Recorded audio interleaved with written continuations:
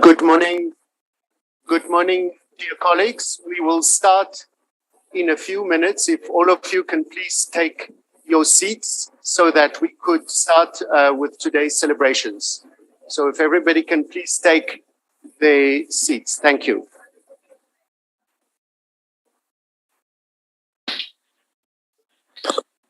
Добрый день, уважаемые коллеги. Просим вас присесть, чтобы мы могли начать сегодняшнее мероприятие. Dear friends and colleagues, Добрый день, уважаемые коллеги. Просим вас занять свои места. if you can please take your seats, then we could start with today's proceedings.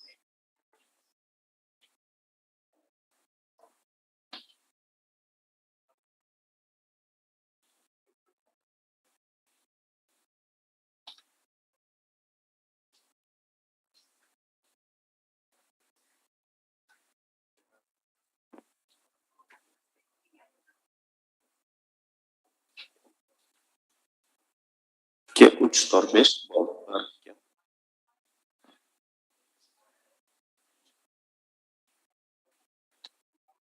Mind just saying in Uzbek that we'll start in 15 minutes. okay, yes.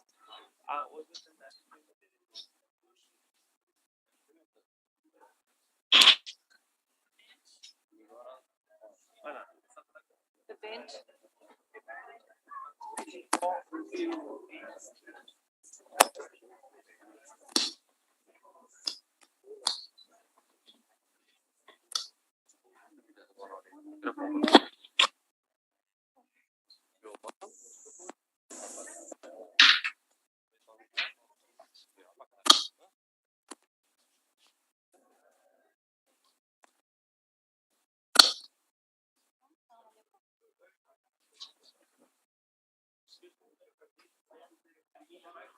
Нет, лучше use это, потому что возле колонн она шипит чуть-чуть.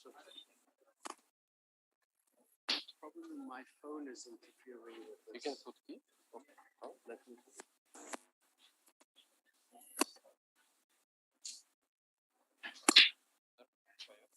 Thanks.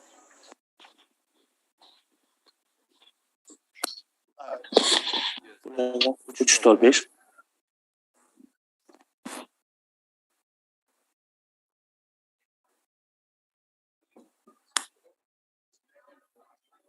Uch to'rt besh olti yetti bir ikki uch to'rt besh.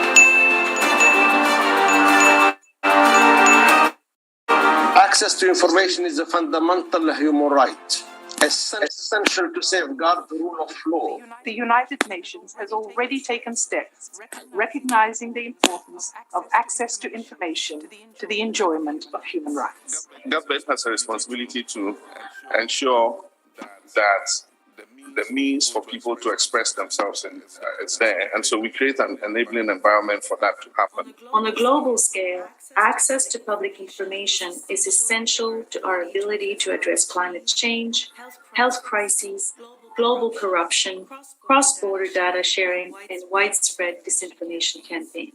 We learned that the timely access to reliable, accurate, and accessible health information can be the difference between life and death. We know we are an epidemic alongside the pandemic. Access to information is an essential tool to promote and strengthen citizens' trust and participation. Access to information empowers the powerless, gives voice to the voiceless. Science is built on openness. Thanks to the data we now have, it's clear what the gaps are, but also where the potential lies. We want to know about what's happening with climate change. We want to know what's happening with gender equality. We want to know what's happening with jobs. We need this information. I need this information, and you need this information.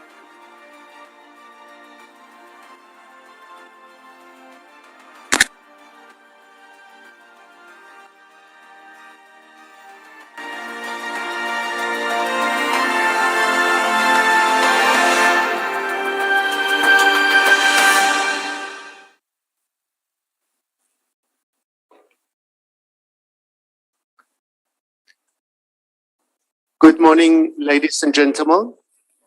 We will start our proceedings by celebrating the International Day of Universal Access to Information now. It is my pleasure to introduce the different speakers that will be talking during the welcoming remarks of this International Day. First of all, it's our pleasure to have the Deputy Prime Minister of Uzbekistan that will start by providing his opening remarks. If you can please take the floor. Thank you very much.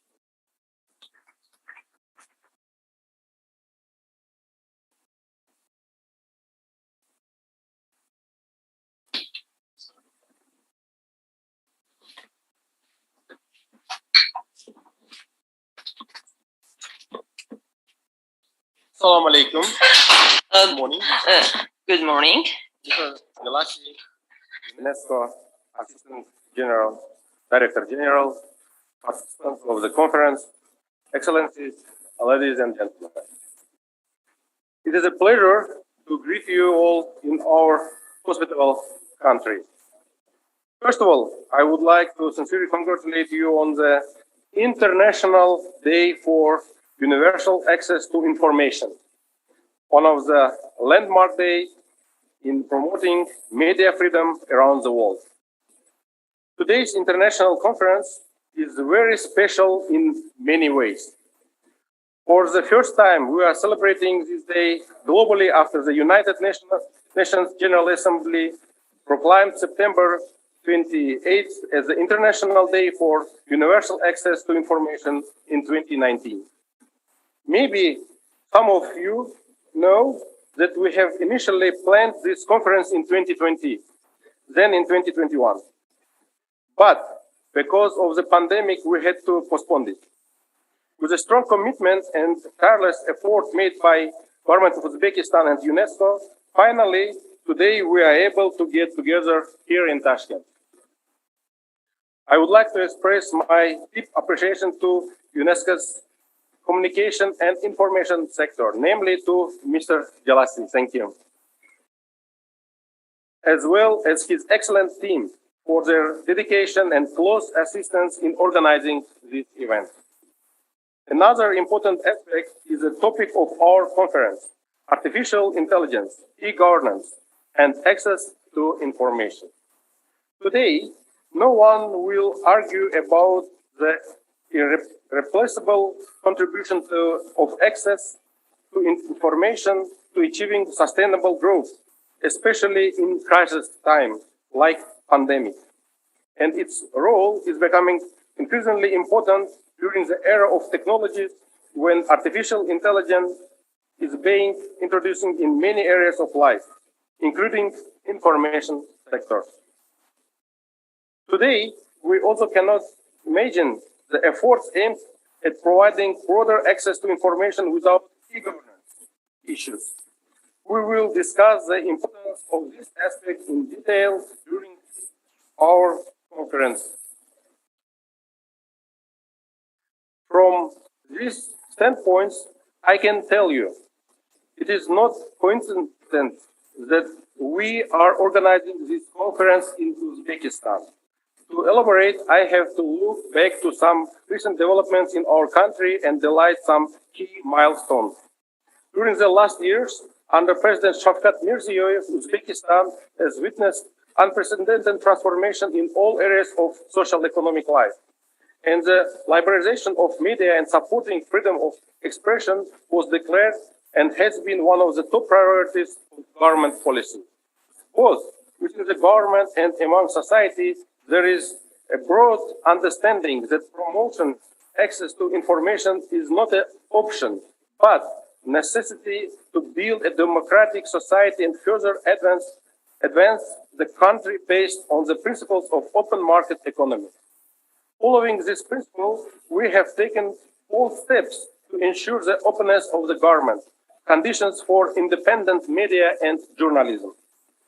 What has this consistent policy given us at the end of the day? Today we have significantly improved legal framework to ensure the rights to information and protect the journalists and bloggers. Strong central and local institutions aimed at supporting media freedom. Effective direct communication and feedback channels between the government and the people. Press services in all governmental agencies and bodies. Increased number of media outlets. For instance, overall media up to almost 2,000. More than 60% are non-governmental entities. Dynamic civil society, most importantly, a young generation which is heavily involved in shaping public opinion and ensuring the openness of all ongoing processes, broader cooperation with international organizations and global private actors. Most importantly, we are not going to stop on what we have achieved. We will put further efforts to address other challenges in this area. All these aspects are foreseen in development strategy of our country for 2022-2026 as one of the essential elements. In conclusion, I would like to deliver one clear message. Uzbekistan will remain fully committed to promoting freedom of media and speech, access to information in country and beyond. For our future efforts, takeaways from this conference will play a central role. We are also very much interested in expanding international collaboration and dialogue within UNESCO and other global entities.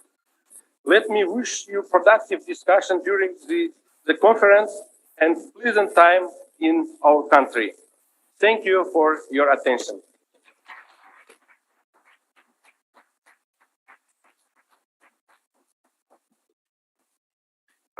We thank the Deputy Prime Minister for his intervention.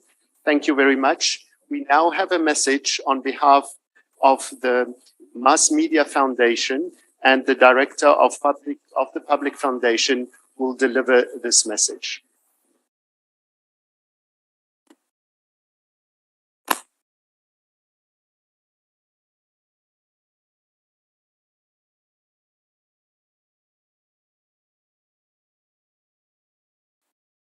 Dear colleagues, unfortunately, since the speaker mic is off, we cannot hear the voice for translation.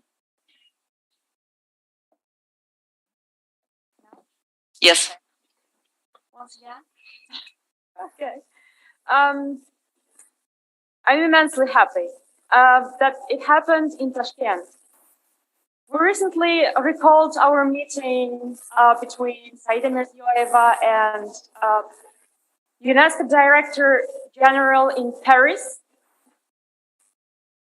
2018. And during that conversation, we agreed to celebrate this day in Tashkent. And it's a pride and honor to host this conference here, because today we also celebrate the progress made by Uzbekistan in the field of developing access to information and promoting the right to know. Unfortunately, the outbreak of COVID-19 ruined our plans, first in 2020 and then in 2021. But now we all are here in Tashkent to celebrate, discuss, and develop ideas on how to improve the access to information. This International Day was proclaimed by UNESCO's member states in 2015 in recognition that the right to information forms an integral part of the universal right to freedom of expression. Indeed, Article 19 of the Universal Declaration of Human Rights includes the right to seek, receive, and impart information and ideas through any media and regardless of frontiers. The purpose of the International Day for Universal Access to Information is to sensitize governments, international and regional organizations, civil society, and individuals about how they can advance the right to access to information. Public access to information can enhance the protection of human rights, bring about better governance, including by fighting corruption, and drive sustainable development. This requires implementing laws related to access to information and creating an enabling environment, especially one compatible with digitalization of every aspect of our life. It means investing in relevant infrastructure and engaging civil society, particularly young people. The right to information empowers every person to seek and receive the information and to make it safe for them. For me, a dialogue between the civil society and government is key. We need to work with government and other institutions to hold them accountable for sustainable development for all. The government has recently launched a Telegram bot to receive the requests and suggestions on the 5 key areas of the development strategy declared by the president. And I consider it as a platform where people can have access to information to express their will and become full-fledged members of decision-making process. When promoting access to information, we always have to think about the marginalized groups. For example, about the challenges faced by women in exercising their right to information. These challenges that women face while requesting information include fear of retaliation, lack of ICT skills, and negative mindset of public officials. And Uzbekistan is not exception. We also have not to forget about people with disabilities. Our aim is to build a fair society and make the understanding of equality substantive. We need to remember that access to information and knowledge is about ending poverty, achieving good health and well-being, taking action on climate change, securing peace, justice, and strong institutions, and countering disinformation and extremism. Ladies and gentlemen, to address this global challenge of our times, we need knowledge sharing, determination, and unity. We can empower our people with awareness of their rights of access to information. We can work together to make use of information our shared global quest toward sustainable development. Let us be united for the sake of this goal, despite all the turbulences surrounding us. Let our societies be resilient and be open. Thank you.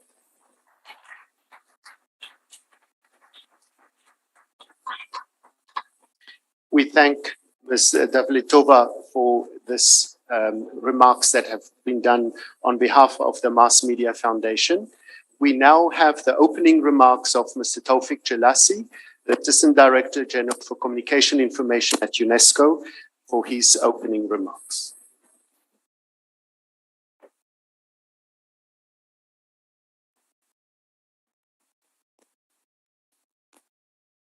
Excellency, Deputy Prime Minister of Uzbekistan, Excellencies, distinguished guests, ladies and gentlemen, friends and colleagues.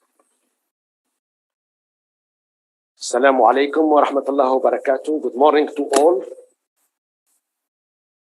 We are very pleased to have you here today in Tashkent to celebrate together the International Day for the Universal Access to Information. This is a very important celebration on the United Nations agenda, and as it was already mentioned by His Excellency, the Deputy Prime Minister, we have been waiting for 3 years to hold this ceremony today. Due to the COVID-19 pandemic, we had to postpone 3 times holding this major conference, and finally we are here to recognize the crucial importance of access to information. And as we always say, we should leave no one behind, information-wise. In her message for this day, Madame Audrey Azoulay, Director General of UNESCO, notes that information has an essential role in democratic societies. It is even one of the human rights.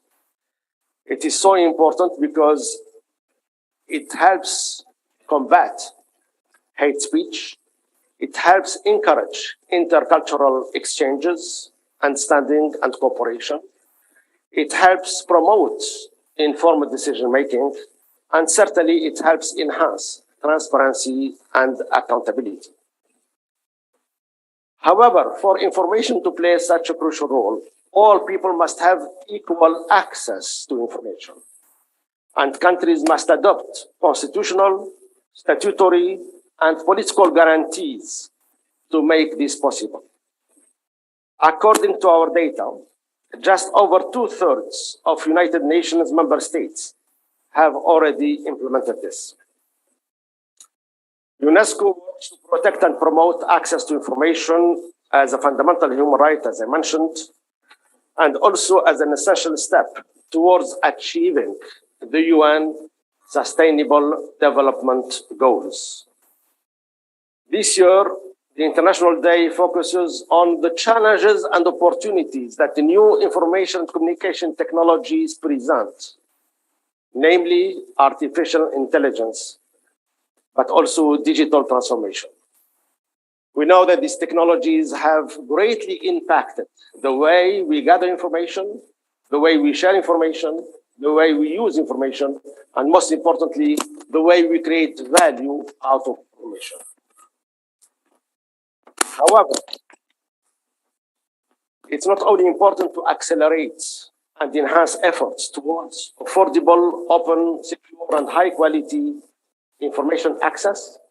Nowadays, increasingly through internet connectivity, we must also ensure that all individuals are able to seek, receive, and relay information. To look more closely at these issues, UNESCO is proud to co-host this global conference with the government of Uzbekistan, a conference that has selected as a theme artificial intelligence, e-governance, and access to information. I wish that we can, over the next 2 days, find new ways and creative solutions to empower people through ensuring the right to information.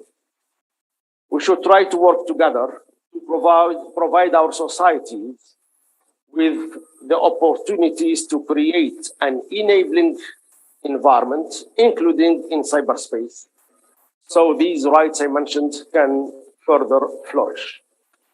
Let us ensure that all can enjoy the right to access information, especially in view of the challenges and the risks, but also the opportunities presented by the digital era. Thank you for your kind attention and have a fruitful conference.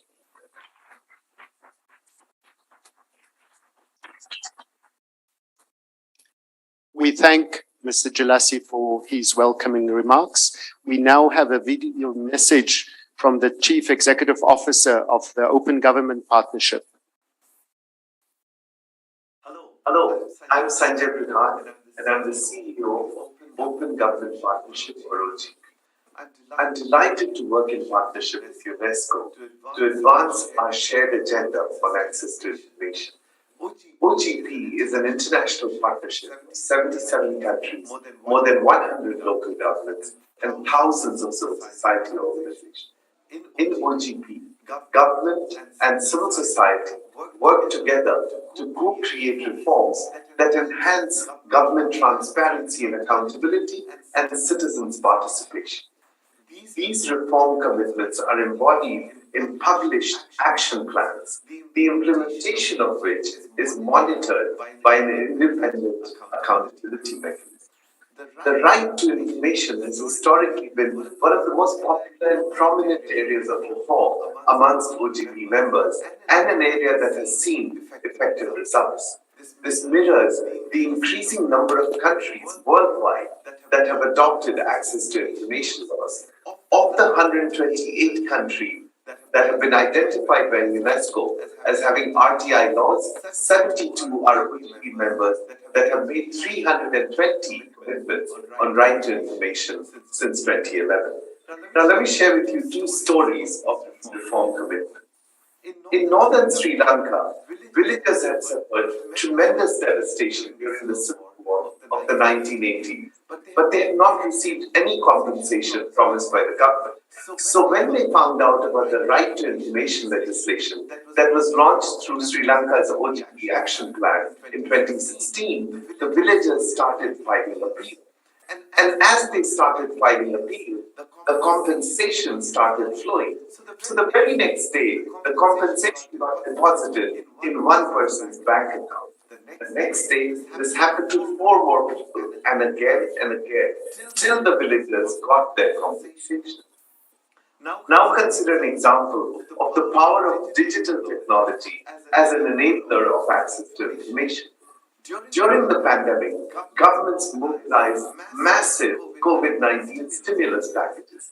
But with so much money moving so fast, corruption also proliferated. The Colombian government used proactive disclosure of information as an antidote, publishing its COVID-19 spending as open data, and then empowered citizen auditors through a mobile app to monitor and report whether these funds were reaching the intended beneficiaries. While these results are exciting, they are too few and far between. While most countries have access to information laws, our challenge is that many face significant implementation challenges that impede the achievement of such promising results. In OGP, only 13 members are currently implementing commitments to tackle these implementation challenges. So let me suggest 6 priorities for action to tackle RTI implementation, illustrated by concrete actions that some OGP members are taking that we need to scale up. First priority, enhance requirements to provide timely information to requests. For instance, in Brazil, in partnership with civil society organizations on the OGP platform, the government instituted a time limit that required government agencies to respond to information requests by a certain deadline, and also created stricter rules for denials of access to classified information. Second priority, proactively publish information in accessible open format. Using OGP, Nigeria committed to proactively disclose information, establish an electronic portal for information requests, mandate annual reports on request and response rate. Third priority, strengthen the capacity to respond to requests. Kenya committed to improving the management of public records by developing policies and systems that ensure the creation of complete, accessible, and authentic systems, while strengthening the capacity of records management officials. Fourth priority, ensure that access strategies are inclusive of marginalized groups. To increase access to information of persons with disability, Colombia introduced the use of a screen reader software for people with visual disabilities and a relay center that allows the interaction with people with hearing disabilities through virtual translation into sign language, all of which are free of charge. Fifth priority, create opportunities for citizens to monitor and provide feedback on the right to information process. Croatia successfully amended its Act on Right to Information to include a legal obligation to consult with the public about new legislation and enforce a directive on the reuse of first public sector information. And sixth, protect citizens' right to privacy amidst the advancement of artificial intelligence, which this event focuses on. Leveraging OGP, Australia has been taking actions to protect citizens' rights about how data about them is protected and used. Canada and France are improving the transparency of public algorithms that impact their lives. In closing, let us join forces to strengthen the implementation of access to information laws that enhance citizens' access to information and access to justice. At a time when citizen trust in government is at an all-time low and democracy is under assault, these reforms can rebuild citizen trust and reinvigorate democracy in terms of the lived experience of citizens, democracy beyond the ballot box. Thank you.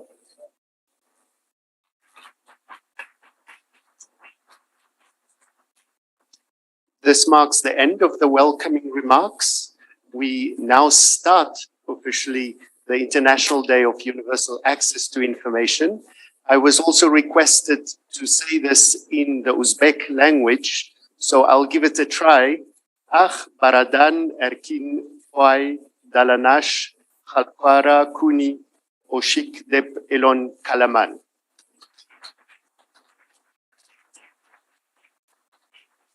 We will now invite the high-level roundtable participants to please take their seats on the stage, and I hand over to the UN Resident Coordinator of Uzbekistan that will moderate this session.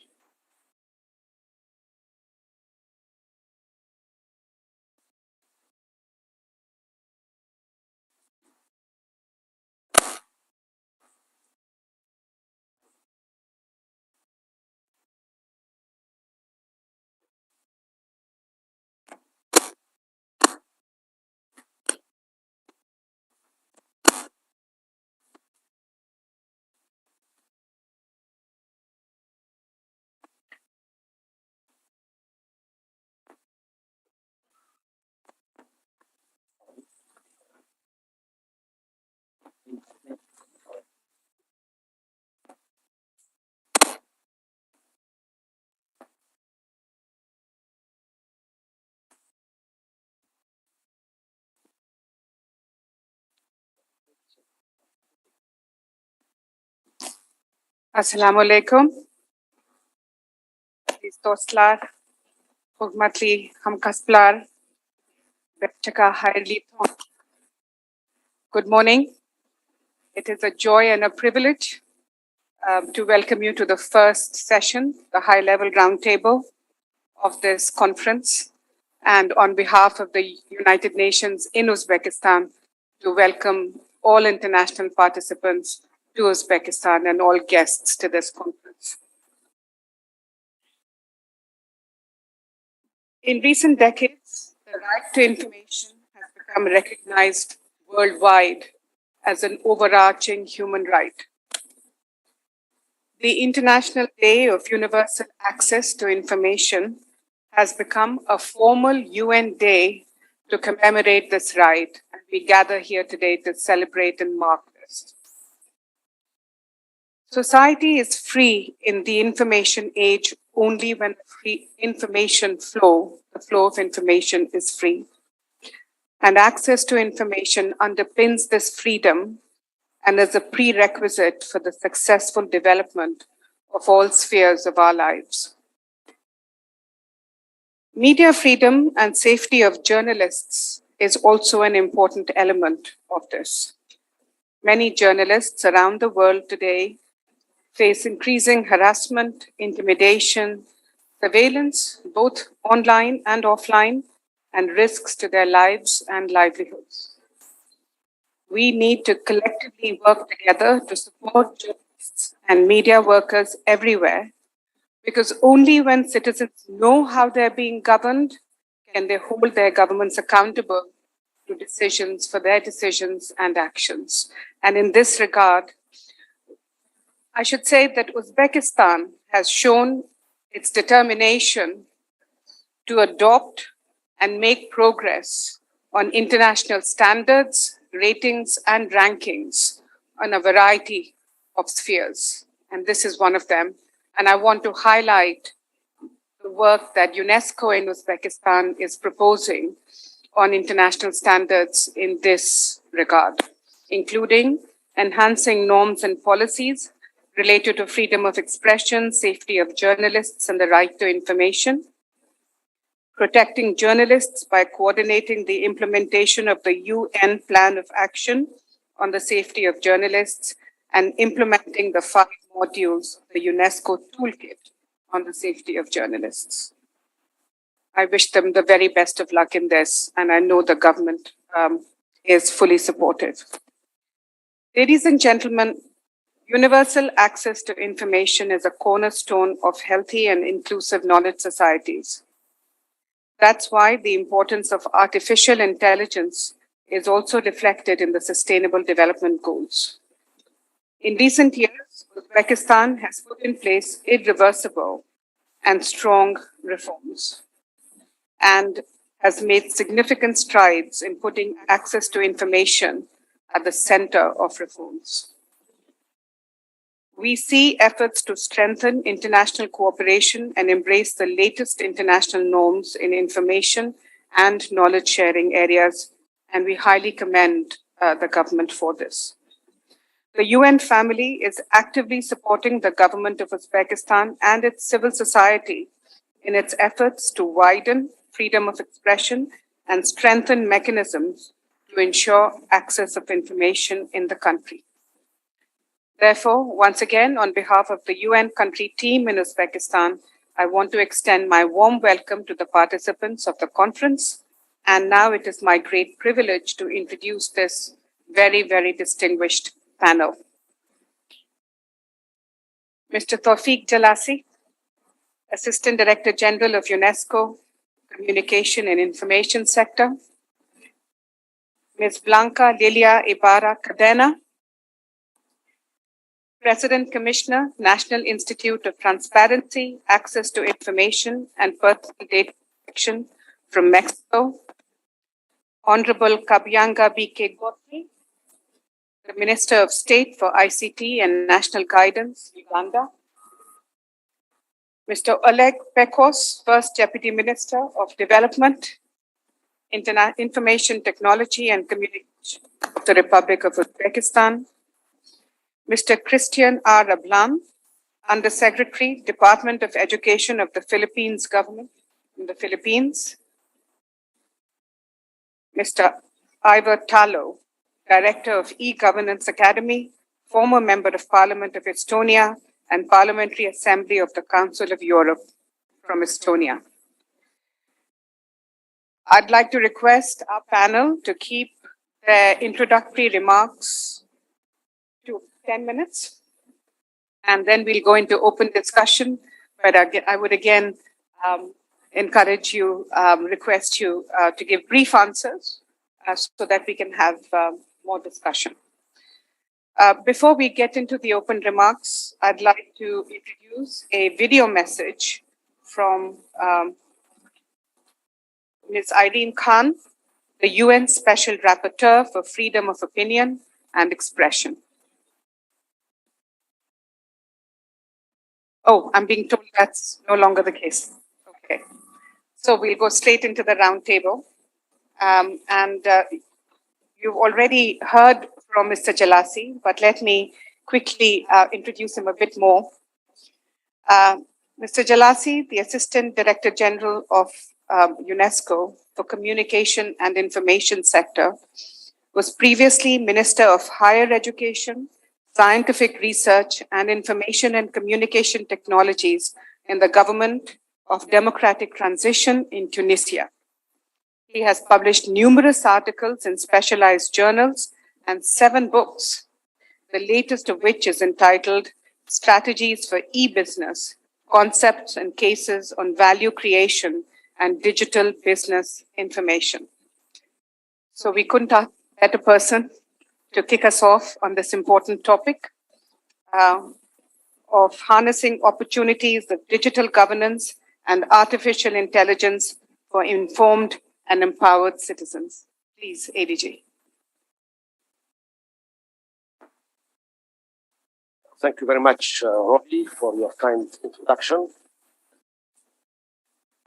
To build on what I said in my opening remarks, the right to access information is based on the right to seek and receive information. This is obviously a key dimension of a universal right to freedom of expression. And we did mention, Rolly, the importance of ensuring freedom of expression, freedom of the press, and also the safety of journalists. Today, information and communication technologies, such as the internet and artificial intelligence, are crucial enablers to provide this universal right. Every year on September 28th, UNESCO promotes access to information and knowledge as an essential element for democratic and inclusive societies and as a key enabler for good governance. We are celebrating this year the International Day of Universal Access to Information here in Tashkent. We'll share best practices for access to information policies and procedures using e-governance services. We will also analyze the opportunities and the risks posed by new technologies such as artificial intelligence as far as information access is concerned. Additionally, we'll examine how UNESCO assists multiple stakeholders in providing solutions that enable an improved environment for information access. UNESCO also provides technical support for capacity building. It provides support to enhance norms and define policies related to information access. In cooperation with its partners, UNESCO has supported projects in many countries, including Ivory Coast, Ethiopia, Ghana, Indonesia, Mongolia, Morocco, Rwanda, Senegal, Tunisia, but also in the Latin American region. UNESCO has also joined forces with other stakeholders in the context of the World Summit on the Information Society. The aim here is to develop a competency framework on AI and digital transformation, a competency framework for civil servants and policy makers. Capacity building goes hand in hand with awareness raising on the importance of adopting and implementing access to information laws The celebration of this International Day today is an important opportunity to advocate for the right to information, and our advocacy efforts in the long run will one way or another pay off. This year, the celebration is happening in 20 other countries besides Uzbekistan. Moreover, in recent years, we have seen a major surge in the number of access to information laws implemented across the world. Let me give you just one statistic. In 1990, we had only 14 countries that had laws specifically guaranteeing citizens' right to information. Today, in 2022, based on our data and research, this number has increased from 14 to 135 laws that guarantee citizens access to information. Clearly, this is almost a tenfold increase in the implementation of such laws. The process was accelerated by the 2030 Agenda for Sustainable Development as SDG Goal 16, Target 10, calls specifically, and they read here, ensure public access to information and fundamental freedoms. To track the implementation of these information laws, UNESCO conducts an annual survey on SDG Indicator 16.10.2, to which as many as 123 countries and territories have responded. While in 2021, last year, we had only 102 respondents. So we are delighted to see the substantial increase in the involvement of member states. The findings from this year's survey shows a steady increase of countries having constitutional, statutory, and policy guarantees for access to information by citizens. These guarantees primarily include an oversight body and the requirement for public bodies to appoint officers handling access to information issues. However, monitoring such development is not an end in itself. It's only a means towards a broader end. Reporting also serves as a means for countries to identify possible improvements and therefore to provide an incentive to improve the legal frameworks in place, but also to enforce implementation and monitoring. To assist member states and civil society in dealing with standards and updated policy guidelines for the development and promotion of governmental public domain information and open data guidelines will be presented at this conference here tomorrow. These two documents aim to address new challenges related to digitalization and implementing progressive steps that create an enabling and open environment for information access. We have also tabled for your endorsement a draft declaration that will reaffirm the commitment to recognizing and respecting the fundamental right to access information, especially in this digital era. This declaration is called the Tashkent Declaration and will be a major outcome of our conference here. It covers the principles of good governance, especially in the context of artificial intelligence and other emerging digital technologies. It also addresses recent developments, such as the impact of digitalization and the importance of legal guarantees, which are inclusive, especially for persons with disabilities and for other marginalized groups.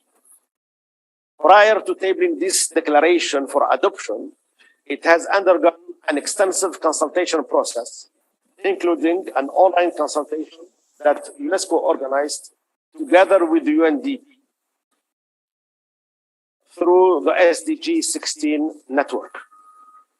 We hope that all these tools, which I briefly mentioned, will assist governments and civil society in promoting better laws and better governance through information access. We also hope that the new technologies that we'll focus on will contribute to playing an important role for bridging the digital divide by supporting citizens' access to tailor-made and timely information. Access to information is emerging as the new norm in sustainable development, which can help countries defend the human rights of every citizen and contribute to the achievement of all sustainable development goals, whether ensuring that we leave no one behind. By protecting the right to information and developing frameworks and capacities, UNESCO gives governments and societies the tools to build trust and provide direction for a rights-based approach. This is very important, and I want to conclude with this. This rights-based approach has 4 key pillars: human rights, openness, accessibility, and multi-stakeholder approach.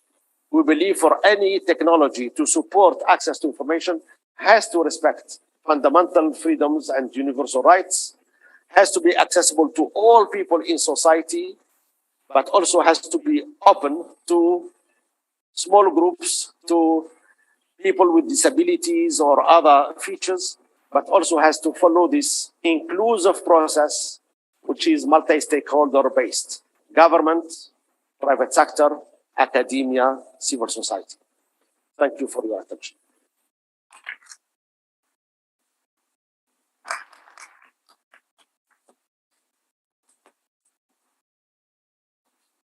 Thank you, ADG. And now I'd like to invite Ms. Blanca Lilia Ibarra Cadena, President Commissioner, National Institute for Transparency, Access to Information and Personal Data Protection from Mexico. Commissioner Ibarra is President of the International Conference for Information Commissioners and the Network for Transparency and Access to Information. Please go ahead, Commissioner. Muchas gracias. Muy buenos días tengan todas y todos ustedes.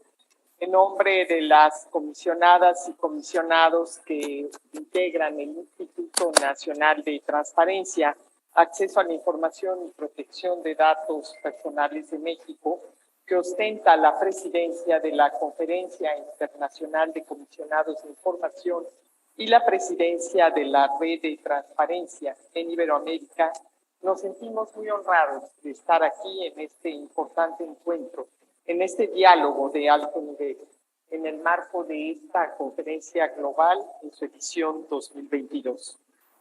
En primer lugar, quiero agradecer a la Organización de las Naciones Unidas para la Educación, la Ciencia y la Cultura por la invitación para sumarnos a este encuentro, que nos permite reflexionar sobre las oportunidades que hay en la era digital y la inteligencia artificial para lograr una ciudadanía más informada. Saludo desde luego a todas las personas que siguen esta transmisión y a quienes tengo el privilegio de acompañar en este panel. Es un privilegio estar en este país, una ciudad también como Tashkent, que permite no solamente reunir y compartir historia y tradiciones, punto de encuentro de las culturas. Uzbekistán y Tashkent a lo largo del tiempo han sido neurálgicos en lo que se refiere al comercio y la innovación. Por ello, el que albergue esta conferencia, donde buscamos responder a los grandes retos que entraña la gobernanza digital en favor de las sociedades más resilientes, inclusivas y sostenibles, responde en gran medida al papel que ha desempeñado a lo largo de la historia. Desde inicios del siglo XXI, el progreso de las sociedades contemporáneas ha sido acompañado de rápidas y disruptivas transformaciones tecnológicas y de comunicación, cambiando la manera en que las personas y las organizaciones interactúan y se relacionan entre sí con respecto a otras entidades, tanto de la esfera pública como privada. De acuerdo con la base de datos de indicadores mundiales de telecomunicaciones del Banco Mundial, El porcentaje de usuarios de Internet a nivel global es de más del 60% de la población. Не идет изменить ничего. La provisión de servicios de telefonía celular ha alcanzado más de 7.800 millones de usuarios. Smartphones, these are cell phones, and of course, in such a big amount, it is an issue for us, and still it is an opportunity also, because according to the reports on the social ICT week, around 70% of people all across the world use internet as a tool to collect information. And of course, they're using internet also to maintain contacts with their families. And according to the statistical data which are available at the moment, there is a ranking which shows us the best opportunities and the best results, as well as the ambitions which we have in society regarding this digital society. And of course, in this field, technologies are developing very proactively, and the countries are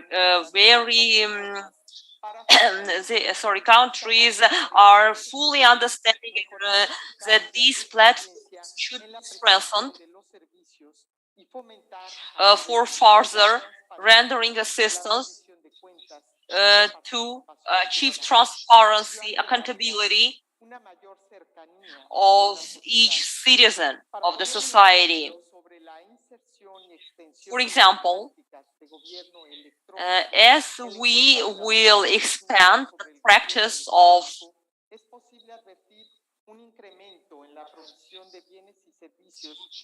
universal access to information and electronic access international level, it became very obvious to all of us that it plays a crucial part, notwithstanding even the corona crisis, that 39 countries, according to the statistics which they have submitted, there over 60% of population are proactively using information, their right to information, including e-government services. And e-government services are boosting the usage of electronic services, and they are upgrading the level of transparency in society. And of course, we need to have a conformity, and we need to also engage people in various online discussions and meetings, which will enable them to get the tools to resolve certain issues which they face in society and which refer to human rights.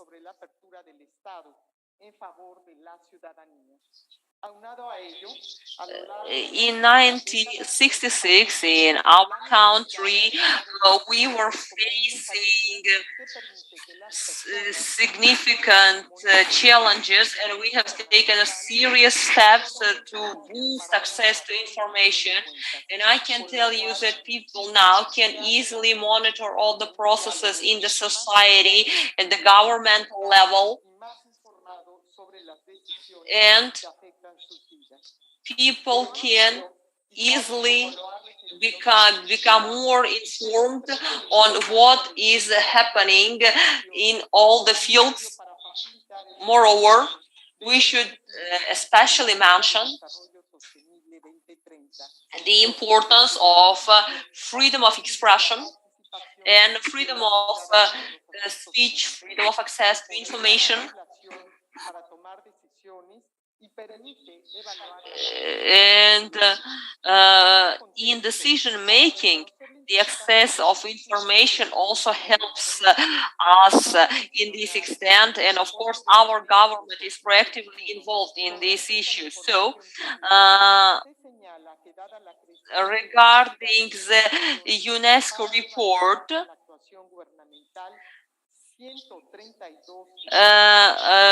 we can tell you that we have 15 or 32 countries, and of course we can tell you that a lot of actually in this document we are trying to involve people, and I should mention that 32 countries are there, and I can tell you that people can get this information. Regarding this,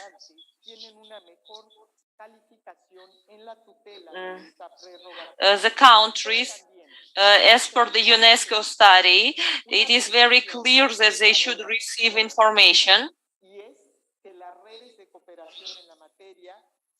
And it is very interconnected. It is very important for interconnected to be available in social media.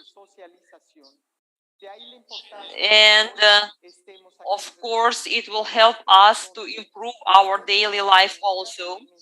And in this horizon, we should also ensure the transparency of the network when we are. We should also keep in mind that in Mexico,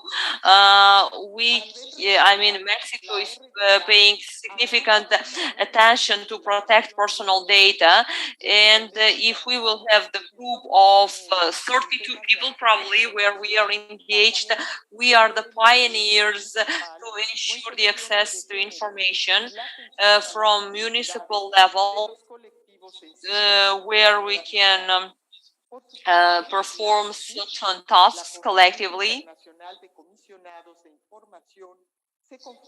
and where we can, the Council of International Representatives in this conference, we announced all of our fruitful efforts in this content with the regards to transparency of information and algorithms of development. So from this point of view, I would like to mention that the right to electronic data, to digitalization of data, should be there, and we should be focused on this. So I think that we should have we have at the moment a positive feedback on this issue. People are getting proper information. Sometimes people are not happy, I would say, with this, and sometimes people might misuse the information which has been provided to them. So we are trying to maximize and to make this information as transparent as possible, even in our publication. And of course, I would like at the moment to have a platform introduced to you. Here in Mexico, we have a platform which is focused on transparency, and this platform also helps to protect privacy, where everyone from civil society can get easily registered. That started from October 2020. We have obtained and rendered over 3 million services, and this experience, I guess, can simplify and ease interaction with civil society.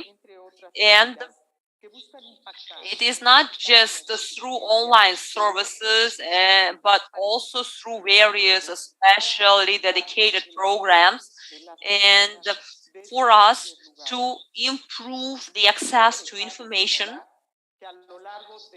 we should, I guess, from my point of view, it is very important that the government officials should be especially focused on needs of civil society, information which might save lives, I would say.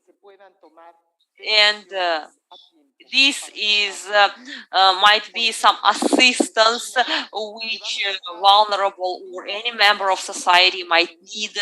So, for example, we have several publications and works together with the Ministry of Health of Mexico, where we can have some lectures, hold lectures for civil society, which is very important, and to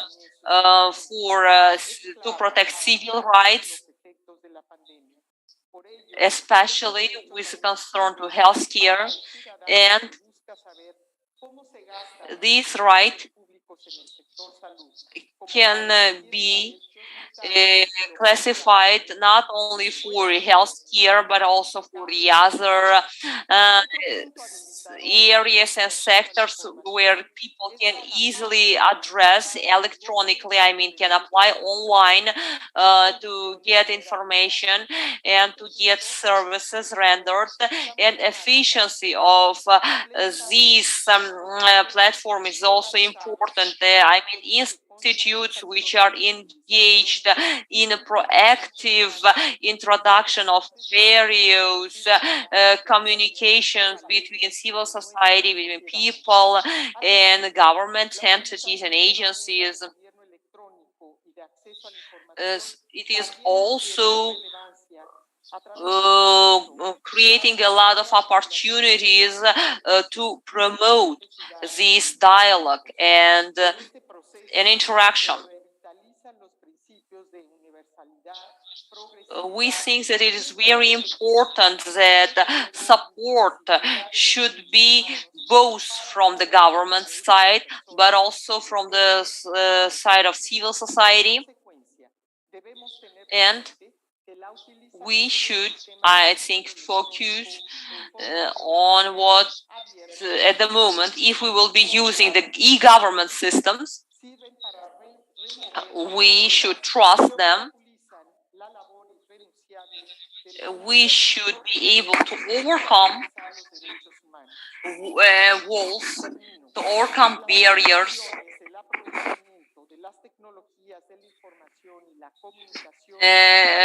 Whatever we have in ICT, in technologies, in projections which we have in our mind, and we should say that at the moment, whatever we have, I mean, information, demand for information is growing, as well as the size of it and scope of information which is available.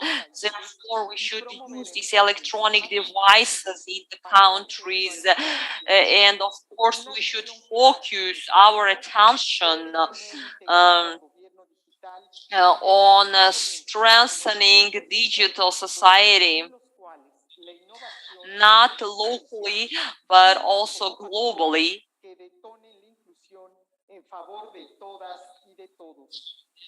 so that this might be used to strengthening not just the life of a certain country, but for civil society, not just for one country, but also for all the countries. I am very enthusiastic at using technologies and starting from international conference of authorized delegates. We are trying to introduce new technologies to resolve various tasks, and we see great potential in this. This is very promising.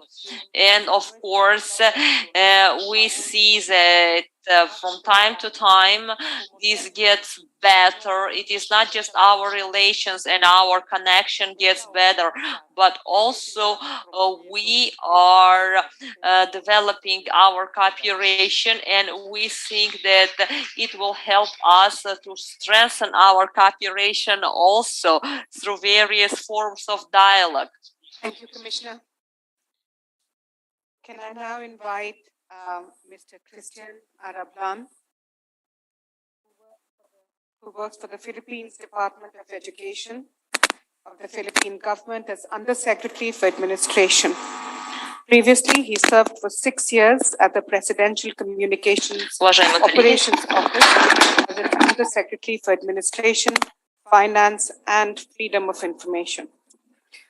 Chris, if I may say so, led efforts to produce a model Freedom of Information manual for all public authorities, revived the Open Data Program to complement Freedom of Information, established an online Freedom of Information facility, advocated Freedom of Information ordinance for local governments, and established an FOI exceptions committee.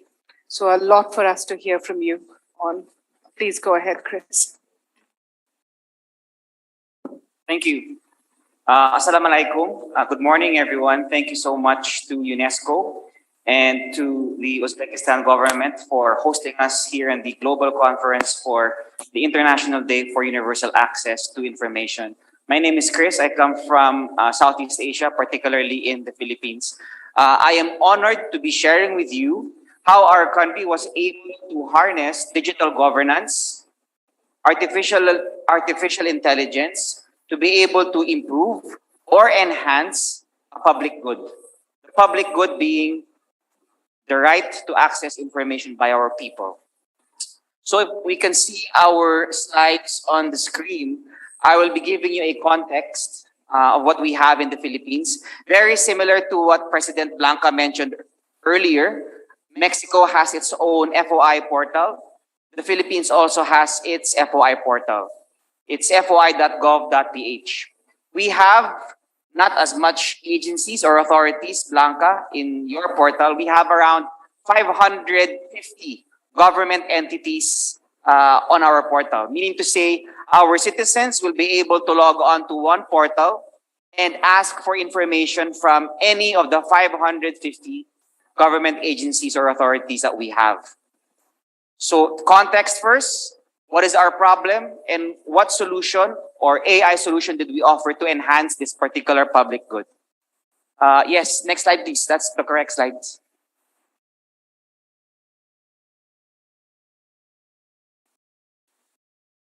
And we have over 100,000 requests made over our portal already to date, around 150,000 already.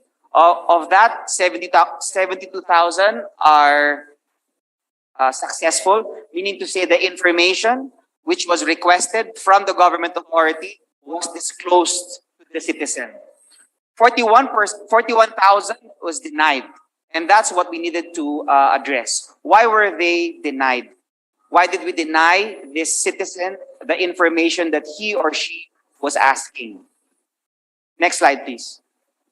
The pain points is the burden to determine which government entity has the information is on the citizen. And sometimes the information is collected by a different government agency that the citizen does not know. For example, classrooms. How much does the government spend to build classrooms in our country? Who do you ask? We have a Ministry of Education, but we also have a Ministry of Public Works and Infrastructure. We also have our development agency. So to which agency does the citizen request that information? In our case, usually the citizen asks from all three agencies. They will ask from our Ministry of Education, they will ask from our Ministry of Infrastructure, and they will ask from our Development Authority. What does this mean? It means that on our part, in government authorities' part, there are three other public officers trying to study if the information is with them and if the information can be disclosed. And like I mentioned, the information is only with one agency. And for this particular case, for classrooms, it's with the Department of Education. So that is what we're trying to resolve. How are we able to resolve that? So right now, the tendency is to send duplicate requests to different agencies, and there is a longer waiting time. For example, about classrooms, if you ask it from a wrong agency, there is a time period. And within that time period, it will be denied because that agency does not have that information. And so the citizen will now have to search among the 550 government agencies which public authority has that information. It becomes a case of eeny, meeny, miny, mo. It's a guessing game that they have to repeat over and over until they get the right agency. Next slide, please. So the problem statement is, how might we minimize the number of requests, denials, due to incorrect agency selection and remove the burden of identifying the correct agency from the requesters to make life easier. So that is how we use artificial intelligence to make life easier for our citizens in the Philippines. Next slide, please. The solution is to use a smart AI-based agency recommender system that matches eFOI requests to the top 3 possible agencies which could fulfill the user's requested information. We reached out to our colleagues at the Asian Institute of Management, Master of Science in Data Science, and they helped us. So shout out to those AIM MSDS students, Law, Agnes, Mandy, and Mia, for helping us develop this smart AI-based agency recommender system. Next slide, please. Our solution is to be able to look at all previous 100,000 FOI requests made. And when the citizen requests for information, yes, next slide, please. When the citizen requests for information on our portal, the AI, machine learning, will go through all of the previous 100,000 FOI requests and recommend to the citizen, based on your question, these are the top 3 agencies that may hold the information that you're requesting. It's not 100% successful, but it merely recommends. And it's helpful because somehow it minimizes the problem of the citizen. And how does the AI machine learning do this? Next slide, please. So the machine will compare the new request with previously successful queries and will be using the keywords used. So in my particular example, they will be using construction, classroom, buildings. And then they will be ranking the agencies with the highest matching scores. So they will be ranking agency 1 as the Ministry of Education, agency number 2, the Ministry of Infrastructure and Public Works, and Ministry number 3, the Development Authority. So that's how it uses artificial intelligence in order to make the lives of our citizens easier when they request or when they exercise their rights to information. Next slide, please. So the public service value here, ladies and gentlemen, is the AI is very accurate. It's not perfect, but it is above 80% accurate, and it does help the citizens narrow down to which agency does the information should be lodged. And it is easy to deploy. AIM MSDS team gave us the API, and we were able to use it in our website, foi.gov.ph. Next slide, please. The benefits to users, it saves on time. They do not need to ask agency 1, agency 2, agency 3, agency 4. They merely fill it up. The AI machine learning works and shows them the top 3 agencies, and they can narrow down the questions to those 3. Or maybe they can just ask agency number 1. For us in the public service, those who answer those questions, the benefits or the public service values are as follows. First, It saves us time. Our studies show that it saves our department or our ministry 515 working days saved. There's no more wastage of time when an FOI request is made to an agency that does not have the information. It also saves us on manpower. Our research has shown that it has saved government 6.5 new FOI officers because AI was used.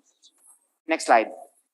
We hope that our sharing from my country, the Philippines, we are able to inspire the attendees and participants of this global conference to embrace artificial intelligence in government service, particularly and empower our citizens to request for information from government. Thank you very much. Thank you very much. That was fascinating to hear. I'd like to invite Honorable Kabianga Godfrey, the Minister of State for ICT and National Guidance from Uganda. He established the Government Citizens Interaction Center, simplified access to information for civil servants, appointed information in every ministry, and established Youth Innovations Hub to incentivize innovation by youth. We're really looking forward to hearing from you. Thank you very much, moderator. I'm Godfrey from Uganda, and Uganda is in Eastern Africa. I bring you greetings from my president, the government, and the people of Uganda. In Uganda, Access to Information Act was made into law in 2005. And our survey in 2018, in collaboration with one of the civil society organizations called Twaweza, it was found that at least 84% of Ugandans have sought information from a public institution because of that law.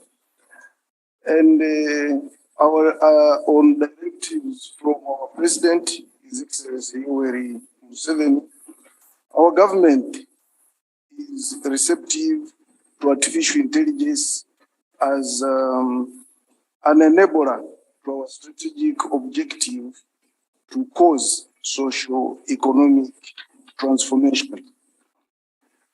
But as a young graduate from university in 1987, I chanced upon a movie.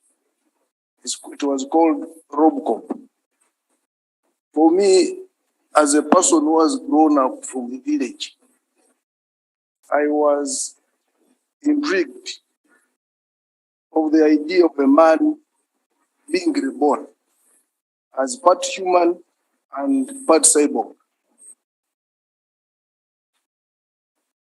So artificial intelligence was new to me. At that time, I didn't know that I would be Minister of ICT. But I know that imagination is the spark for that creates innovation.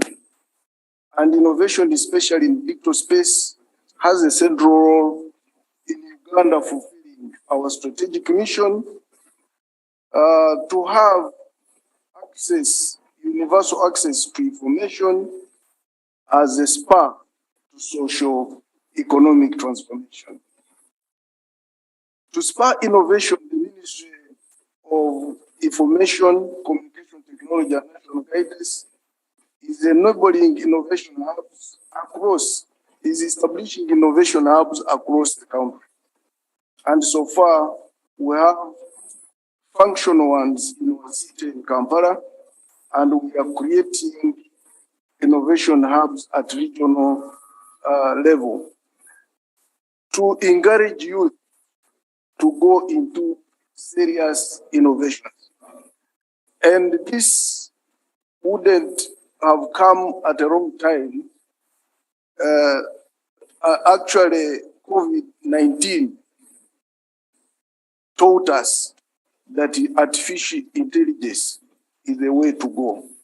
So we are encouraging the youth to go into so many innovations to create platforms which we can use and which the public can use to access information from government, from the private sector, so that people are always informed.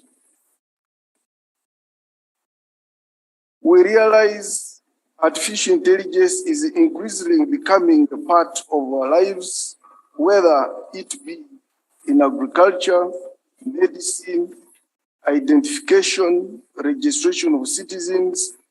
Like now, every citizen in Uganda must have a national ID, but sometimes it's not easy to have human-to-human contact. So most of these now are done online, and therefore computers are replacing human beings. We are not oblivious, obviously, of concerns raised by some, and mainly ethical ones, like government utilizing personal people's data for political persecution. We are not also oblivious of third parties accessing information without permission. And we are also not oblivious of machines replacing human beings, because sometimes human beings have personal feeling that machines may not have.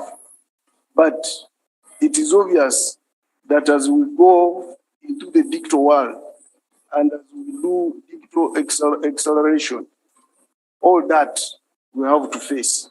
So we are also coming up with other laws to ensure people don't misuse the Access to Information Act to get information and misuse it. So we are enacting several other laws like the Computer Misuse Act and others. To address some of these concerns, we have Access to Information Act, we have the Computer Misuse Act, which operationalizes Article 41 of our Constitution.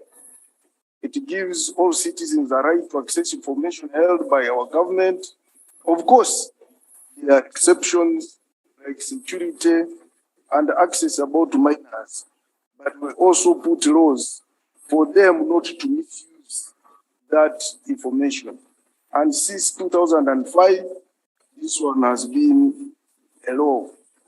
In 2016, the Ministry of ICT and National Guidance also set up what we call the Government Citizens Interaction Center, but now housed under State House, first as a toll-free call center enabling citizens to dial 900 and inquire on government services. They can also report cases of government officials involved in corruption. And we realize that in a day, we can get a minimum of 50 calls, but online interaction and inquiries, we are getting over 1,000 in a day. And it is really informing us, government, of what is happening in society.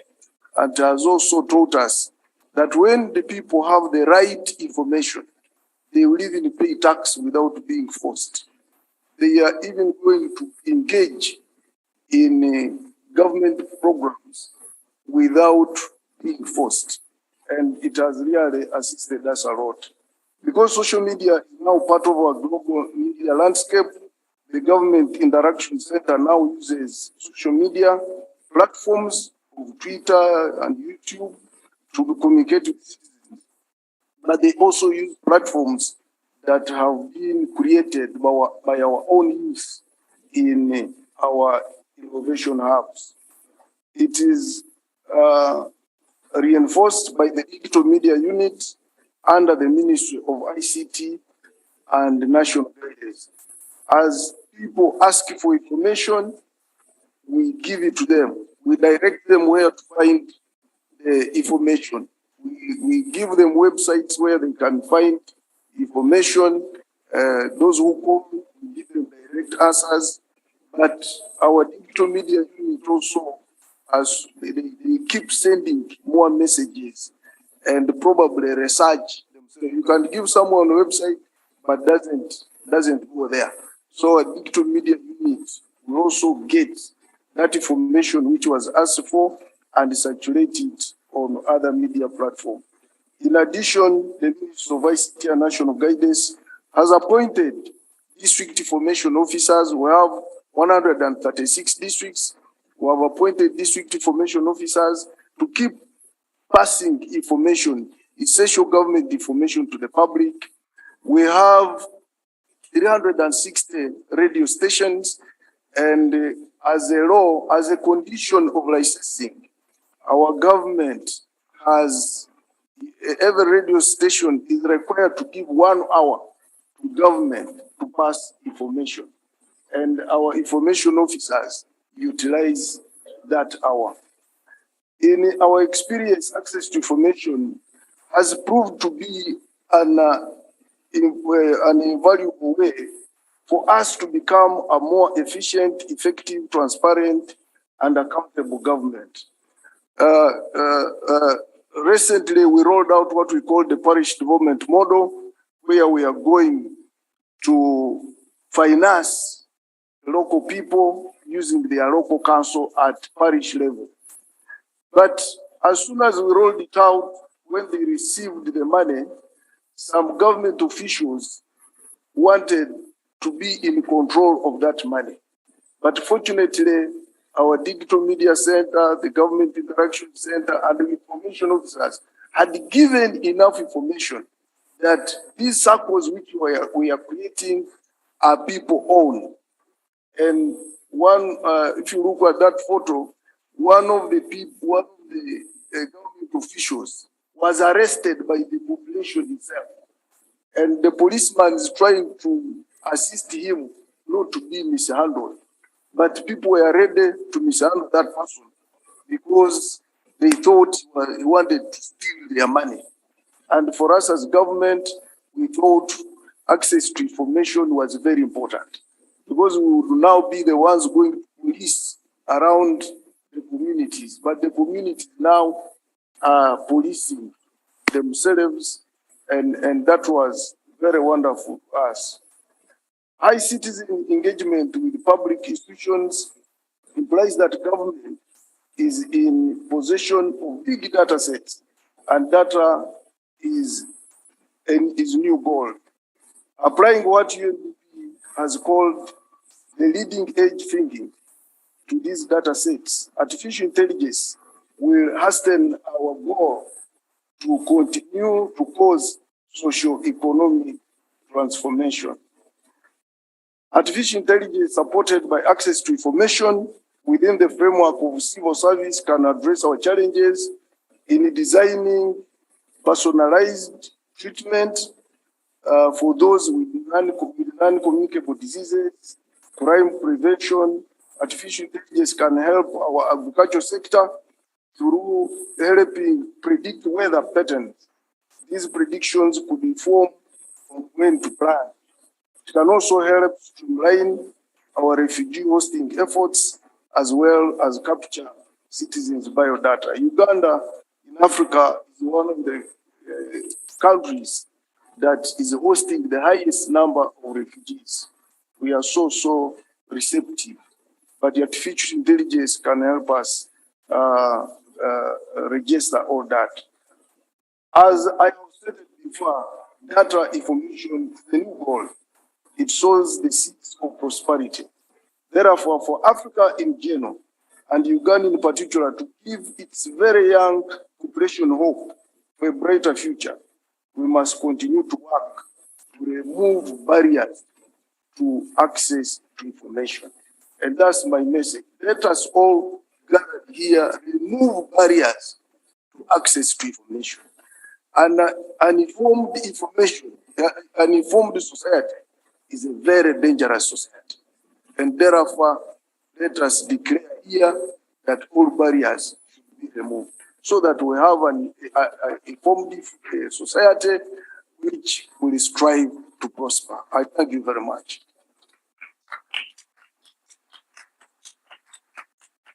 Thank you very much. That was really interesting. Information is the new gold and it sows the seeds of prosperity. So let us create dangerous societies, which are informed. Thank you so much. I'd like to now invite Mr. Ivor Tallo, the Director of E-Governance Academy and former Member of Parliament of Estonia and Member of the Parliamentary Assembly of the Council of Europe from Estonia. He is the author of the Basic Principles of Information Policy of Estonia, Code of Conduct for Civil Servants, and co-author of the Public Information Act. And at the Council of Europe, he was the rapporteur for the Cybercrime Convention. Mr. Tallo, the floor is yours. Thank you, Madam Chairman. Okay, thank you, Madam Chairman. Well, let me first correct one mistake quickly. You should put the former in front of almost all the names also, yes. But I'm now a member of Tromsø Convention Working Group, so that is correct something. But let me start by going back to history like Honorable Minister from Uganda did. I mean, I've been all my life kind of student of information flow. And I've had the luck to either write or go after different laws. And that gives me, in Estonia, and that gives me somewhat maybe broader perspective than just access to information questions. Because there is also the other regulations on the data protection, state secret laws, digital databases, regulations, etc. And so it was, or it is very good in this panel actually, why I like it, to put together different aspects, like now it is a question with e-governance and transparency, both of which I have been as sources of the development in Estonia. And later in my professional life, I have always dealt with these issues, so I have looked how they have developed. And you know, back in 1990s, we were talking about information society. Then we started to talk about online government. Then we started to talk about e-government. And then we started to talk about e-governance. And now we are talking about digital governance. And in the meanwhile, we were on the trip to good governance. So there are lots of different names, but what we have been trying to do over the last 30 years, I believe, is that we have tried to find the most beneficial ways how the new technologies can be harnessed for our own benefit to improve our lives. And I think this question of artificial intelligence come very much into the play. So I haven't heard from any of the panelists yet sort of what I was thinking of when I was confronted with this question, namely the smart spots, so that we'll take away from officials the burden to answer the questions because the computers are already so good that they can actually communicate with people and give them the answers they're looking for. And in Islamic context, yes, I'm sorry, I forgot to say Salam Alaikum in the beginning. There is digital mufti who is answering questions that people are interested in. And that is something that actually is very beneficial, helps a lot of people, and it is totally based on these new technologies. And so I think that we should look at this in the complex way. I mean, we have to look into the different sides of the regulation of information flows. And it is better to start actually with transparency, because this is where the information comes in to different sources or goes out in some ways. But in many cultures, actually, people start not from regulating the information flows, but they start from publishing the records. So it is like from backwards on. And also the technical solutions in many cases are those. If you look what IT companies are offering, they come from Anglo-American countries. They are usually first talking about the records management. They are not talking about the freedom of information as such. What my larger point probably is in this is that there is no one single truth as much as we want it in terms of what is right and what is wrong with access to information. Even in the European Union, we have different paradigms. Well, we have overarching regulation, which is even compulsory to all the member states in terms of, let's say, the data protection rules. But it all comes from the state-society relations. In the Anglo-American approach, well, now the Great Britain is out, of course, of the EU, but the idea was that the state is a necessary evil, and the regulations were created to complement the situation, to tame the beast, so to speak, so that it would not do something bad to the citizen. And it also goes to the former colonies of the British Empire.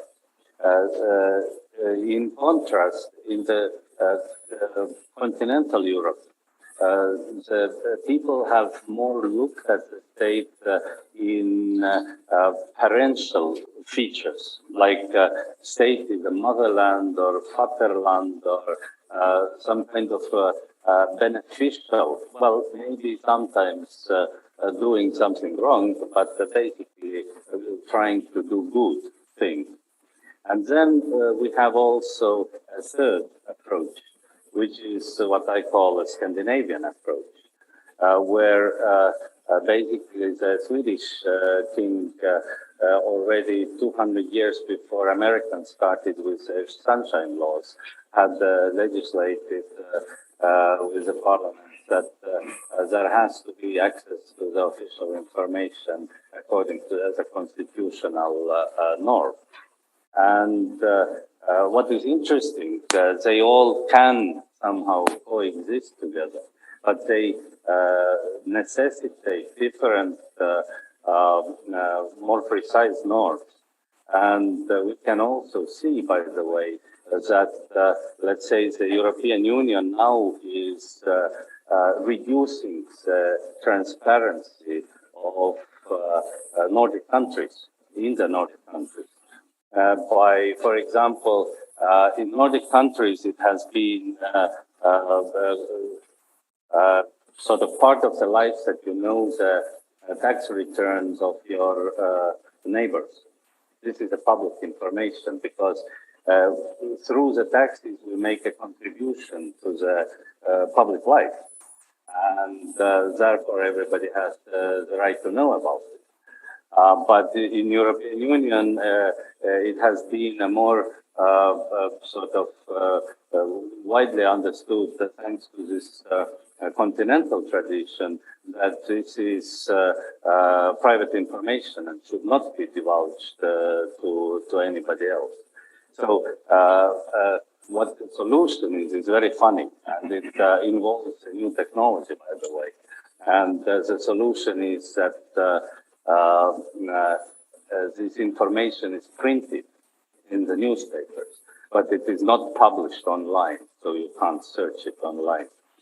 Anyway, there are these kind of quips in different countries, in different regimes. These kind of things are different. That is my message from being, having been a student for this for 30 years. And so I think, Madam Chairman, you are running out pretty much of the time. So maybe I'll stop here and we'll then have a right for a little round of questions and answers as well. Thank you. Thank you very much. And country context absolutely matters. So finally, for introductory remarks, can I invite Mr. Oleg Pekos, First Deputy Minister of Development, Information Technology and Communication of the Republic of Uzbekistan. Please go ahead, Deputy Minister. Thank you so much, Madam Chairman.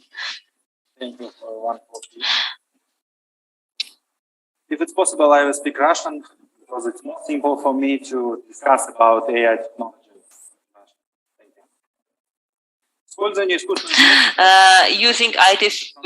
Using artificial intelligence for ensuring developing of ITC. At the moment, the world is experiencing growth of ICT, and each 2 years the scope of data circulating is doubling, and Internet of Things is moving, and the usage of data will be engaging more and more complicated equipment, and the number of cyber attacks is also growing year by year.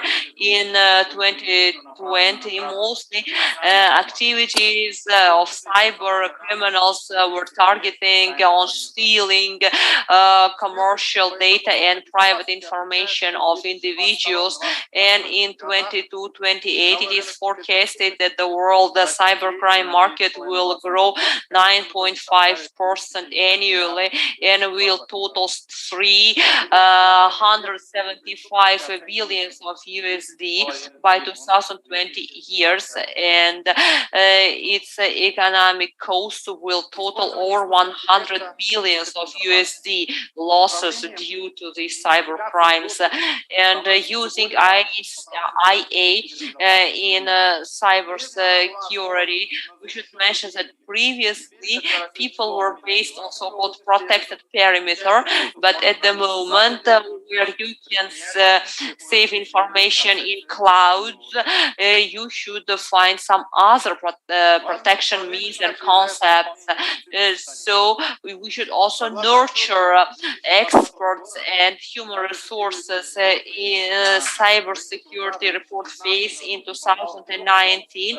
We have been missing over 3 million of cyber security specialists, and of course we should be able to protect people from vulnerability of IAE and secure their data and privacy. Introduction of machine learning and IA will help us to identify suspicious actions and take efficient measures to prevent disruptions related to misuse of information.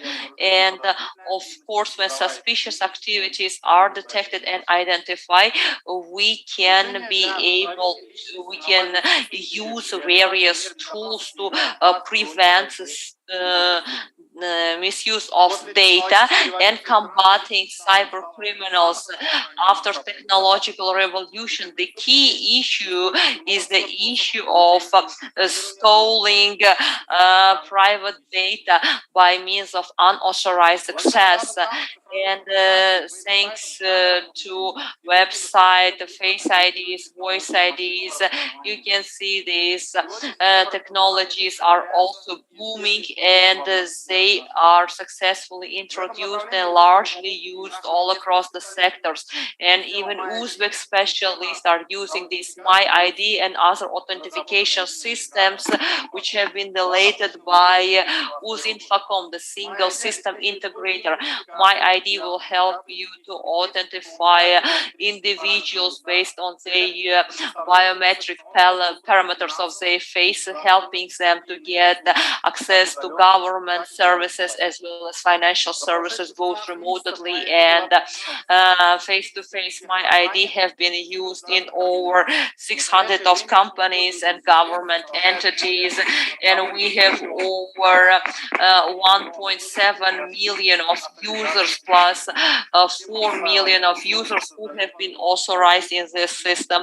And this system also helps us to use government services through special portal, and it means that 4 million of people should not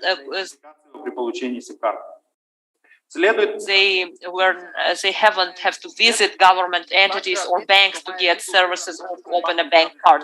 And MyID has been recognized by EBRD as the best digitalization project in Central Asia in 2020. And the second agreement is so-called Voice ID, and this neuron networks development helped us to have so-called voice biometric system, which is tested at the moment at Aloka Bank, and as a result, preliminary forecasts are very promising, and I hope that they will be spreading across other commercial banks in Uzbekistan. And one of the key priorities for Uzbekistan is to boost development of artificial intelligence. We have 4 legal documents adopted to this extent. We have established a special department under the Ministry of ICT on AI, and we have created a special alliance joining concerned ministries and agencies with a total amount of over $20 million, and 11 students have been sent by the foundation to abroad to get trained in AI. And we have focused on agriculture, science, technology, research and development. We have created also special research institute, a think tank with 10 specialized labs, dedicated labs on AI. And of course, development of AI is has a crucial role for development of the country and civil society. It will produce its impact on labor market, on human resources, and of course, it will boost the number of high skill specialists and help us to overcome manual labor. Of course, we should not be afraid of new technologies when we are striving to overall development. I would like to wish you success, fruitful and understanding good opportunities of digital technologies in this our unlimited world. Thank you so much for your kind attention. Thank you very much. And thank you very much to all the speakers for some fascinating, absolutely fascinating presentations and for raising some really thought-provoking questions. I'm told that we are running behind time. So what I might encourage people to do is to seek out our panelists in breakouts and during breaks to ask any questions that you might have. But with huge thanks to all of you for all your presentations, I'd like to bring this session to a close, the first session of this conference. Thank you very much to every panelist and to the audience for this. Thank you.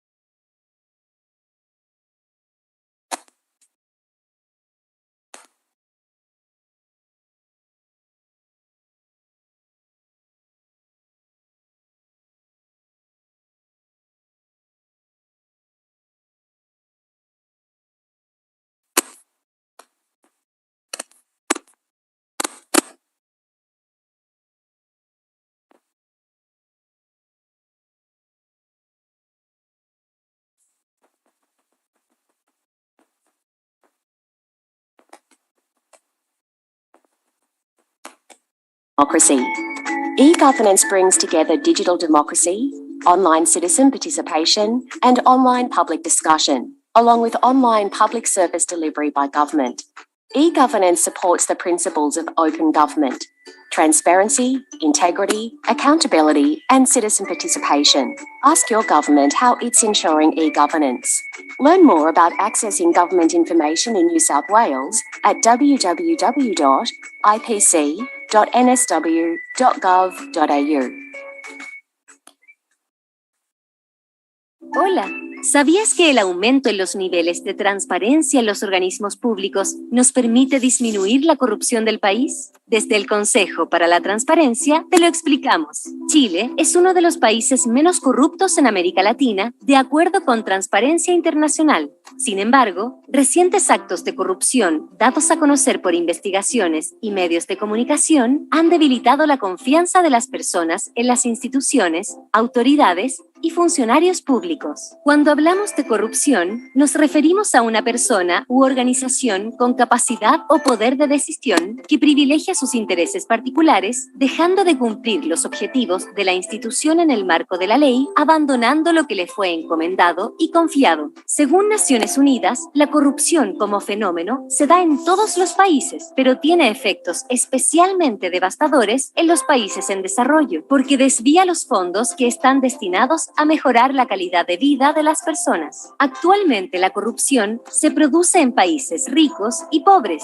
y no es un problema exclusivo del Estado, ya que ocurre en organizaciones públicas y privadas. Esto afecta y perjudica el bien común y el desarrollo social. La corrupción causa mucho daño a nuestro país. Estimaciones del Consejo para la Transparencia indican que la corrupción ha costado el equivalente a 34.000 viviendas sociales, 4 hospitales públicos de alta complejidad o 40 colegios de excelencia. Esto refleja la importancia de disminuir la corrupción para que las necesidades de la sociedad sean cubiertas y no sean reemplazadas por fines que no establece la ley. Ciudadanas y ciudadanos podemos ayudar a prevenir la corrupción en Chile. Convertirnos en una sociedad más transparente depende de todas y todos. La invitación es a que aportemos en la creación de una cultura de transparencia, que valore la información pública, respete a todas las personas por igual y mantenga el buen trato. Que tú y yo seamos personas responsables y honestas en todos nuestros ámbitos y quehaceres para que entre todas y todos podamos construir una democracia más fuerte y libre de corrupción. Si eres testigo o tienes información de un hecho de corrupción, utiliza los canales habilitados por las instituciones que reciben denuncias, como la Contraloría General de la República o el Ministerio Público, y entrega todos los antecedentes disponibles. Cuenta con nuestros canales virtuales ante cualquier inquietud y escríbenos al correo contacto@cplt.cl. Recuerda que solicitar información pública es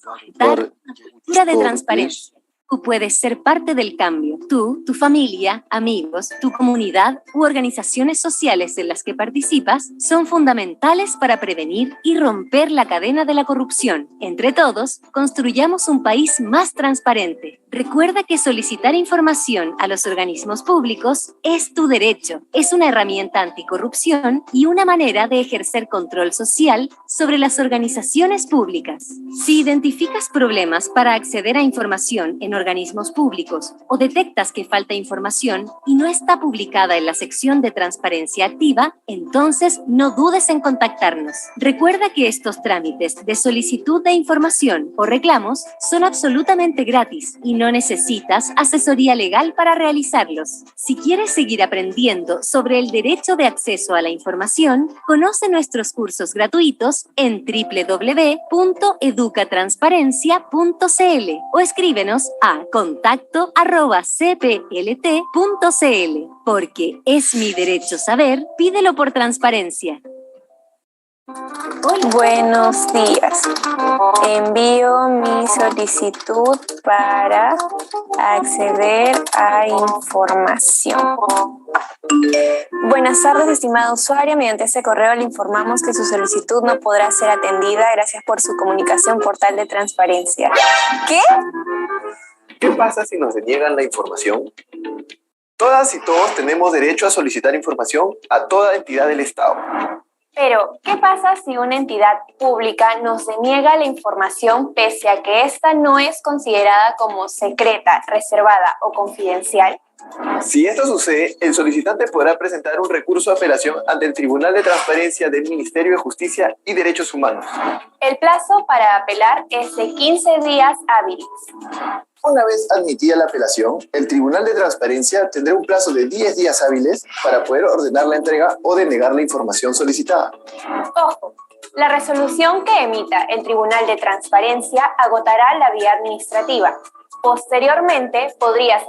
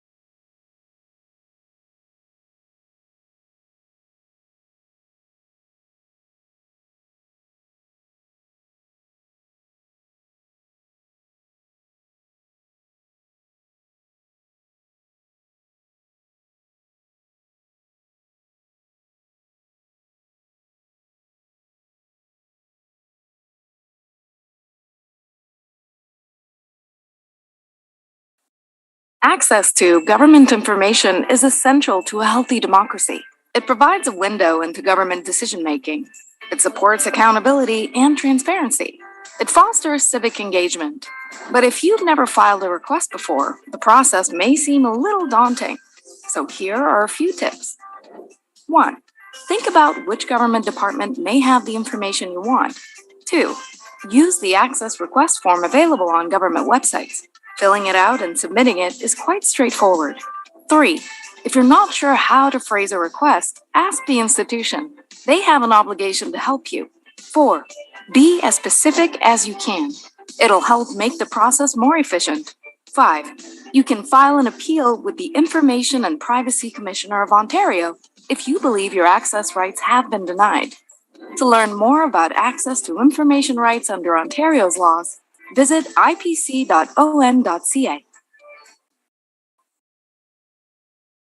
Access to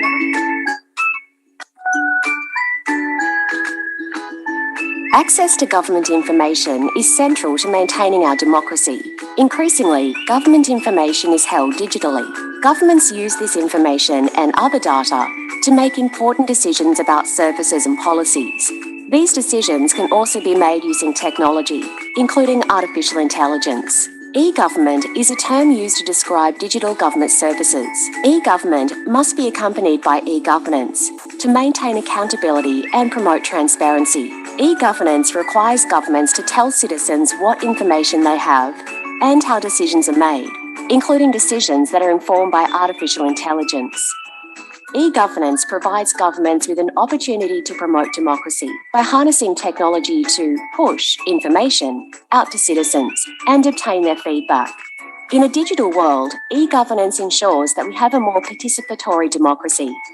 E-governance brings together digital democracy, online citizen participation, and online public discussion, along with online public service delivery by government. E-governance supports the principles of open government, transparency, integrity, accountability, and citizen participation. Ask your government how it's ensuring e-governance. Learn more about accessing government information in New South Wales at www.ipc.nsw.gov.au. Hola, ¿sabías que el aumento en los niveles de transparencia en los organismos públicos nos permite disminuir la corrupción del país? Desde el Consejo para la Transparencia te lo explicamos. Chile es uno de los países menos corruptos en América Latina, de acuerdo con Transparencia Internacional. Sin embargo, recientes actos de corrupción dados a conocer por investigaciones y medios de comunicación han debilitado la confianza de las personas en las instituciones, autoridades y funcionarios públicos. Cuando hablamos de corrupción, nos referimos a una persona u organización con capacidad o poder de decisión que privilegia sus intereses particulares, dejando de cumplir los objetivos de la institución en el marco de la ley, abandonando lo que le fue encomendado y confiado. Según Naciones Unidas, la corrupción como fenómeno se da en todos los países, pero tiene efectos especialmente devastadores en los países en desarrollo, porque desvía los fondos que están destinados a mejorar la calidad de vida de las personas. Actualmente la corrupción se produce en países ricos y pobres, y no es un problema exclusivo del Estado, ya que ocurre en organizaciones públicas y privadas. Esto afecta y perjudica el bien común y el desarrollo social. La corrupción causa mucho daño a nuestro país. Estimaciones del Consejo para la Transparencia indican que la corrupción ha costado el equivalente a 34.000 viviendas sociales, 4 hospitales públicos de alta complejidad o 40 colegios de excelencia. Esto refleja la importancia de disminuir la corrupción para que las necesidades de la sociedad sean cubiertas y no sean reemplazadas por fines que no establece la ley. Ciudadanas y ciudadanos podemos ayudar a prevenir la corrupción en Chile. Convertirnos en una sociedad más transparente depende de todas y todos. La invitación es a que aportemos en la creación de una cultura de transparencia que valore la información pública, respete a todas las personas por igual y mantenga el buen trato. que tú y yo seamos personas responsables y honestas en todos nuestros ámbitos y quehaceres para que entre todas y todos podamos construir una democracia más fuerte y libre de corrupción. Si eres testigo o tienes información de un hecho de corrupción, utiliza los canales habilitados por las instituciones que reciben denuncias, como la Contraloría General de la República o el Ministerio Público, y entrega todos los antecedentes disponibles. Cuenta con nuestros canales virtuales ante cualquier inquietud y escríbenos al correo contacto@cplt.cl. Recuerda que solicitar información pública es fomentar una cultura de transparencia. Tú puedes ser parte del cambio. Tú, tu familia, amigos, tu comunidad u organizaciones sociales en las que participas son fundamentales para prevenir y romper la cadena de la corrupción. Entre todos, construyamos un país más transparente. Recuerda que solicitar información a los organismos públicos es tu derecho. Es una herramienta anticorrupción y una manera de ejercer control social sobre las organizaciones públicas. Si identificas problemas para acceder a información en organismos públicos o detectas que falta información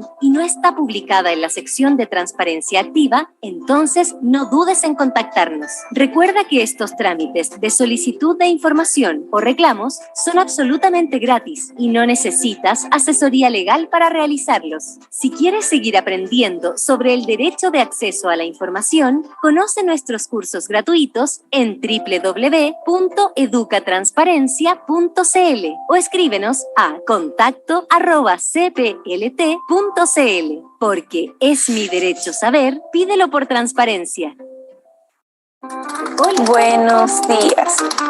Envío mi solicitud para acceder a información. Buenas tardes, estimada usuaria. Mediante este correo le informamos que su solicitud no podrá ser atendida. Gracias por su comunicación, portal de transparencia. ¿Qué? ¿Qué pasa si nos deniegan la información? Todas y todos tenemos derecho a solicitar información a toda entidad del Estado. Pero, ¿qué pasa si una entidad pública nos deniega la información pese a que ésta no es considerada como secreta, reservada o confidencial? Si esto sucede,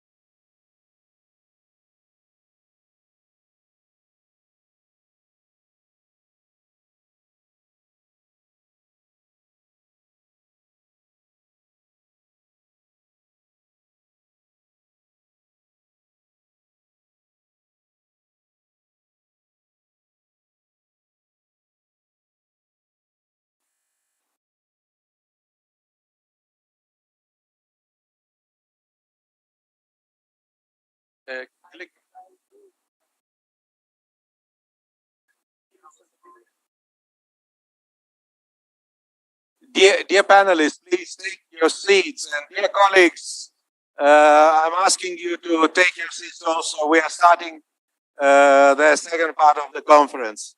Уважаемые коллеги, мы начинаем вторую часть нашей конференции. Пожалуйста, присаживайтесь на свои места.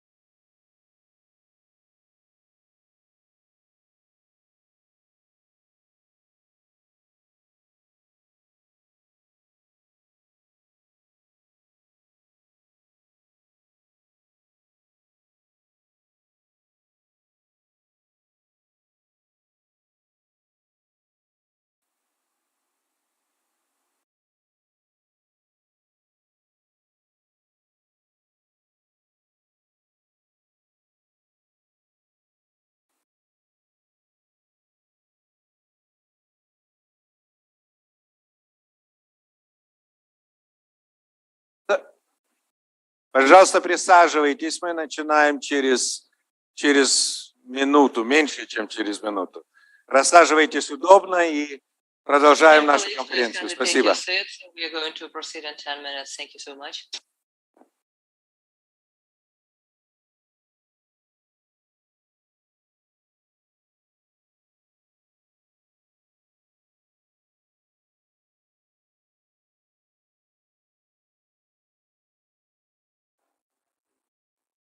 All right, are we ready?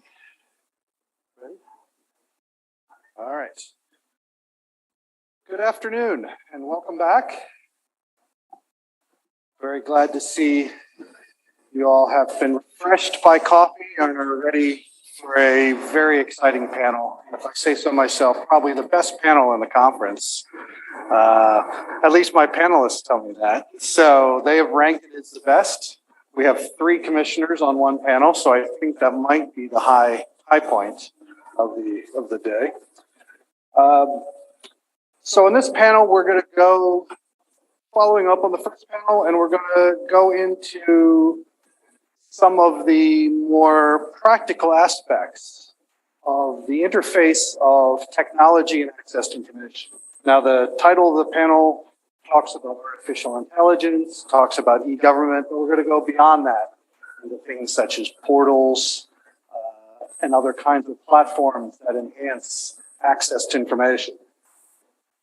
I should also say that besides this being the official UN Day on Universal Access to Information, it's also the 20th anniversary of Right to Know Day. So, is it today? Helen and I, at this time, 20 years ago, were sitting in a conference room in a hotel in Sofia with a bunch of other freedom of information activists coming up with the idea of creating a Right to Know Day to enhance the right to information.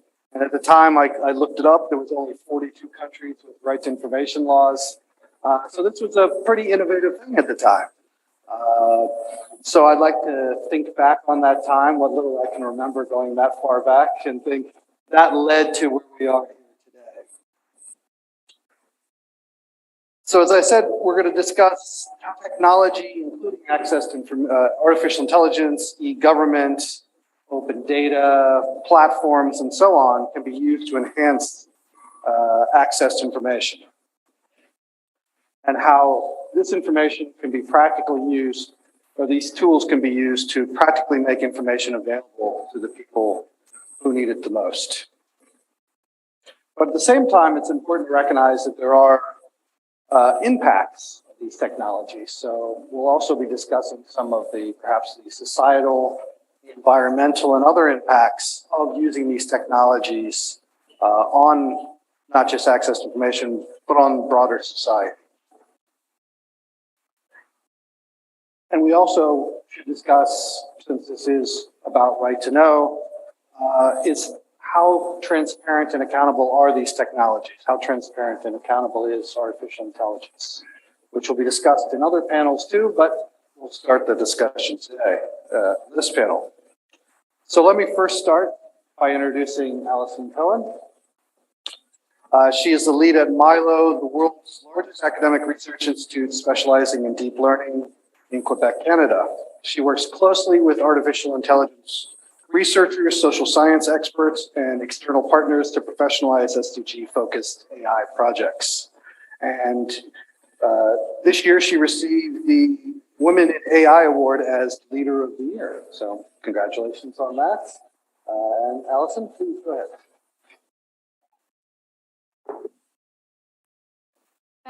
Hello, everyone. First of all, I am so honored to be here. Thank you so much for having me. And thank you, UNESCO and everyone in civil society for continued work to monitor and promote the use of access to information globally. It's obviously very important. So, of course, I wanted to start by talking about the promise of access to information. Access to information rights are designed, of course, to promote good governance through transparency and accountability. The goal being the more information we provide to citizens, the better that they can advocate for their rights, the more that governments are responsive the needs of its people. And I think what is so important to reaffirm in this context is that really, unless this right is exercised in an equitable manner, we're not going to be able to achieve the goals that access to information rights are designed to promote. So in this context, equity is incredibly important. Now, unless we have an enabling series of measures that are put into place to enable access to information rights, we're going to see only those who might be in privileged positions exercise this right. And at best, this will mean that access to information rights are not achieving all of the potential that it has for marginalized groups. And at worst, a lack of equity means that it will only be the privileged communities within a population that will be able to benefit from all of the advantages that this right confers. And of course, that has the possibility of exacerbating inequalities within society, which is of course quite problematic. So it's in the context of access to information and making this right as inclusive as possible that we're talking about e-governance and artificial intelligence to help make this right, again, more inclusive, but also as engaging and meaningful as possible. So I think in this context, it'll be important for us to dispel a harmful misconception that we're often hearing in the world of artificial intelligence. And that misconception is that AI is just a tool. It's not inherently good or inherently bad. And I think that this understanding actually conceals as much as it reveals. And it has the potential to be really problematic, especially in a context where we want AI to be enabling inclusive access to information rights. I think a much more accurate understanding of artificial intelligence is AI is an anthropological artifact, embedding social norms, values, and beliefs into its very design and functioning. What do I mean by this?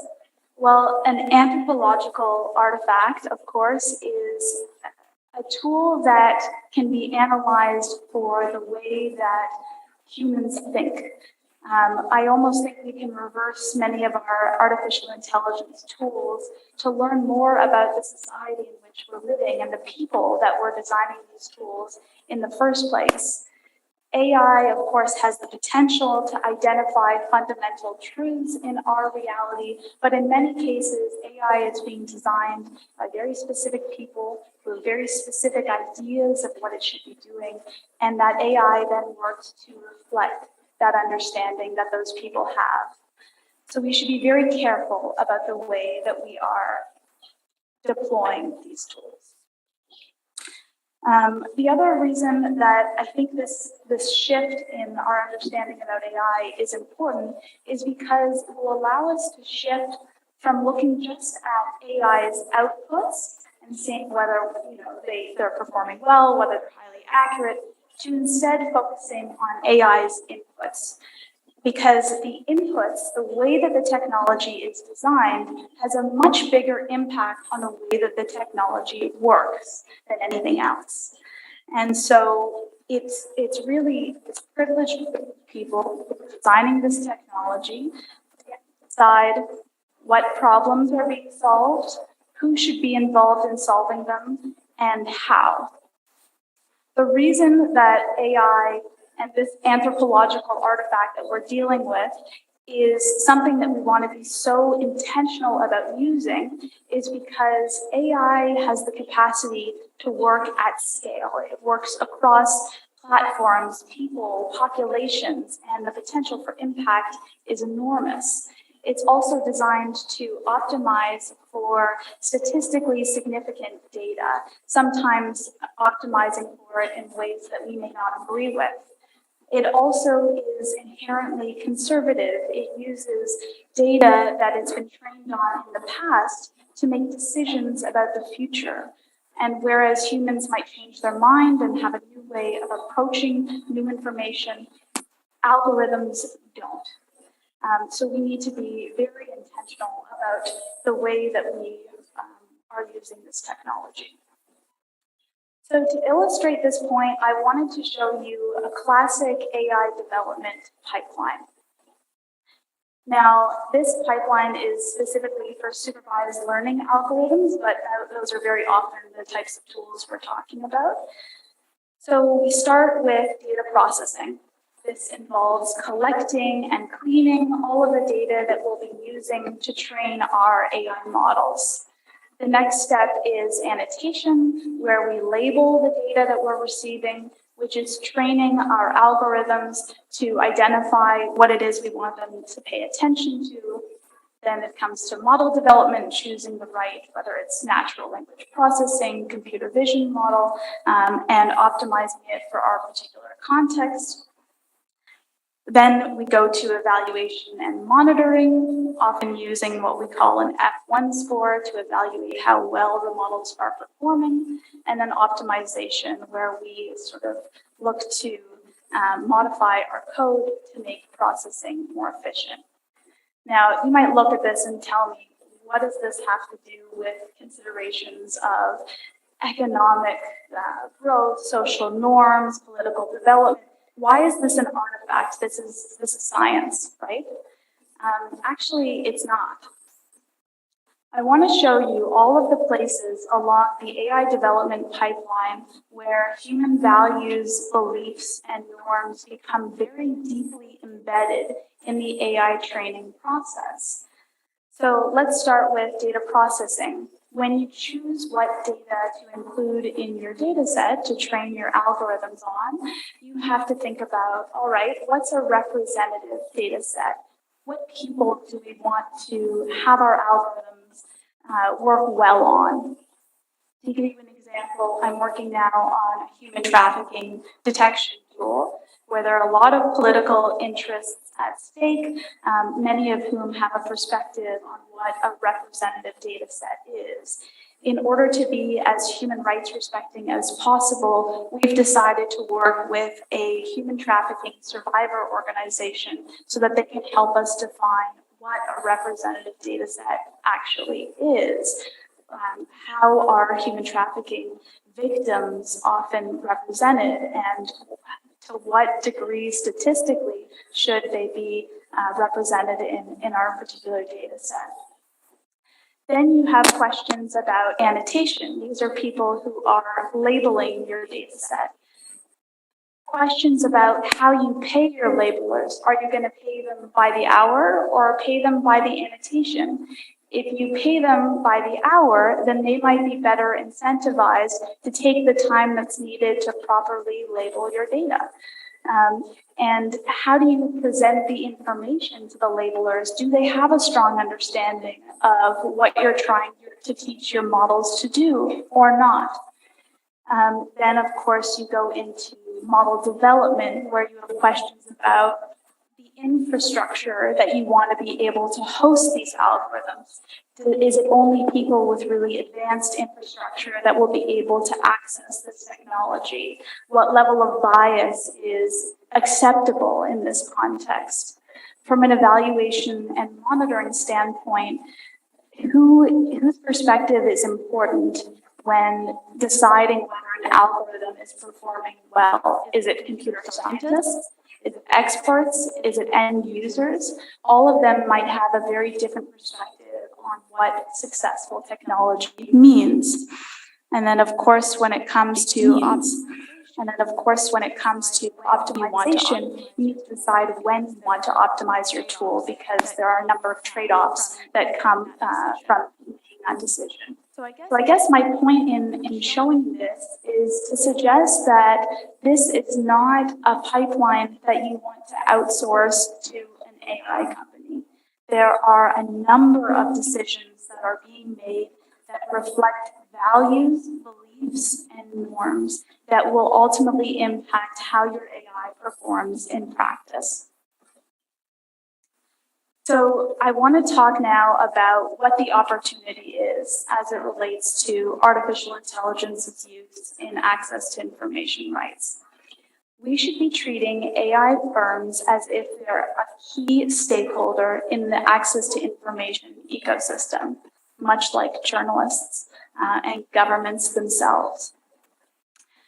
The greatest opportunity comes from AI firms working closely with marginalized communities to create the type of technology that we know needs to be built so that ATI requests can be honored in as inclusive a way as possible. By focusing specifically on capacity building through education and infrastructure development, we're likely to see AI present a real opportunity for development within the ATI context. I also think that if we look at building this anthropological artifact, commonly called AI, in a way that's as responsive to the needs of the local population as possible, we're likely to have an ATI ecosystem that promotes inclusive and accessible approaches to information sharing. Thank you very much.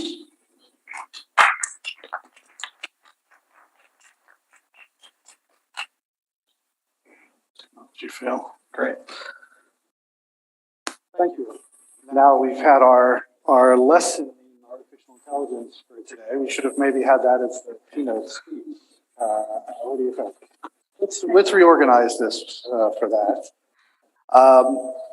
And I should have also said that for those of you who are not familiar, the UNESCO guidelines on artificial intelligence ethics are really quite good. They set out quite a nice framework, especially around transparency, that I think is quite a useful way to look at these technologies in a way that ensures that they are transparent and accountable. So now we're going to do a drastic switch over from technology to law, or regulation, which would you prefer? Regulation. And let me introduce Elizabeth Tide, who is the Chief Executive Officer and Information Commissioner for the Information and Privacy Commission of New South Wales, Australia, who has worked on these issues for a very long time, including regulatory reform across legal, public, and commercial sectors. Elizabeth?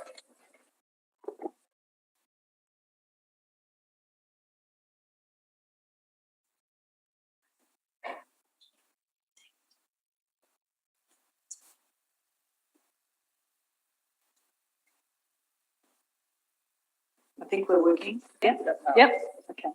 It's an honour to be here, and thank you to UNESCO for hosting this, and Tashkent, of course, for hosting this incredibly important conference at a time when we are collectively grappling with the impact of technology on our daily lives, but more importantly on rights, and the rights that I oversee as New South Wales Information Commissioner. So in this climate of change, the Right to Know Week theme is very integral to our understanding of AI, and thank you very much for that explanation. I was taking notes. To e-governance and how access to information plays such a fundamental role in that relationship. So let's look at government now, and I think globally we can accept that government is characterised by three immutable features. Firstly, digital government and data application. So as we transact with citizens, really very much propelled by the pandemic, governments are increasingly acquiring information of citizens and providing transactions or providing services back to them through digital means. The next is increasing partnerships and outsourcing arrangements, because governments of themselves are not tech leaders. They may well be tech appliers, but they're not the thought leaders in technology, and we depend upon industry for that thought leadership. and therefore we quite properly contract them in the delivery of our services. But increasingly now, also the delivery of our decision-making processes. And the third change in the government landscape is recognising that government and government agencies are no longer a silo. We work across the government sector. State governments might partner with universities or local governments. We might also partner with the NGO sector. And it's in those arrangements where we pull together a great deal of data and then apply particularly artificial intelligence. We're seeing a challenge to information access rights that we need to address. And I'm hoping that today, as I work through 4 particular cases in the New South Wales context against an advanced legislative form of the right to access information, we can still see that those more contemporary approaches to legislating the right to access information are actually being stretched. And I'm currently working with government to look at a process of modernising our access to information statute.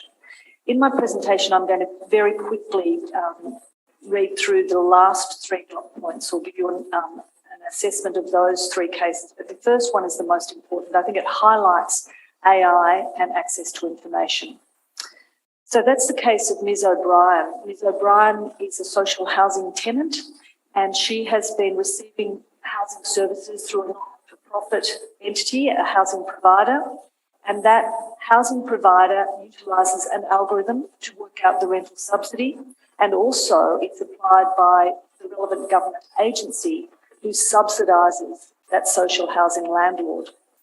So in the tribunal, following a review by me, the department's decision that they did not hold the information was reviewed. In summary, that review decision said that that algorithm is not available to Ms. O'Brien, nor the department, nor the social housing provider, who actually both entities and my office also wanted access to that algorithm, because information access is an enabling right. Ms. O'Brien wanted to know whether she had been paying the correct amount of rent and receiving the correct rental subsidy, and she could not assert those rights without access to the algorithm. It was not made available to Ms. O'Brien, to me, to the department, or the social housing landlord because of a claim that was asserted and upheld of intellectual property by this third-party provider of the algorithm. Interestingly, as a test under the GIPA Act, one of the other aspects of the argument run by the software provider was that it wasn't a government service. If it was a government service, there would be a right under the GIPA Act, the Information Access Act, to obtain that algorithm. However, they argued, and the tribunal had sympathy for this argument, that in fact it wasn't service delivery, it was actually decision-making. And I think that's a key point when we think about the use of AI in a digital government environment. Are we using it to provide a government service, or is it being used to inform government decision-making? And we should treat both equally. The next case I wanted to include to highlight to you how we're keeping data, and that data is instrumental in the application of AI. Now, because of major issues like cybersecurity, we don't hold data in one point. We try to avoid the honeypot. And so we use federated portals in which a government agency might have access to X amount of information, a local government may have Y amount, a citizen may have Z amount of information available to them. And in this case, we set up a government portal to track and monitor combustible cladding on buildings in Sydney in particular, following a tragedy in the United Kingdom. And a citizen applied for that information and received from a number of entities involved and received very, very different outcomes. One, the information is not held because we only hold this segment of information. Two, another response was actually you can't have access because this information would pose a serious threat to national security, a terrorist threat. And three, access was provided. The citizen was given all the information they requested. So when we are looking at the underpinning infrastructure to support AI, we also have to think about information access rights and how information will be provided. The third one involved an application to New South Wales Police seeking information about the number of strip searches conducted at music festivals involving young people and the identification of illicit drugs on those young people and therefore prosecutions that followed.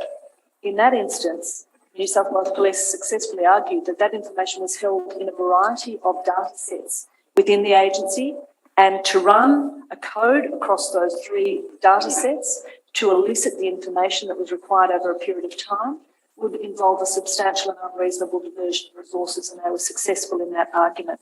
We really have to think about access to information that government holds and applies daily in its decision-making to inform policy development, and how we address a growing asymmetry between citizens' right to access information that government holds and applies and the amount of that information that will be available to citizens, all because of our move to digital government.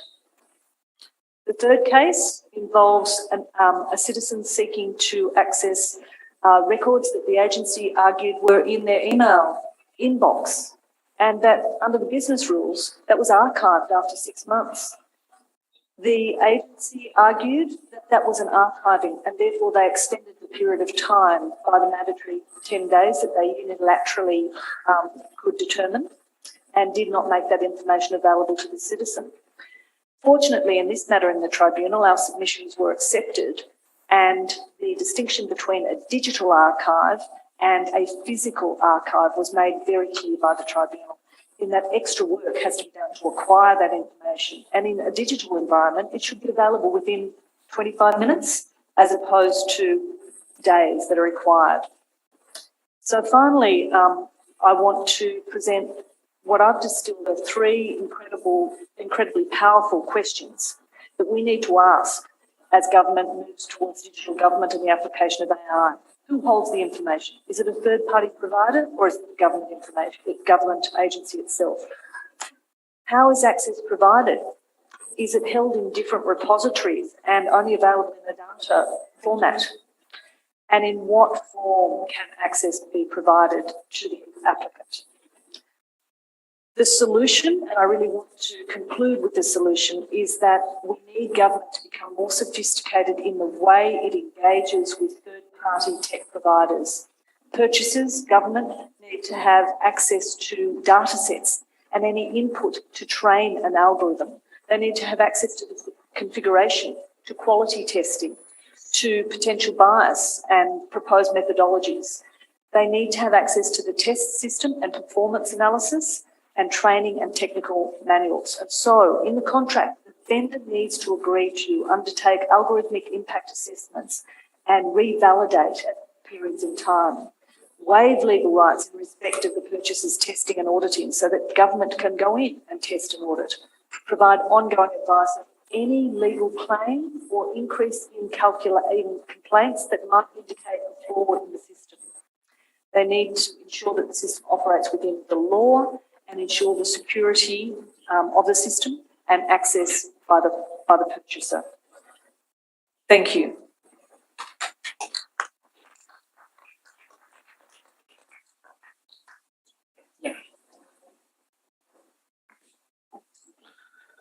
Thank you very much. Our next speaker is another information commissioner. As I said, we have a bounty of information commissioners on this panel, and it is Zahid Abdullah, who is the Federal Information Commissioner from Pakistan. And in addition to his commissioner roles, in 2017, he helped establish the nationwide Coalition for Inclusive Pakistan, comprising over 100 NGOs. Zahid?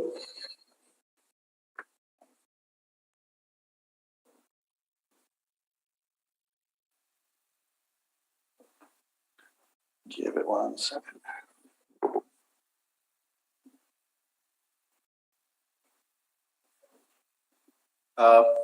Yes.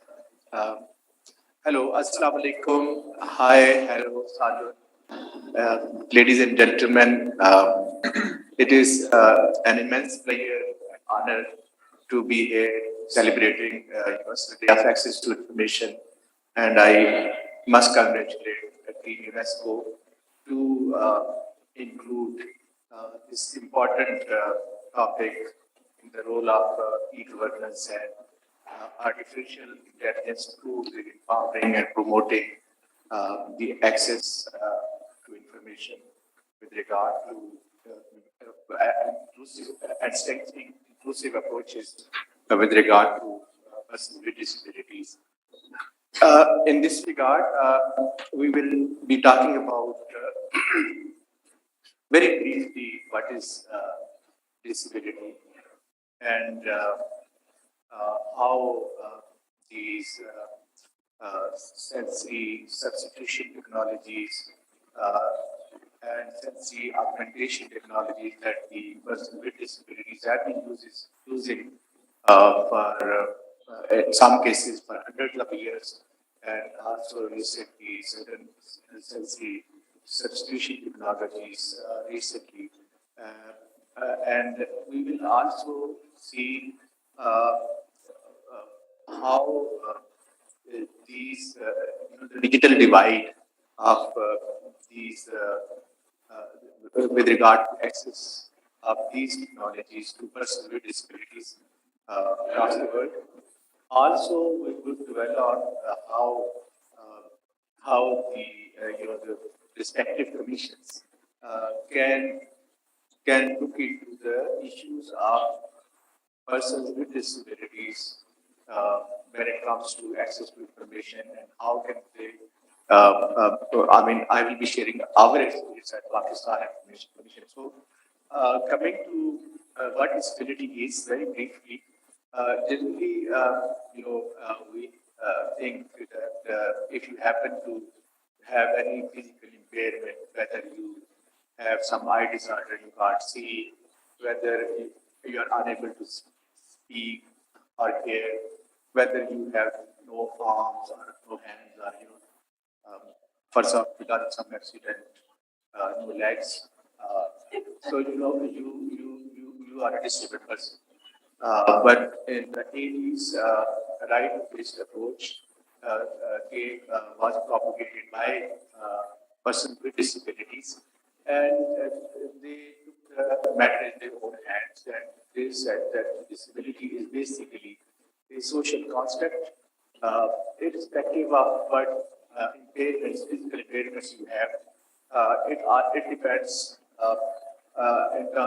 Disabilities should be seen in terms of the barriers that persons with disabilities face in performing their functions, and these barriers can be seen in social environment, built environment, our attitude towards persons with disabilities. So, if you remove those access barriers, then persons with disabilities can be functionally active and productive citizens. And in this context, what artificial intelligence, what kind of role these technologies play? So, talking about this, you see, there was this plane ready for takeoff at some airport, and there were some 300 passengers sitting inside, and they see from the window two pilots, blind pilots, using this white tape, feeding their way towards the plane. And they thought, maybe it is some kind of training going on, or some kind of orientation for the blind people, how airport. But they see that they are moving and feeding their way towards the plane, and then they get into the plane using the door reserved for the pilot, and they say maybe they are looking into the inside of the cockpit, and then they see that the plane starts moving.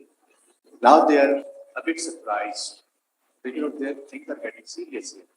Then they see that the plane starts moving at a fast pace, and they think, what is going on here. And at that time, at the public address system, they gave one pilot sitting together, the pilot addressing the passengers, saying that, ladies and gentlemen, welcome to this flight from this to this place.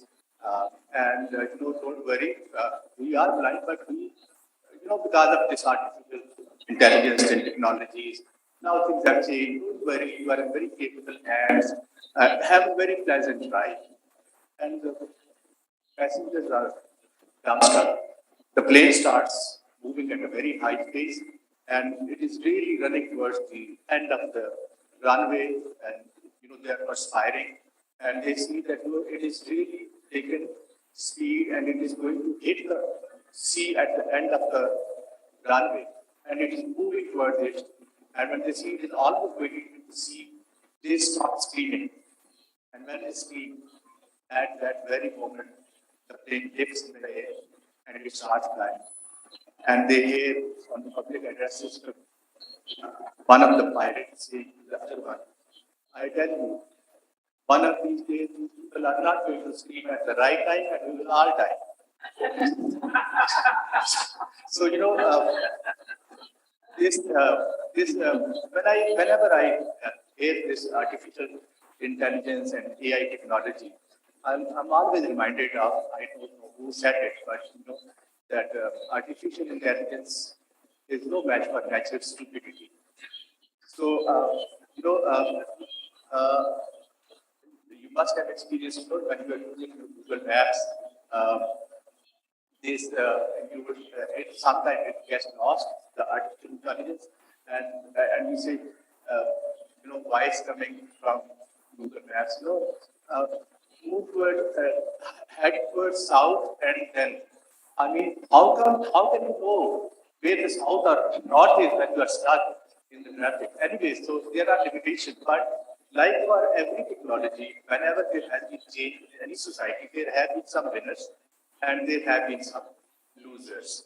When it comes to persons with disabilities and artificial intelligence enabled technologies, they are generally and by large winners, because I will talk about that, but talking about the losers, in Pakistan, when Uber came in 2016-17, before that there were poor people with their old cars driving, and suddenly when the Uber came with better cars, those were wiped out, those poor people.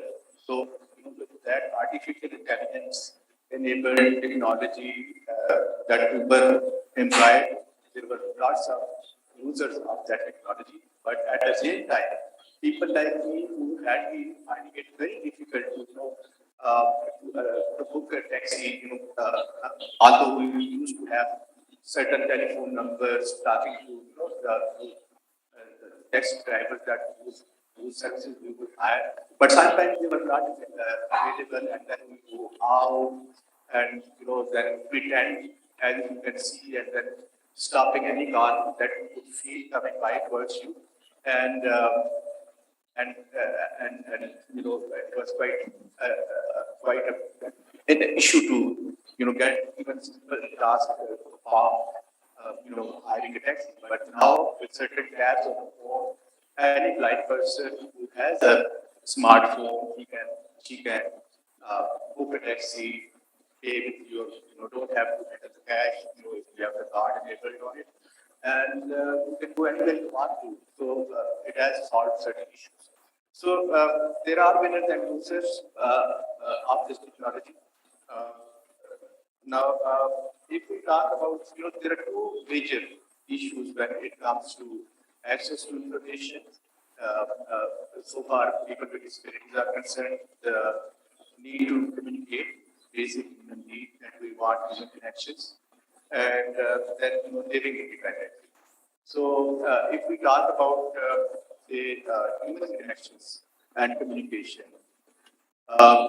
this technology, people with different disabilities, they have been using different technologies for communication. Like in earlier days, if you are unable to read the printed material, then somebody would read it for you, then people invented braille where you could touch certain raised alphabets and you could read it. In late 70s and 80s, the other technologies came in, like which is something which is very popular with blind people, which is job access to speech. When I was told by a doctor that when I was 21 that due to my cognitive eye disorder, I would lose my sight maybe in early 30s or early 40s or whatever. And when his prediction came true and started losing sight 96 onwards, which was not an even but a process that lasted 5-6 years. I was lucky in a way to know that there is computer available, software available, because my greatest frustration was, or any person who gets into that condition, that as to how you could be able to perform the function that you've been performing for the last 30 years, like getting access to the information, reading. So when I got access to this software, which is, with the help of it, you can do virtually everything that a sighted person does on a computer with the help of voice output that the software gives. You whatever you type, you get feedback, and so on and so forth. So you can do basic research, internet, emails, you stay at the top of the game. So there are lots of now different AI-enabled technologies or tools available for communication. You might have heard, and these are those technologies which you might have used or heard about, but I do not have even looked at how they might be useful for a person with disability. I think if you have a smartphone and right home, you can install it in the talkback, which helps you perform all the functions. And if you happen to have any iPhone, there is a built-in voiceover in setting accessibility section. If you turn it on, then you can use it with your eyes wide shut. So and then there is Alexa, Google Home. These are all those smart technologies.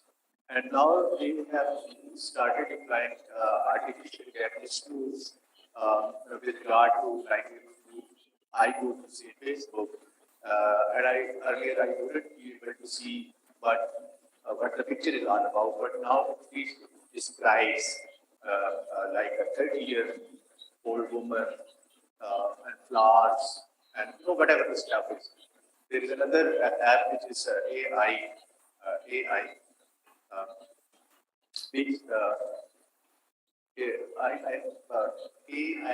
something, seeing it, yes. They have put into it millions of objects. You put the camera to anything, like I would put it here to say my chair, woman, whatever the object. And then there is, I don't know how to pronounce it, there is a device called, application called Gnosis, Gnosis, which is called, I was shocked to see how they call it, Google Translator for that technique. Again, words are very important as we know. I mean, in this day and age, people at Google, they call certain people who communicate in a different way, who have their own language for thousands of years, which is called sign language. How can we call the new people? It is so offensive. Like we have, I mean, if we don't understand their language, it doesn't mean that they communicate with their hands, with their gestures, with their lips, and they can see with their eyes. They can interpret. Language is all about, like you are hearing my words. You are decoding it according to the instructions that you have in your mind of words. Similarly, speech and hearing impaired people also report they have their own language. So maybe people would like to are maybe at wherever we have disabilities, tech companies, we should take up with these issues. So, so communication. So this software or whatever they call it, Google Translator. They basically through deep learning, they analyzed 5,000 or 10,000 hours of television, dialogues, gestures, and now any person who wants to communicate with a speech and hearing person, with that application, when the speech and hearing person is talking, you can get instant audio or textual feedback that you can communicate with that person. I will be now from the end of it. I would like to share Pakistan's work on how at Pakistan Information Commission we have used these technologies on already work that has been done to access to information of persons with disabilities. We have to begin with WCCD guidelines, Worldwide Consortium. We have built a template based on the guidelines and through 60+ orders, we have directed public bodies to ensure their websites are developed in a manner that people with different disabilities can use them through their softwares. Also, I would like to talk about one particular case. In Pakistan, because of these AI-enabled technologies, those who have access to these technologies, when they appear in competitive exams, they have been able to get very good government jobs, and generally, the 5 blind people have ended up in Ministry of Foreign Affairs. And but the technology is enabling them, but the existing structures are not enabling them. So the MOFA didn't have any policy, and if you recall, 1 year back there was this Pakistani diplomat whose video went viral because she addressed in United Nations, and she was using the braille technology to communicate. So we have given them directions to develop a policy so that the person with disabilities can get access to records held by the Ministry of Foreign Affairs to perform their official functions. Lastly, I would like to talk about the digital divide. We have been talking about it in terms of this divide existing between North and South, but within it, when it comes to persons with disabilities, even in the high-income group countries, persons with disabilities, whether it is Alexa or these softwares, they are very expensive software. People with disabilities, even in these countries where they are given to subsidized rates or sometimes free, they find it very difficult because of the income resources. Even in developed countries, they find it difficult to get access to these technologies, but in countries with lower income levels, believe me, it is so difficult for people to get access to basic technologies. It is not my feet, but I think there is a grave need to start a debate. These mega companies, whether this is Google, YouTube, Amazon, Facebook, and many others, when they are, they are running their businesses based on facts and figures about us. They are making billions of dollars, and they are not paying taxes. So how can this digital divide be bridged? And mind you, it is not an issue of persons with disabilities. It is going to be the way the job that we are used to performing with a lot of these artificial intelligence enabled tools, and when the job market is going to change in next 10 to 15 years, there will be more winners and losers, and mostly losers, and these tech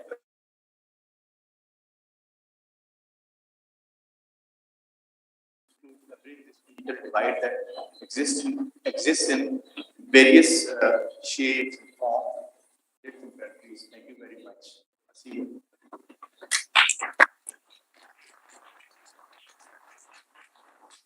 Thank you very much. That was amazingly interesting to hear how these technologies are actually being used in a useful way, that rather than the theoretical how this might be useful in some way, that we can hear the practical on that. So we're going to switch down to my left, where we have another information commissioner. It's like buses. Sometimes you wait for one and then three come along. So let me introduce Zahid Abdullah, who's the Federal Information, oh, sorry, lost, yes, no, you did another 10 minutes. No, sorry, let me introduce Rajiza Ahmed, who is the Chief Information Commissioner for Bangladesh. And he previously was with the Ministry of Information and Broadcasting and served 3 years as Vice President of the IPDC of UNESCO, for which he received, he should get a special reward for such work. Please go ahead.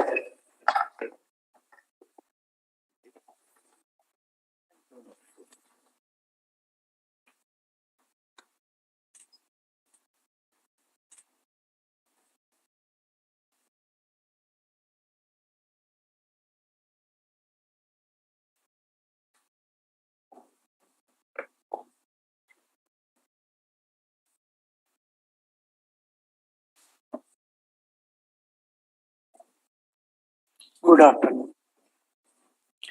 Thanks to the moderator and thanks to UNESCO as well as to Uzbekistan government for celebrating this workshop here at Tashkent and inviting me to this occasion to discuss the role of e-governance and artificial intelligence in promoting inclusive approaches for access to information.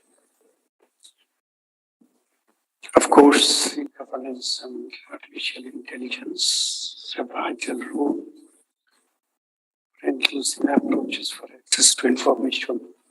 It is important to define the role of governance and e-governance and artificial intelligence, but it is more important as to how this e-governance and artificial intelligence as an ally to promote inclusive approaches for access to information, especially when we are heading to achieve the goals of SDG, where none to be left behind. And at the first changing of technologies and the sprouting of fourth industrial revolution.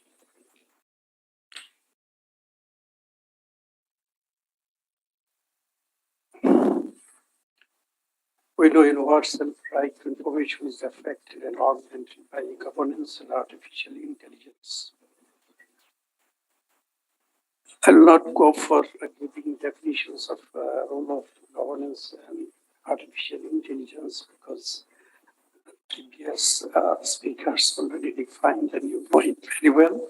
This is how a governance and artificial intelligence work for inclusive purposes in while access to information.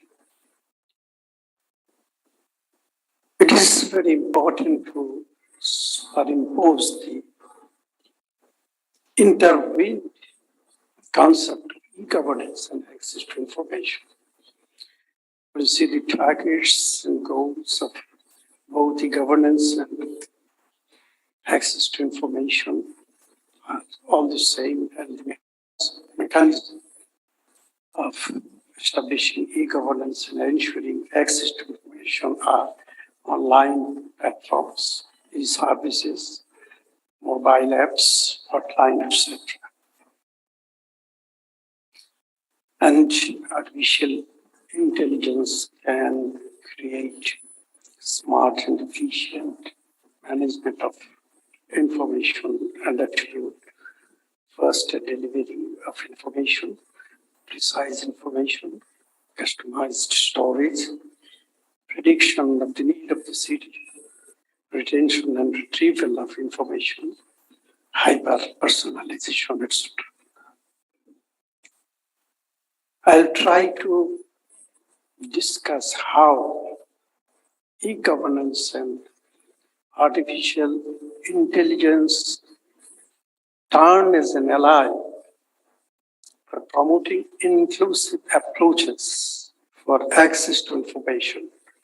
I'll share with you experience of Bangladesh on these subjects.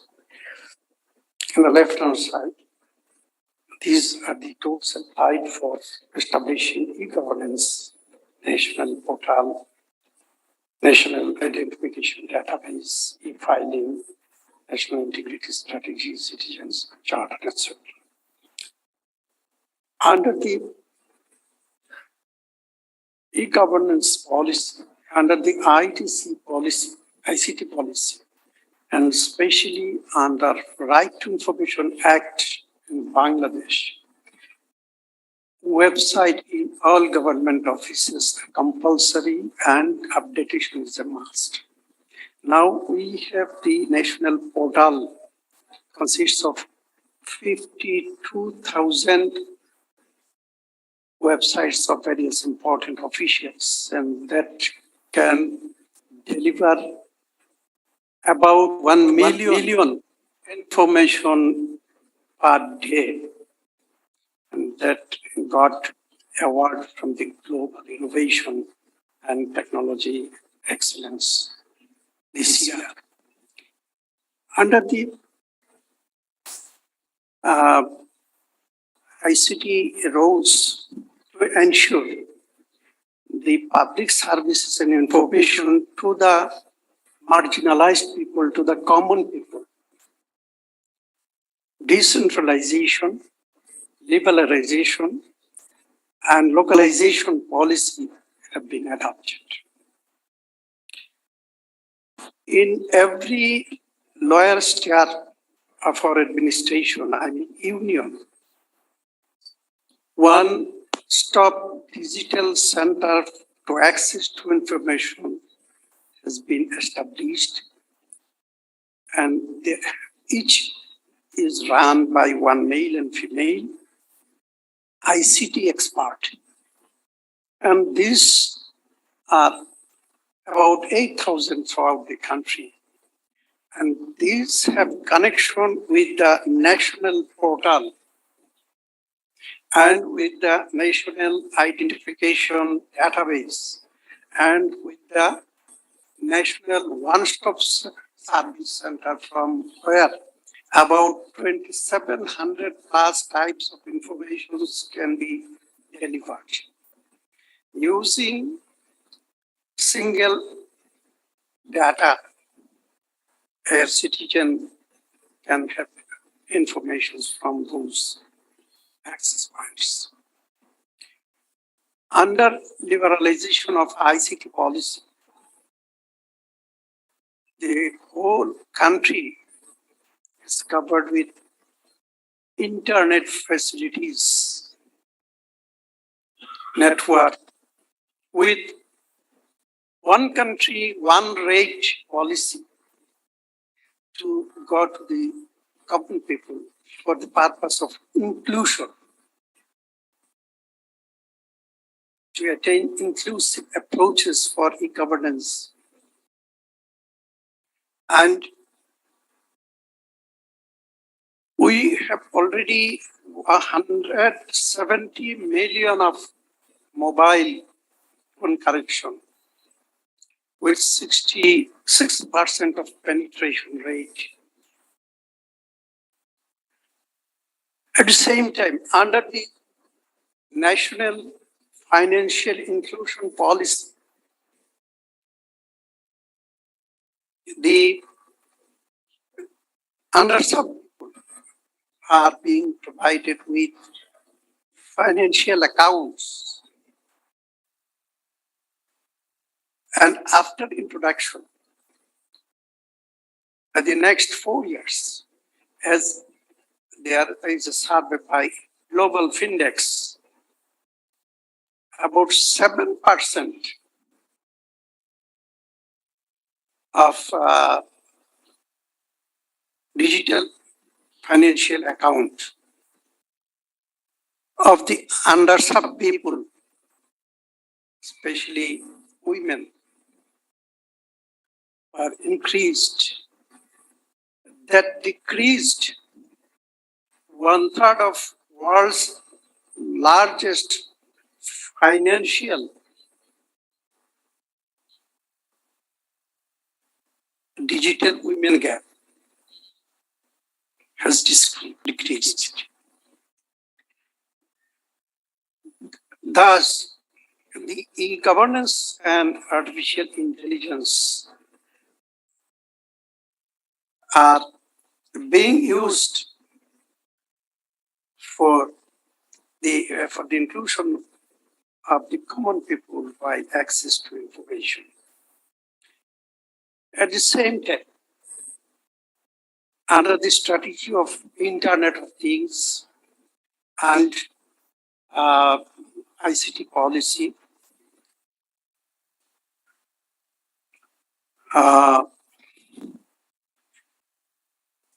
artificial intelligence features like NLP. I'm not that expert in the artificial intelligence, so voice recognition. These have been applied, and so the marginalized people can now use Uber for transportation, etc. So, e-governance and artificial intelligence have ample scope for promoting inclusive approaches for access to information. This is a governance maturity model which has aimed to go to the personalized by adding artificial intelligence features. These are some artificial intelligence features for inclusive approach in access to information on equal basis. I'm going into details, and they will understand.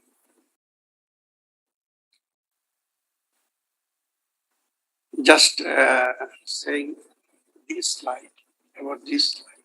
We have many legal provisions and policies for women to reap advantages from e-governances, but important is their application and implementation. So we need strong supported policies backed by user-based policies and dedicated policies for implementation. These are necessary, and ICT tools are to be brought to the doorsteps, the grassroots level women for use of ICT and control and access of ICTs. Thank you very much.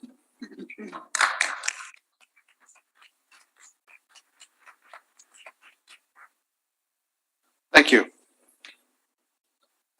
Finally, last but not least, our final speaker is, sorry, I've lost my notes again, is Bobar Rachmanov, who is the advisor to the Minister of Innovation and Technology and Development, and who is the chair of the Council of Artificial Intelligence.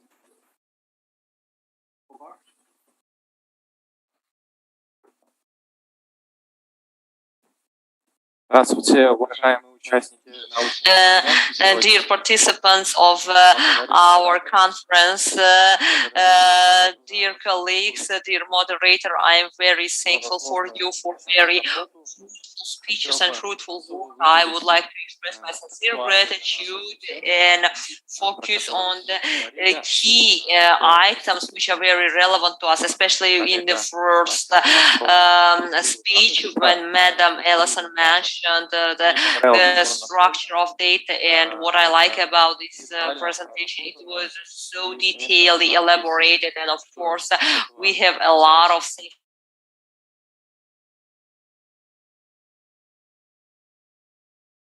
cybersecurity, data storage. There were a lot of interesting issues raised on access to information, which is also very relevant for us. Of course, procurement, as well as digital divide, and actually I like the topic which you raised about plane pilots regarding these gestures and the presentation.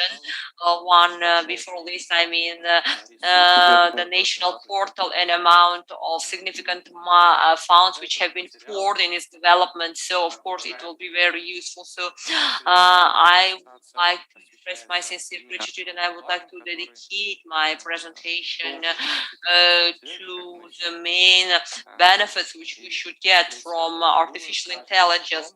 You know that Uzbekistan also, as we have managed, each country actually has their own unique model of development. I mean, we can have a conventional model.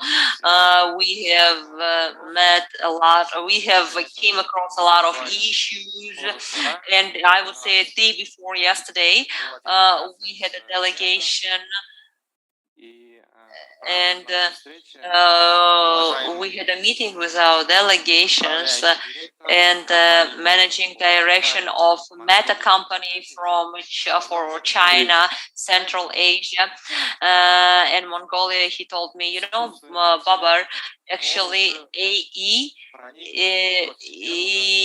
has penetrated proactively in all of our life, but we do not pay attention to our AI, though it is with us all across our daily lives.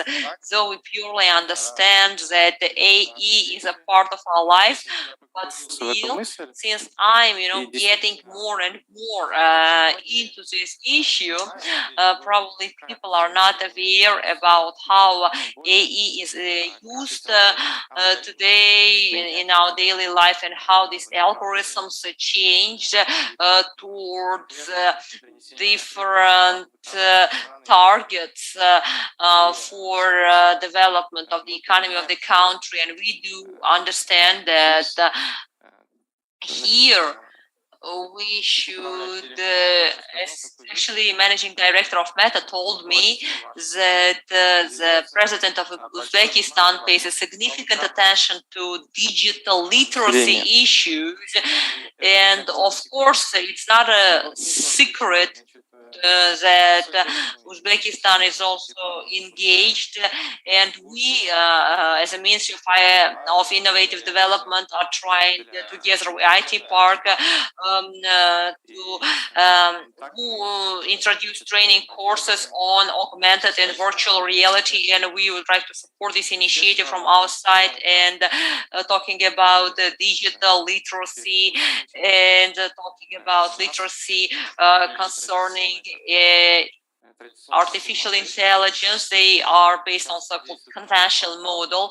We have open data portal, and government entities are collecting data in a very proactive basis, and we are experiencing one major issue that how and where we should look at to when we are trying to share the knowledge on IT, on VR, AR. Should we do it on household level? Should we do it on local communities level? Because these AI artificial intelligence or open data, they should, reach each household.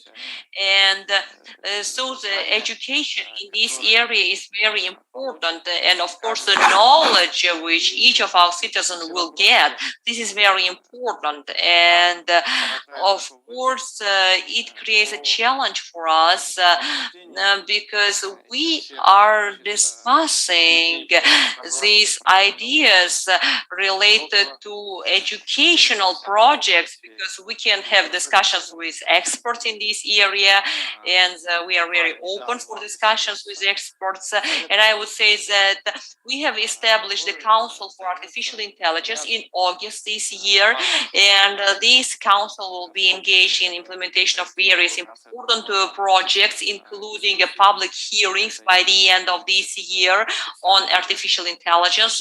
We will engage representatives from civil society, from various entities of private sector, and this initiative will it should be of larger scope and comprehensive. And I would like to inform you about the major topics of the Council on ICT. Its major purpose is creating a favorable condition for professional community on ICT, and so that they will be able to develop artificial intelligence based on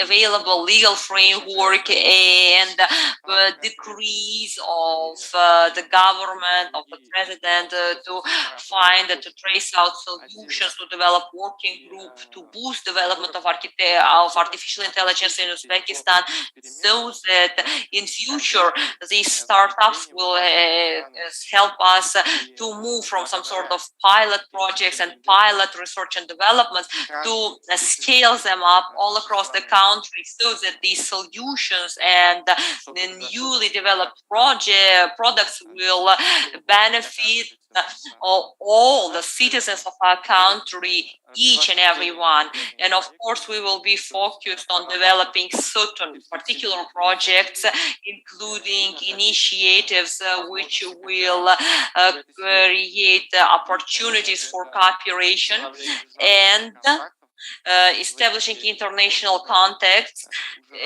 so that they will be integrated into the world community, and to work with artificial intelligence in proper basis, in a fair manner. So we will be also discussing the best practices and experiences. We will have the better ideas, and of course for us it is very important to have the actors and players from different fields, and we would like to invite not just scholars and academia, experts or civic societies, NGOs, private sector, as well as prominent and reputed civic society activists, and we have 20 persons already with us, and we hope that from 17th to 21st of October they will be also with us, and we hope that the Council will have several in the framework of Innovation Weeks in 2022 in Uzbekistan, and we are planning to have round tables. We have discussions on this, as well as organizing several experimental labs in the universities of the country, as well as developing in this lab pilot training programs for students and these pilot training programs then will be included in university curricula, we do hope, at least for that, and also we'll be searching for international partners. And in midterm, we are planning to probably for 2023 and 24 to sign several agreements with international business partners for certain areas of introducing AE in industry, as well as organizing so-called apprenticeship and training trips, both for specialists and for students. And we will also support development and trial runs of ITCs for population. And we are planning to achieve конкретные программы, комплексные. Such result as to develop a special program on development of artificial intelligence for 2023-2024 to develop artificial intelligence. And we easily understand that artificial intelligence depends on three key factors, such as technical algorithms and IT infrastructure, as well as its integration to and access to the data. Of course, it depends on proper quality data, which we should properly construct so that we can collect the data from each household. And of course, it's a matter of trust, because from the point of view of this of artificial intelligence, it is the ethical issue which we should also focus in the framework of work of the Council.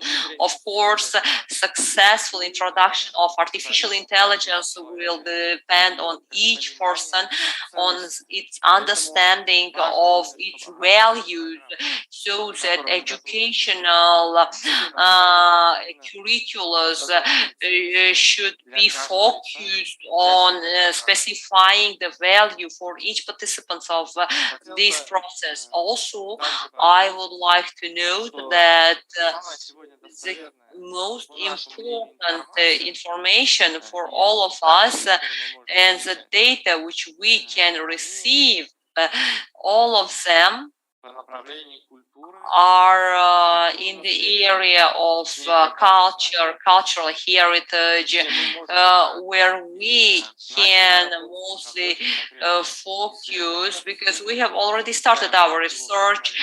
We have already launched several pilot projects, and we can ensure that this project will run without any errors, because in these areas we already have structured data, so that we can work without any risks, and we can train people how to use all of these information and technologies and show them the benefits from using these technologies. Of course, we should also focus on innovational IT projects, and one of the most important project is the project of Nazar, a project of augmented reality, which has been introduced into 35 museums all across the country, and also in CIS countries. And we are also, I can say, at least we are planning to integrate in the service of artificial intelligence. You can see all the benefits from these platforms, and they will be integrated in the features of artificial intelligence. And I would like to draw your attention to one video which I would like to play, please.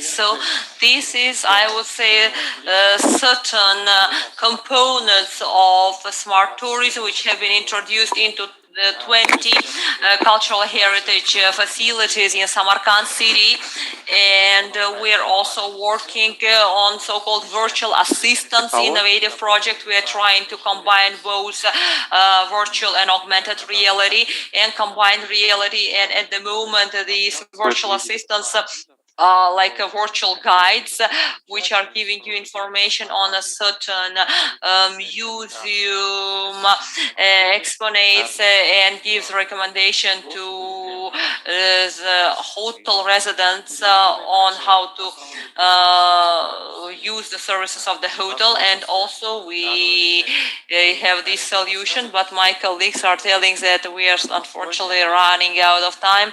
So I'm very thankful for all of you for your valuable time and consideration, and I do hope that we will fruitfully cooperate in future. Thank you so much. It would be my pleasure to invite you to take part in our council's work. Thank you so much. Thank you very much for panel members. Спасибо большое нашим панелистам. And now we are inviting you for lunch. It's in the lobby.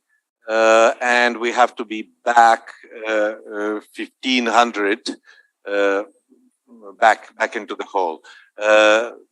Я всех приглашаю на ланч. Ланч в лобби, пожалуйста, и возвращаемся в 3 часа. Спасибо.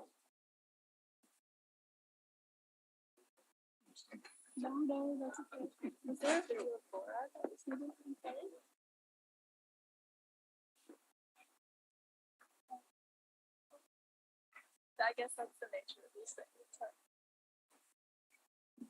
Thank you very much. Exactly. Then you're screwed. Assume you won't be answering any questions. Thank you. That was great moderation. Thank you very much.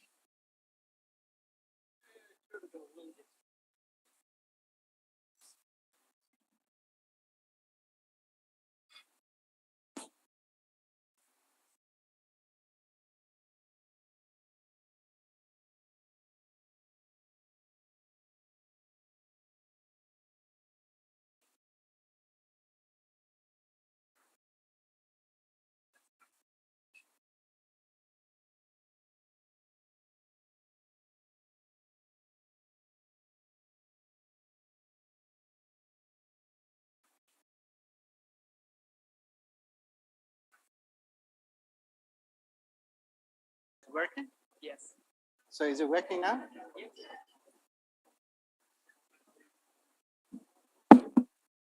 Good afternoon, ladies and gentlemen. Would like to request you to take your seats.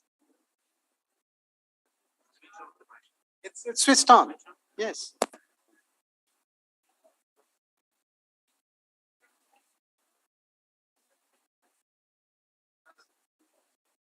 Excuse me.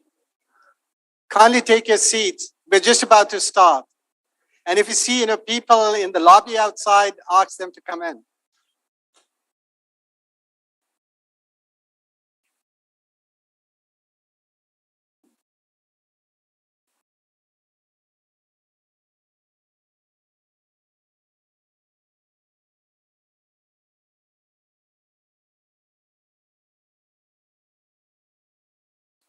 We'll start as soon as, the door will, we still have a couple of people missing there.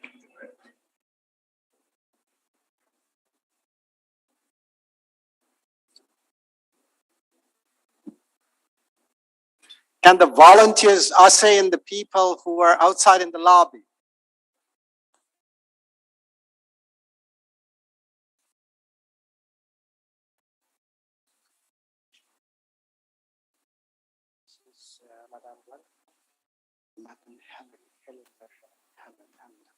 She's the one who's the moderator. Yes. And I'm simply introducing her, and after that, it's you take it on from there.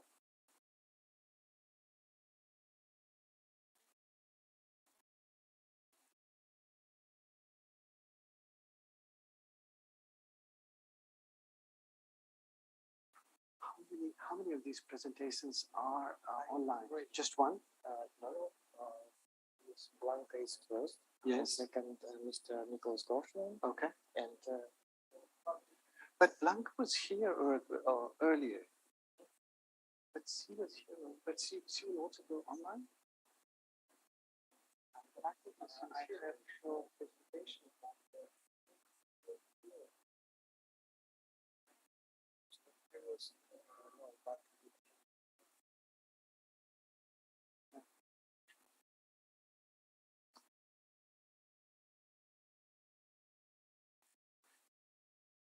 Is that all or?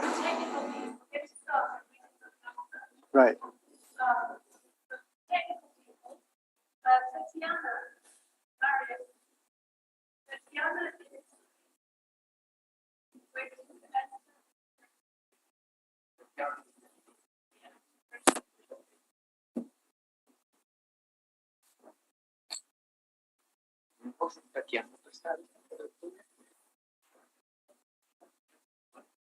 Oh, I think in a way we are still missing a couple of people, it looks like. She entered.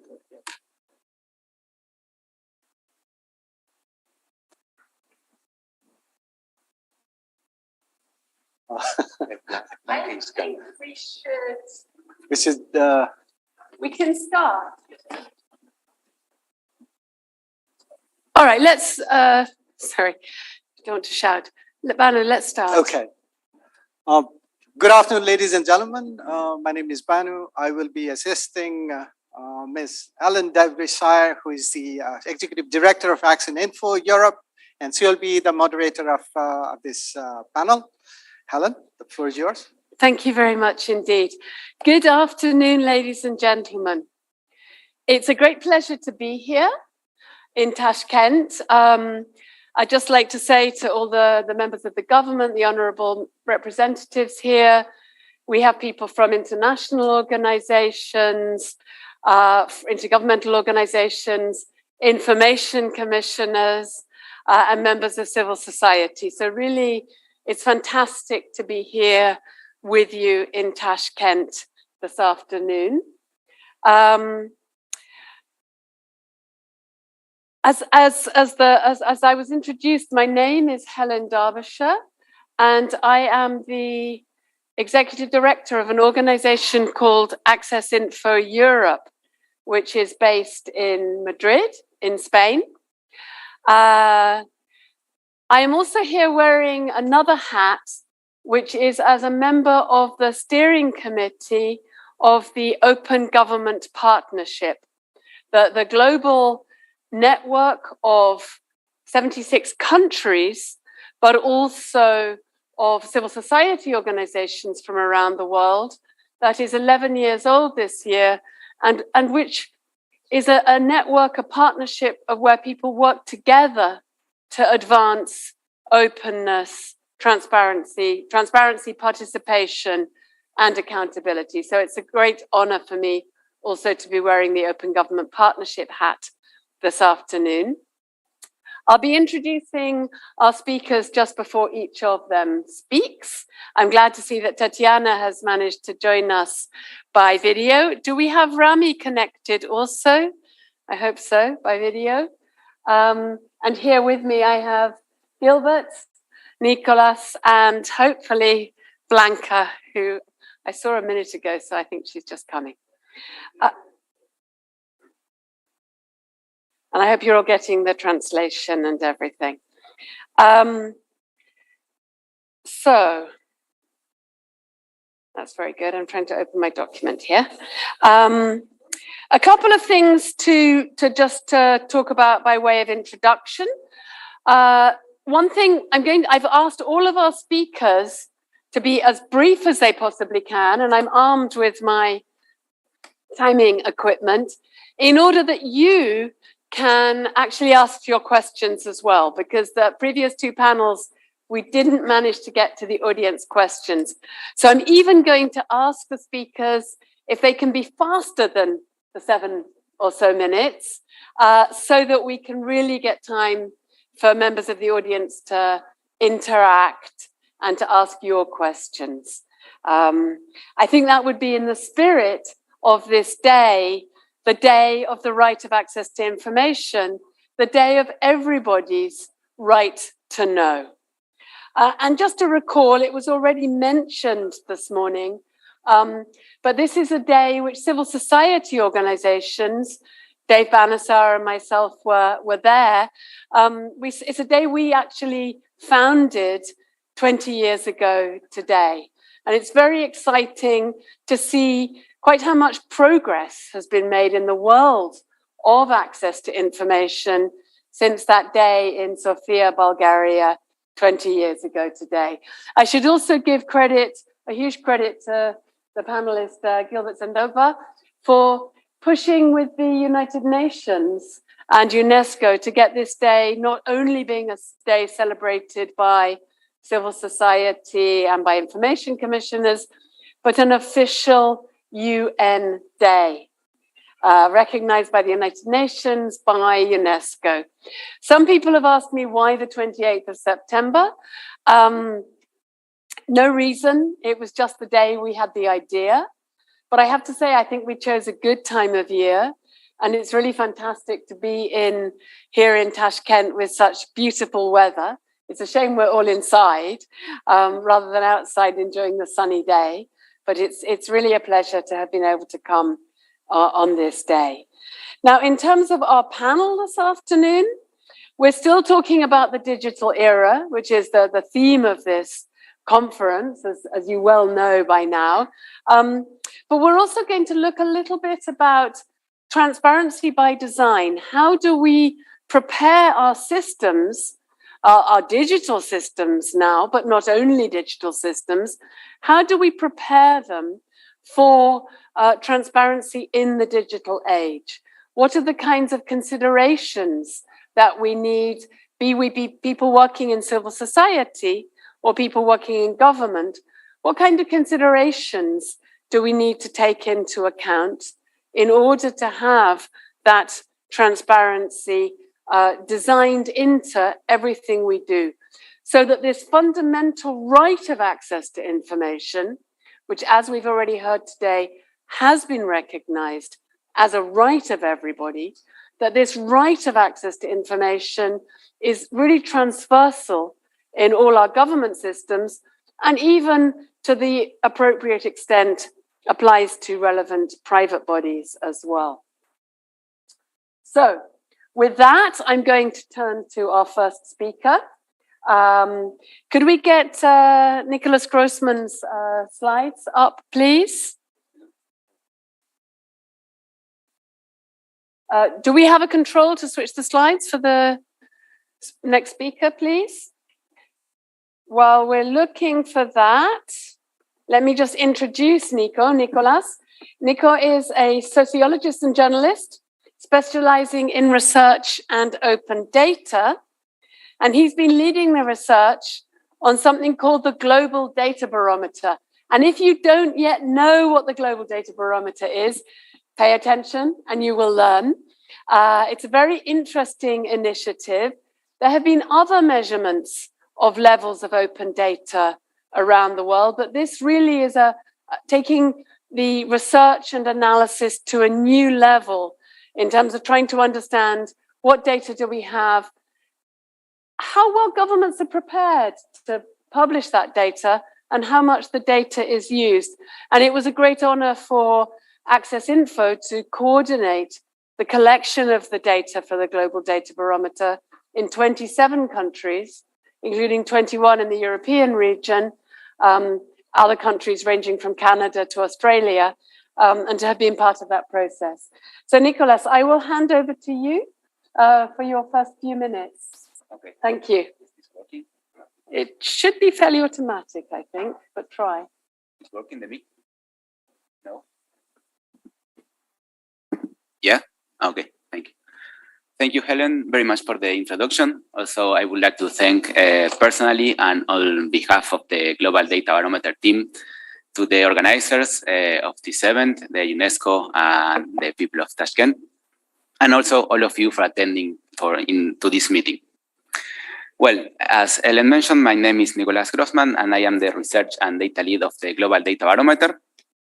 And today we are going to talk a little bit about the relationship between accountability and participation in the digital era, mainly focused on datafication and AI, and its relationship with data sharing frameworks, data protection laws, RTI performance information, and RTI frameworks.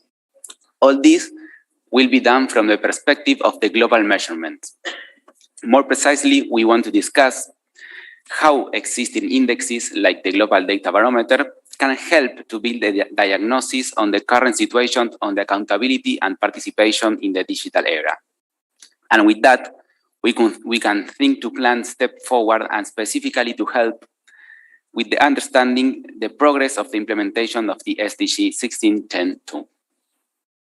So before we start talking about these particular issues, I would like to briefly introduce the Global Data Barometer, which is a new study, a new multidimensional and multi-layer study that analyzes the status of data for public good in 109 countries.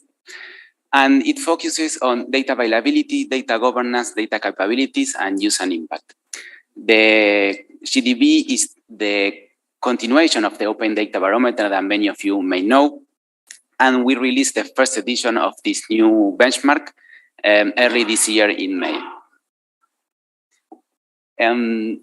All the development of the methodology, the data collection phase, and the analysis of the results was made with the help and in partnership with very important civil society organizations that we call our thematic partners, and also, as Helen mentioned, our regional partners. And they were in charge in all around the world to coordinate the research work of the national researchers and to validate all the data collected. So to give a brief overview of how is the data collected by the Global Data Barometer, we reach 109 countries. We get over 60,000 data points. We analyze more than 1,000 data sets, 900 data frameworks, and more than 70 open data initiatives.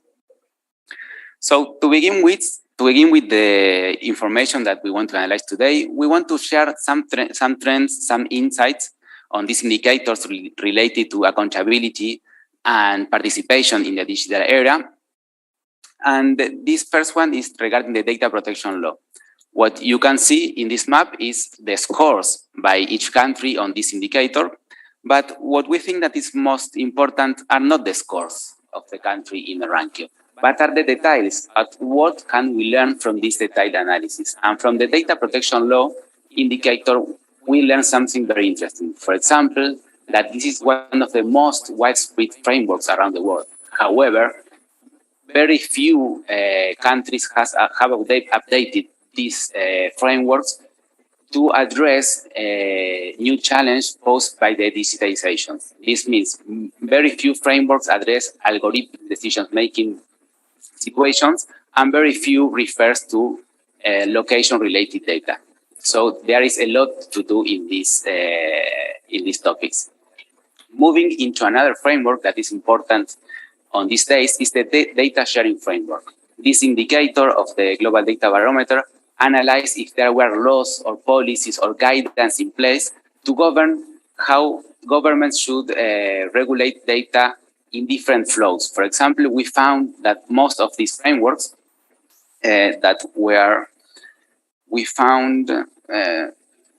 one second, the exact number, I will let you know. 68 frameworks regarding data sharing, and most of them govern data inside the government, or data, how the government should share data with other sectors. But very few frameworks governs data in the private sector, how private sector should share data with private sector. And very, very few of these frameworks addresses issues related with AI. So there is a lot to do here too. Then, in the last minutes, I would like to show another insights and trends regarding our indicators regarding the RTI performance data.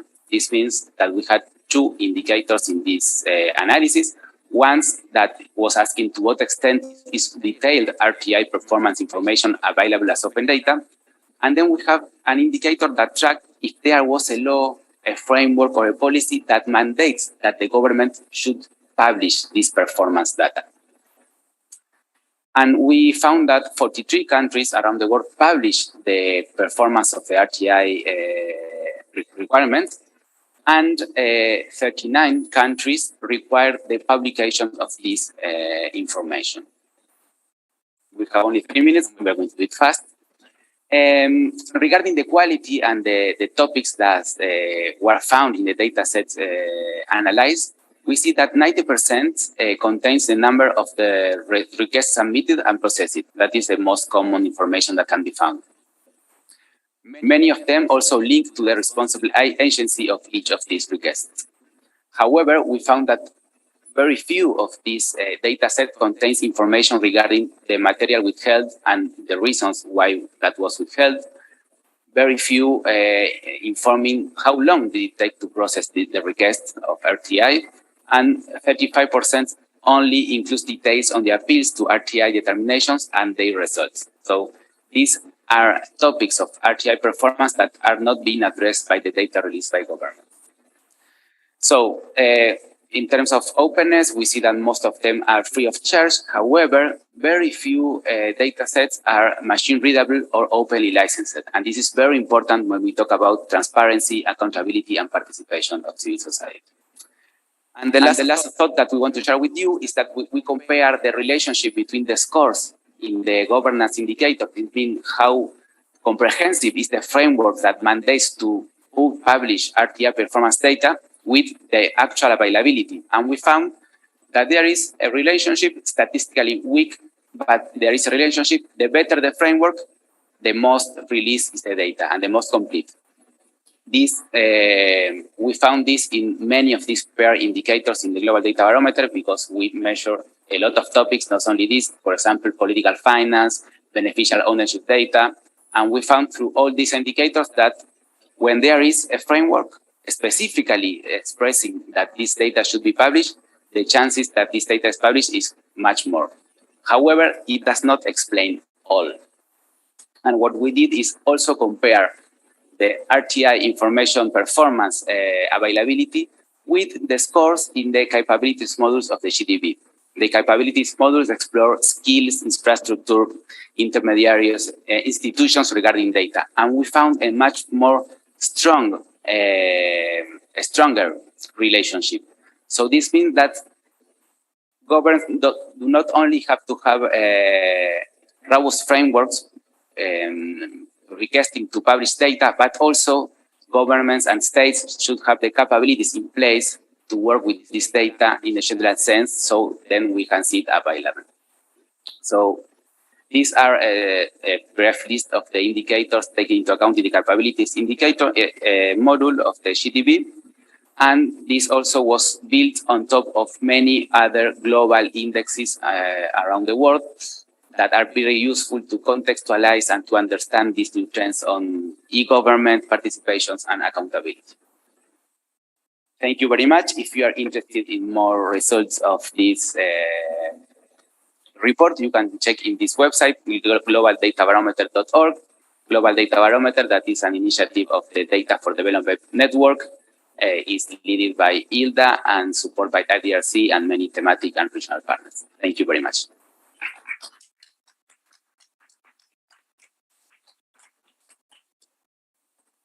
Thank you very much indeed, Nicolas. Really important findings there. We're talking a lot about the cutting edge of digital, about artificial intelligence, but let's not just forget the publication of the basic data sets and getting them out there in formats which people can use. And I think for me, the most instructive finding of the Global Data Barometer is that yes, a law makes a difference, but what makes even more of a difference is when you have the skill sets, the training, and you build the capacity inside the public administration, which is why we're talking about digital, so that we can all learn about it and know more about it, right? So we're going to now join by Zoom link, if it works, with Tatiana Oleksiuk. I see you on my screen. Do we see Tatiana, everybody, maybe? I can see Tatiana. Can we put Tatiana? Yes, Tatiana, hi. Welcome to Tashkent. You're joining us from Germany, is that right? Yes. Where are you? I don't know where you are right now, actually. Yes. Now, actually, I'm in Germany. In Germany. But I am Ukrainian. Yes, we need a bit more sound on Tatiana, please. Tatiana is originally from Ukraine. You understand why she's in Germany right now, unfortunately. She is a co-founder of the Center for Democracy and the Rule of Law, which has done a lot of work on different rule of law, media freedom issues, but also very much, Tatiana is an expert on the right of access to information. She was a deputy director of that center and is also a lawyer.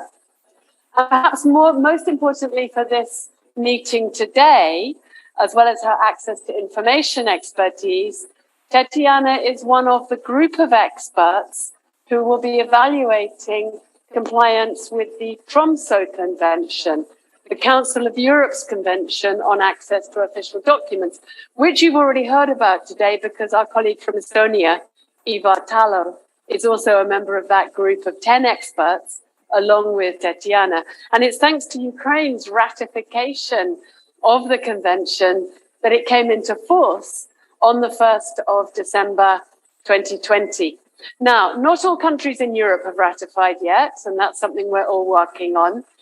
I'd just like to say for those from other parts of the world, the convention is a Council of Europe convention, so the region of 46 member states, but it is open to ratifications from any other country. So feel free to think about that. Tatiana, let me hand over to you. I know you've been doing a lot of work on digitalization this year, even keeping your work continuing outside of Ukraine. So I pass the word to you. Thank you. Thank you, Helen. Can you hear me well? Yes, thank you very much. Thank you, Helen, for your kind introduction, and thanks to UNESCO team for organizing this conference and for their permanent and enthusiastic contribution to developing access to information all over the world. Well, needless to say how digital... One second, Tatiana. Can we get Tatiana onto the screen? We changed the order because of the order of arrival of people. Sorry. Yeah, it's okay. Can we get Tatiana onto the screen now? And if Tatiana has, I'm sorry for this technical issue, and if Tatiana has a PowerPoint.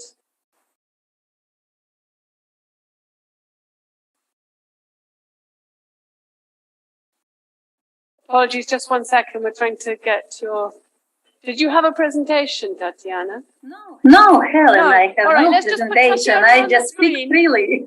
Let's just put Tatiana on the screen and listen. Oh, she's up there now. Okay, carry on. Carry on. Yes, thank you very much. Well, needless to say how digitalization influences the access to information sphere. During the last decade, we observed how the paradigm changes towards the proactive disclosure, how paper request processing was replaced with digital data exchange. However, in a daily routine of responsible officials and those who are searching for the official information, there are still some obstacles, at least, and they block the utilization of the real potential of the state data pools. This year in Germany, I did my research in digitalization in access to information sphere, and going deeper into my research question, I was wondering what these obstacles are and what could be done to overcome them. Transparency by design is actually a promising idea at reframing the approach from the government-controlled documents towards the openness of authorities' data pools and registers, from access on request towards free use of machine-readable, disaggregated, and interlinked open data sets. Helen has mentioned that I am a member of Access Info Group, the international group of specialists aimed at monitoring the process of implementation of the Council of Europe Convention on Access to Official Documents, Tromsø Convention. This convention is considered as a set of primary standards in access to information sphere, and says that some countries have already developed more comprehensive legislation in this sphere. However, I would like to draw your attention to the provision of Article 9 of the Tromsø Convention, which introduced the Golden International Standard, enabling the shift towards the transparency by design approach. Article 9 of Tromsø Convention prescribes that the parties should take appropriate measures to manage their documents efficiently so that they are easily accessible.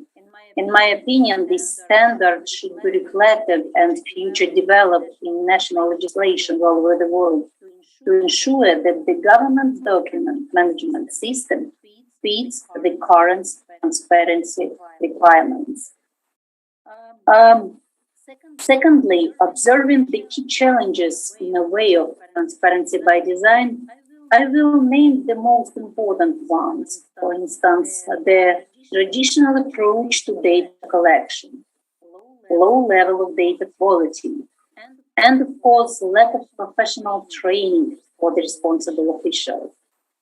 Despite the fact that the governments and authorities have introduced digital documents law, digital services, and many modern features, the approach to the collection of the official information remains the same, old-fashioned document-oriented style.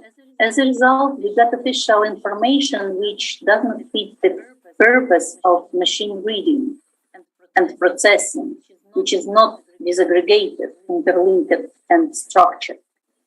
The responsible officials are not well trained to collect and manage data sets appropriate for machine readable. So the huge official data pools remain useless. It becomes much more important in times of armed conflict, for example, which Ukraine faces now. Today, this morning, there was a discussion in Ukrainian Ombudsperson office on the current issues in this sphere in Ukraine. We discussed how to ensure prompt digital access to official information in such a challenging time.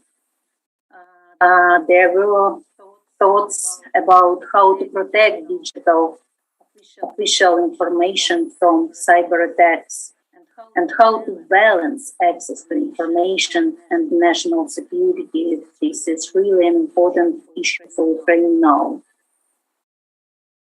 Finally, all the mentioned above led us to some suggestions about the steps which should be done to overcome these blockages. Namely, we have to rethink the approach to the official document management system. It should not be turned upside down. It should be open, not only information, but the whole document management system. We should focus on proactive disclosure and open data sets and open state registers to enable people, startups, initiatives to deal freely with them. And of course, as the vital step, we have to improve the capacity of the responsible officials to manage the new transparent by design system of official data. And of course, as the last suggestion from the Ukrainian experience, risk assessment should be done at all the stages of this process, not to make this system vulnerable, but to help everyone to make it more efficient. Thank you, and I am open to discussion.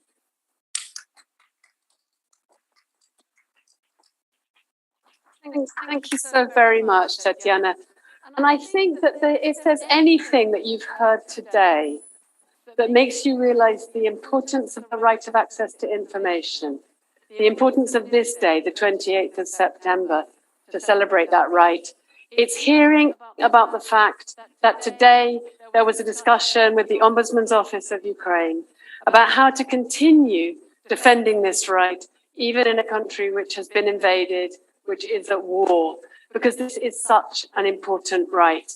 As people are fighting to defend democracy, also working still to continue to implement the right of access to information. And I think from Tashkent, we can send our thoughts, Tatiana, to you and all your colleagues inside and outside Ukraine right now.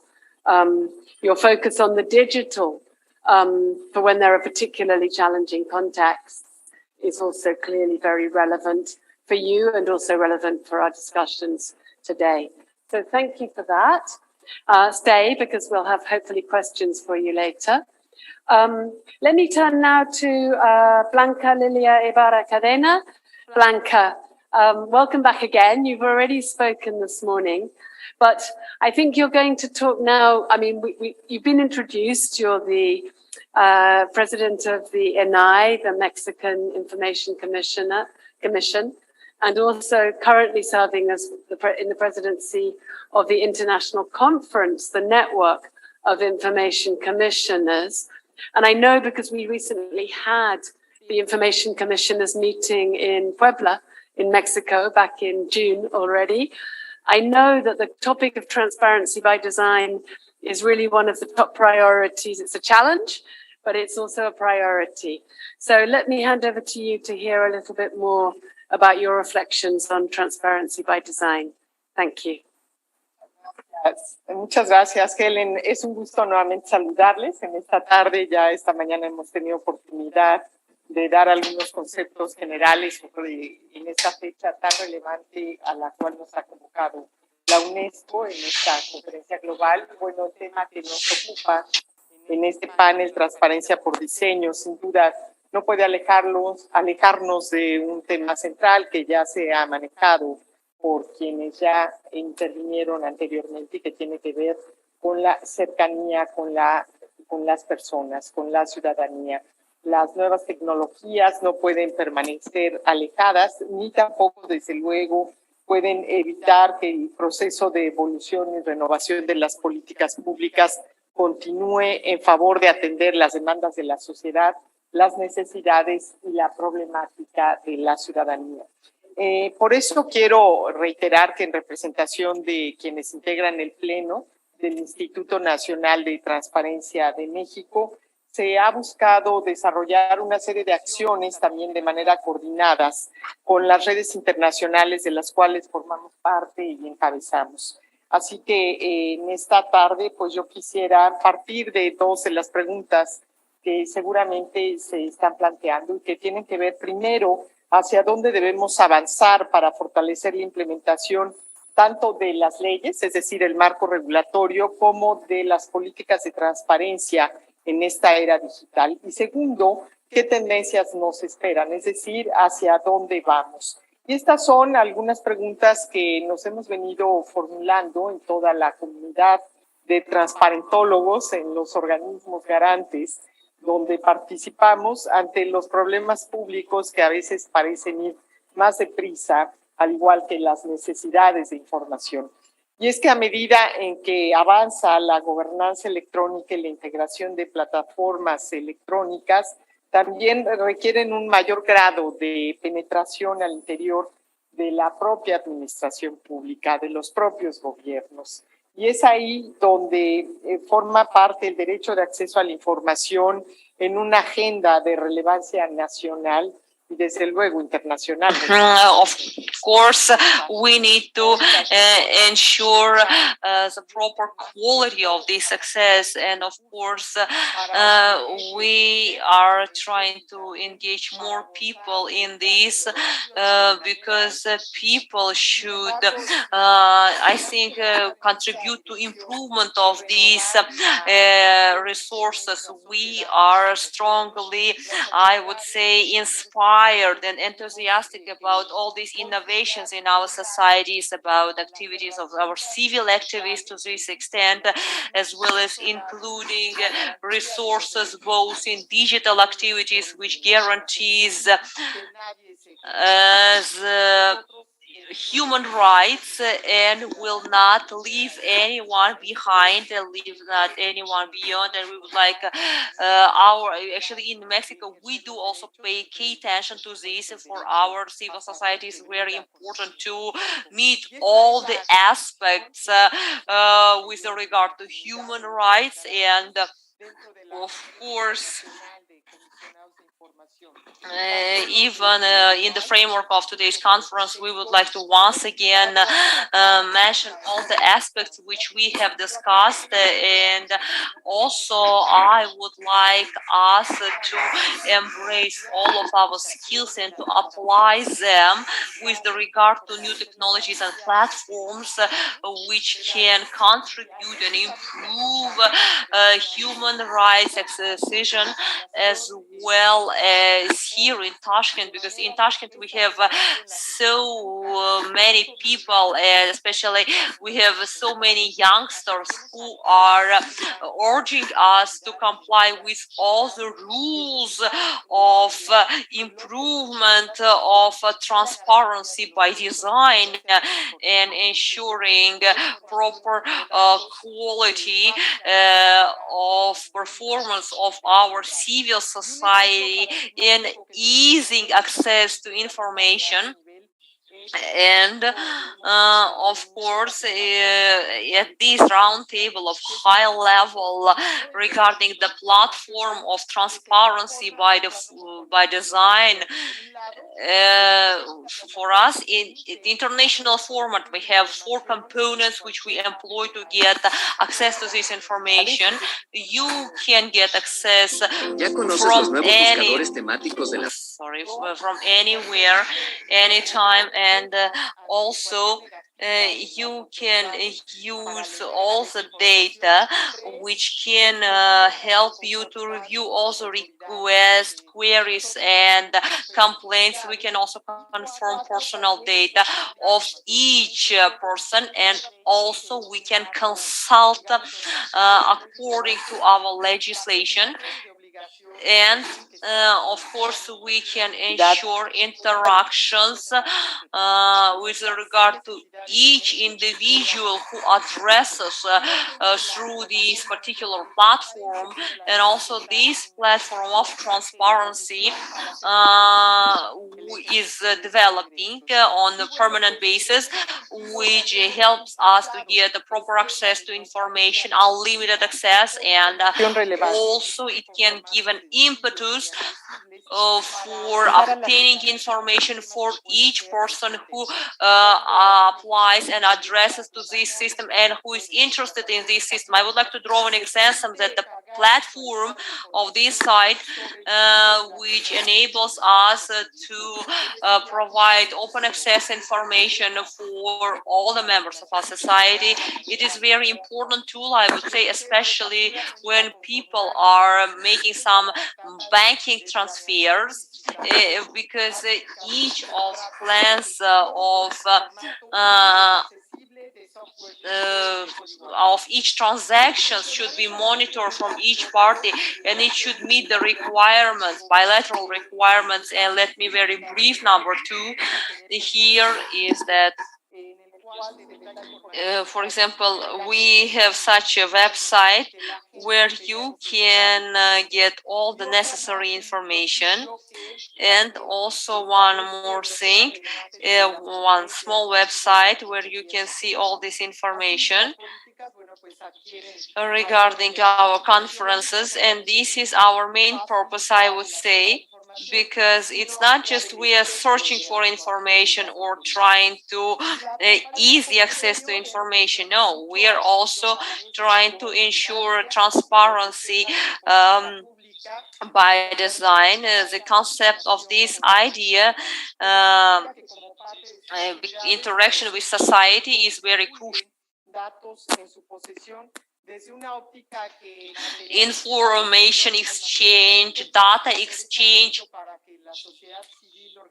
which is done between certain individual and other people who are getting information, I mean, is strategically important. And to conclude and not to waste your precious time, let me just give information about the activity. Helen, were absolutely right to mention regarding transparency by design is a very good concept. And of course, please do not mind, please do not get confused, and that usage of employment of these instruments, of these tools will also help us not just to ease the access to information, widen the access to information, but also will boost new human rights, will help us to exercise them and reduce also digital divide. And thank you so much for your kind attention. Wonderful. Well, thanks very much. A lot of really important points in there. Obviously, designing with a sort of citizen-centric approach is very important. Ensuring inclusion, ensuring that digitalization doesn't leave people behind, but also taking into consideration the perspective of youth, of young people, particularly in countries with a high percentage of young people. The mere fact that everyone has a mobile phone doesn't necessarily mean they understand how the government works or where to find the right information. So there's educational work to be done then. Fantastic. Now let's turn to, if I've got the order right, I think Gilbert, you're next. Yes? Gilbert Senduba is the director of the African Freedom of Information Center, which is a center which coordinates activities linked to freedom of information, obviously, as the name suggests, around Africa, but also coordinates the global Freedom of Information Advocates Network, a network of civil society groups and some academics as well, working on the right of access to information, which was created in that very same meeting in Sofia, Bulgaria, exactly 20 years ago today, and still operates 20 years later as a hub for, as a system for knowledge exchange globally about the right of access to information. So defending this right also depends on the flow of information between those who are defending this right. Gilbert, I hand over to you to give us your perspectives on these questions of transparency by design, digitalization, and so forth. Thank you. Thank you. Thank you very much, Helen. Thank you very much, UNESCO and the government of Uzbekistan for hosting and organizing this very important event. Good afternoon, ladies and gentlemen. I'm going to focus my discussion and presentation on procurement and also safeguards around digital technology systems. And the first point to note here is that the procurement and use of digital technology systems, including biometric systems, facial recognition systems, and artificial intelligence systems, has increased tremendously around the world and more so in Africa, where we see the use of these systems. Second point is that as a result also, the government delivery of services to citizens, from voter registration to border control to planning elections, has improved as a result of procurement and deployment of these systems. But also ensuring that those who are intended to get particular services are the ones who get them, and those who shouldn't are excluded. We see improvements also in terms of targeting. Next slide, please.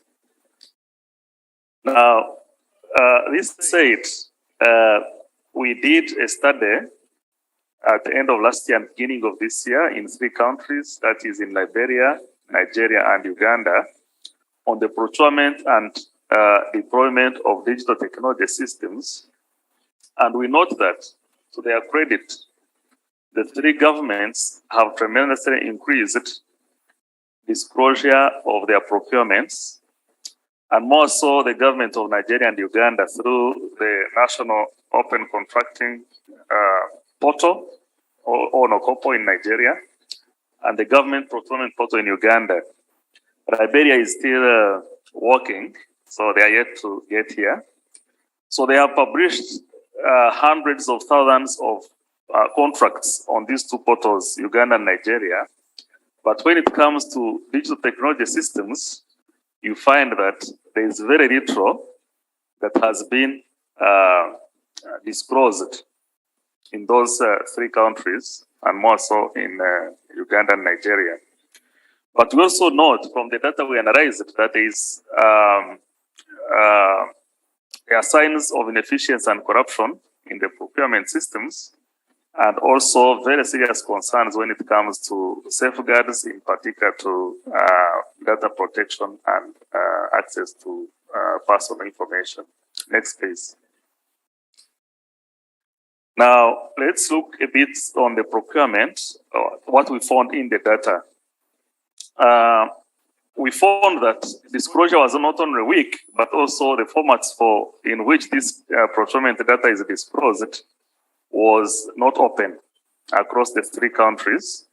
Number two, we also noted through information requests that we filed for procurement data of these systems that refusals, especially mute refusals, were common, responses were delayed, and this was posing a challenge. Levels of transparency across the three countries of the procurement of these systems very low. In Uganda, for example, during the 4 years we studied, we found that 3.3 trillion of worth of procurement in terms of value were budgeted and spent, but only 197 billion of that was disclosed. Again, you can see that there's significant gap in terms of disclosure and expense. High risk for corruption. According to the OECD, the procurement of these DTSs, digital technology systems, ranks among the top 4 sectors affected by corruption. And when you see lack of transparency, that is an important red flag for consideration. Then unexplained control of markets by individual suppliers, the same buyers winning all the time in the same agencies and not in other agencies is what also we found in the data. We also saw significant cost overruns versus actual planned expenses, which means that the price at which a contract is issued, originally issued significantly varies, which was another major concern, and then also value for money concerns. And in the report, you'll see some of the case studies. Last slide, please.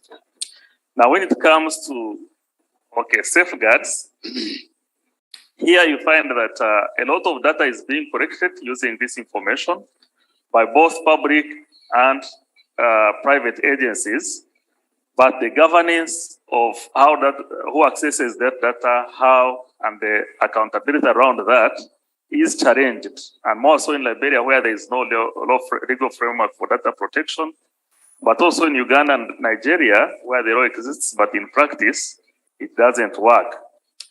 Now, we also found significant or frequent suspicious cases of breach of access to this data through political or commercial advertising. And final slide, please. Now, when it comes to final slide, next, please. Now, what should be done then to move from this area where transparency is challenged to have a design that ensures better transparency and accountability and participation by citizens? I think the key thing is to digitize, and more so to have systems for creating and proactively disclosing information. By the time you're beginning a procurement process, you you should have disclosure and citizens' participation in mind and create systems for that. For example, these two systems of Nigeria and Uganda, which we have talked about, can they be redesigned to foster greater transparency and accountability? Number two, to provide for proactive disclosure of this information across all the procurement cycles. Number three, data subjects to have the ability to be informed of third parties that have requested information about them and whether or not that information has been disclosed and why. Also, the need for annual transparency reports by data holders so that there is proper accountability for that. There's need for effective oversight. I've already talked about the existence of laws in Nigeria and Uganda for data protection, but then they need to strengthen oversight, but also transparency around how they do that work in protection of people's rights. And finally, data holders need to have the capacity, both technical and technological, to be able to foster a good transparency by design regime. Thank you for your kind attention. Thank you very much indeed, Gilbert. And I hope you all noticed some of the similarities between the results and the recommendations from Gilbert's work and what we heard from Nicholas about the Global Data Barometer. The lack of information that's available in a crucial field like public procurement, where obviously lack of transparency runs risks of corruption, and also more transparency can help create a better environment that builds confidence for investment. But also your conclusion at the end about the need for capacity building, your very last point there, that if you're going to solve some of these failures to make information transparent, then work needs to be done, not just on the legal framework for it, but the capacity building and the systems inside public bodies.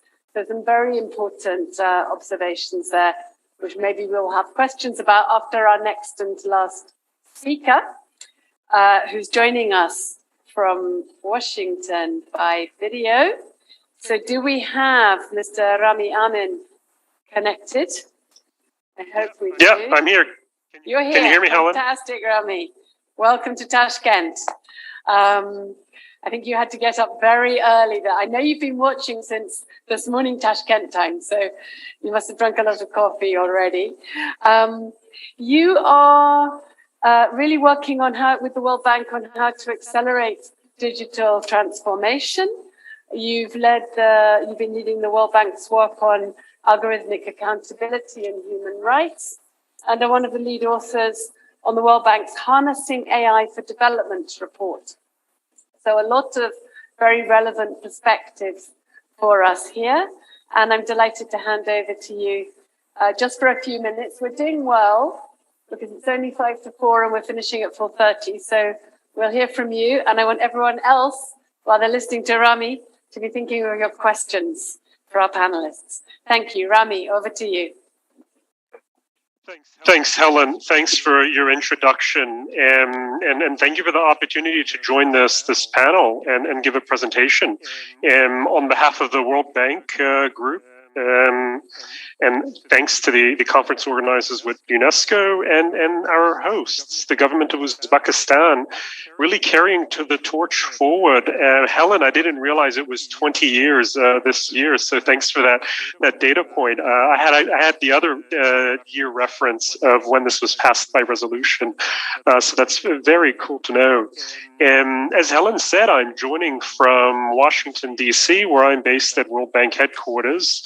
And I'm excited to give a presentation that really gives a World Bank perspective of a broader global South picture of what a lot of the themes that we've been discussing today, especially the country level themes from Uganda to Bangladesh and Sri Lanka, even non-global South countries like Australia, but what these themes look like in the grander scheme of things when you have enormous digital divides, as well as other sorts of divides that manifest that are non-digital based. So we can get a better understanding of how a lot of these obstacles are even further extenuated in those regions.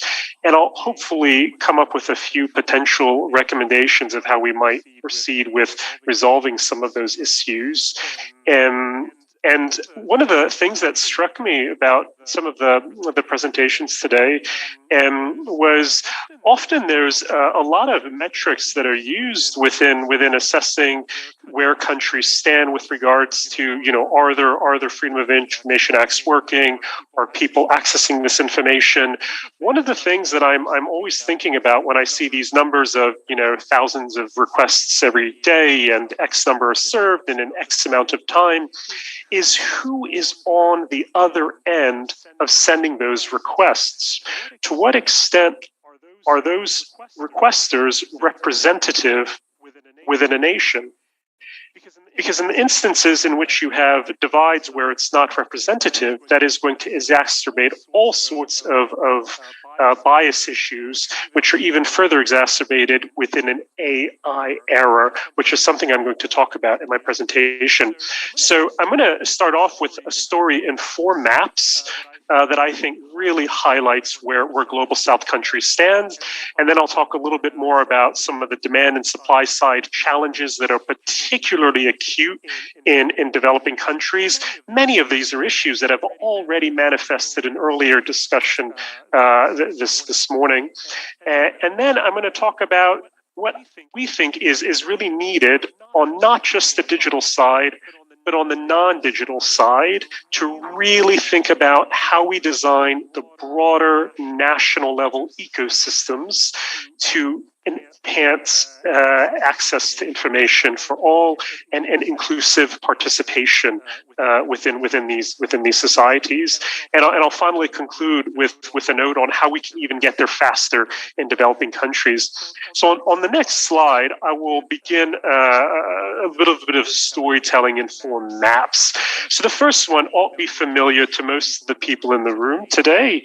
And this is from Article 19, fantastic organization that's really been leading this cause.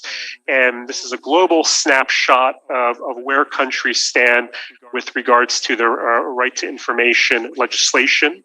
You can see the scale here. The yellow and the oranges is generally good. That means you've got legislation, you've got regulation, you've got some initiatives. And then as you get into the black and reds of the countries, this is highlighting countries where there is either bills pending or there is still nothing on the books in these countries. One of the best parts about this snapshot is actually where we've landed. This is the most recent map, but if you looked at this 2 years ago, 3 years or 4 years ago, it would have been a lot more red and black across the map. So this has actually been a fantastic story, as referenced in one of the very opening discussions of this conference today. On the next map, we start to see a slightly different picture on the next slide, and where I highlighting now internet connectivity. So the last slide was about legislation. This one is now about internet connectivity.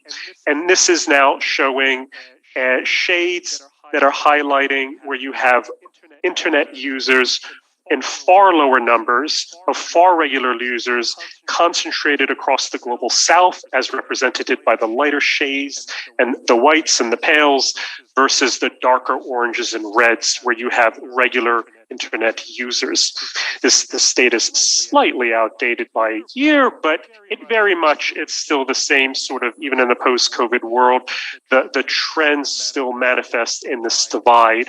So compared to the last map, we're now starting to see a global divide, in this case, a digital divide between global south and global north. This story will continue on the next slide, where we'll now see a map of digital skills. So digital skills are absolutely critical for all the reasons we've talked about in the summit so far today, because those skills are needed to really access these platforms use these platforms and really play around with the data that you access. But look at how much more divided this map is now getting. There's a trend as I go through the story of these maps. If you notice, we now have global South countries that are either 0 to 20% at the lightest shade of blue to 20 to 40% of citizens who just have basic ICT skills. And I would argue basic ICT skills, as ITU defines them, still are not sufficient to really get into the weeds of all the government data that is out there and really doing the sorts of things that you want to do for impacting your own, participatory livelihood. On the next slide, this pattern of divide now continues. We have now gone from internet connectivity to digital skills to an AI era. And we now see in an AI era, this is a map of government AI readiness. So how ready governments around the world are to immediately integrate AI within how they operate, within their access to information, within their platforms, and so on. This is from Oxford Insights, and I think they've got over 60 plus indicators on how they do this ranking. It's quite recent from last year, but you can now see the story from 4 maps is now showed that even if you have fantastic legislation on the books, which is where enormous progress has been made, many thanks to Helen and many others who are in this room, Toby and others, and civil society, as well as government leaders who have pushed these causes when the governments. But it's the digital divide and the digital skills and the data protection and the AI that is now causing new divides that are going to require our attention.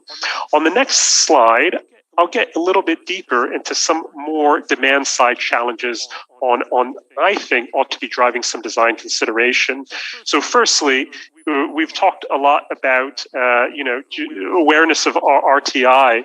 I'm an American, and here in the United States, I can absolutely promise you the vast majority of Americans cannot tell you what their rights are to different information, partly because it's confusing. We have federal Freedom of Information Acts, and we have it at the state level. There's even narrower municipal levels, so it is somewhat confusing. But this phenomenon is even further exacerbated across global South countries. The awareness of what are your rights, not only what are your rights, where can you access this information? And that's really the second bullet point is really the accessibility of these digital platforms. Once you can access them, are they accessible? Do you need certain devices? Do you need certain speeds on your devices? The picture in the global South is largely a picture of mobile. People are not accessing these sorts of platforms through laptop computers and so on, unless they're journalists working from capital cities. The average person will be using mobile, and if the connection isn't there, the infrastructure isn't there, there's enormous demand-size barriers to an individual who even knows what their rights are. Usability of digital platforms is the next challenge, which a lot of others have talked about, so I won't go deeper here. But the key here is designing these so that they are not just usable, but they're usable within contextual considerations. And I think Blanca gave a couple of great examples of how Mexico is using local contextual considerations and how they approach this within their own countries. And I think that's absolutely critical in global South countries. Next, the cost of access. This is really not an issue in my home country of the United States, but it is absolutely an issue in global South countries, because if you're using mobile to access these platforms, to download these data sets, that costs data package service. Data package services are far more expensive in poorer countries. We've done a lot of mapping of the cost of data here at the World Bank to highlight this issue. So now you can have a scenario where you've got the legislation in place, the platforms are there, they're beautifully designed, but if they're too expensive to access, which is now a telecom operator issue, you're going to now have another barrier on the demand side, which has not marginal in global South countries that we look at World Bank. And then finally, the digital divides that are manifesting across demographic groups. A lot of the previous presenters today have talked about the need for more inclusivity and making sure everyone is involved. But when you have digital divides that manifest across rural and urban citizens, across gender, that is going to cause enormous amplification of biases within the data era. I'll zoom through to the next slide on the supply side challenges to leave some time for questions. So the supply side challenges are on the digital side around infrastructure. The infrastructure needs to be there. The network cables, the submarine cables, the towers to yield fast internet speeds. The institutional governance is another supply side challenge. When you already have 4 countries that are suffering from general institutional governance challenges, it's even more exacerbated when it's going to come to RTI. And then finally, explainability and transparency and how AI is used. And it's absolutely critical that not only these systems are designed on the supply side so that citizens can see footnotes about how AI is being used and what the algorithms look like, but government staff also ought to understand and be able to explain how these systems are working.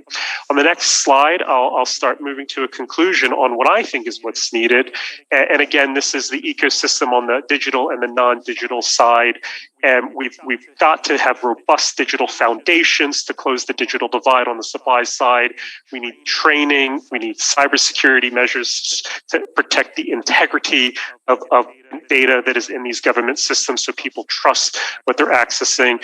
And on the non-digital side, really, we've got to focus on algorithmic transparency around AI and making sure, as I said, not only citizens, but also government staff really understand what it means. And on the last slide, I'll conclude on how I think we can really get there faster, which is doing a lot of what Nicholas is doing with the data barometer, with what other organizations are doing. And I think there's going to be a panel tomorrow on these RTI assessments. I think are absolutely critical in diagnosing where countries stand, really critical in global South countries. But I'm advocating for really integrating those with the digital development and digital economy assessments, which are often done in totally separate paradigms, and really bringing those together. So there's certainly a role for other stakeholders. I think civil society organizations are absolutely key to addressing the gaps. And Helen, I know your organization has been absolutely at the forefront with Access Info Europe, along with Article 19, in really helping governments address those gaps. And I think there's also a role for finance institutions like the World Bank to support as well. And with that, I'll conclude, and I look forward to questions. Thanks, Helen. Thank you very much indeed, Rami. Thank you.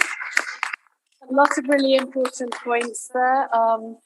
Again, skills is something that's really important. I love the different maps and what they tell us. That data is very useful to understand where we are. But also the things like the cost considerations of accessing data, which is something that's really important to think about. Okay.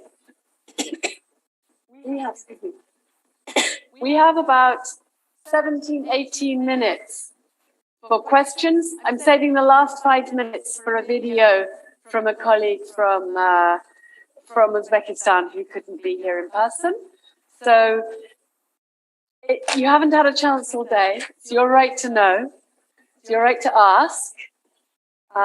Somebody, I would really hope by this stage in the afternoon, I know it's after lunch, but does someone have a question for one or more of our panelists? Can I see hands, please? We have people with microphones. Eva, at the back, please. I'll take, let's say, 3 questions if I can get them, so we can group them. So does anyone else have a question?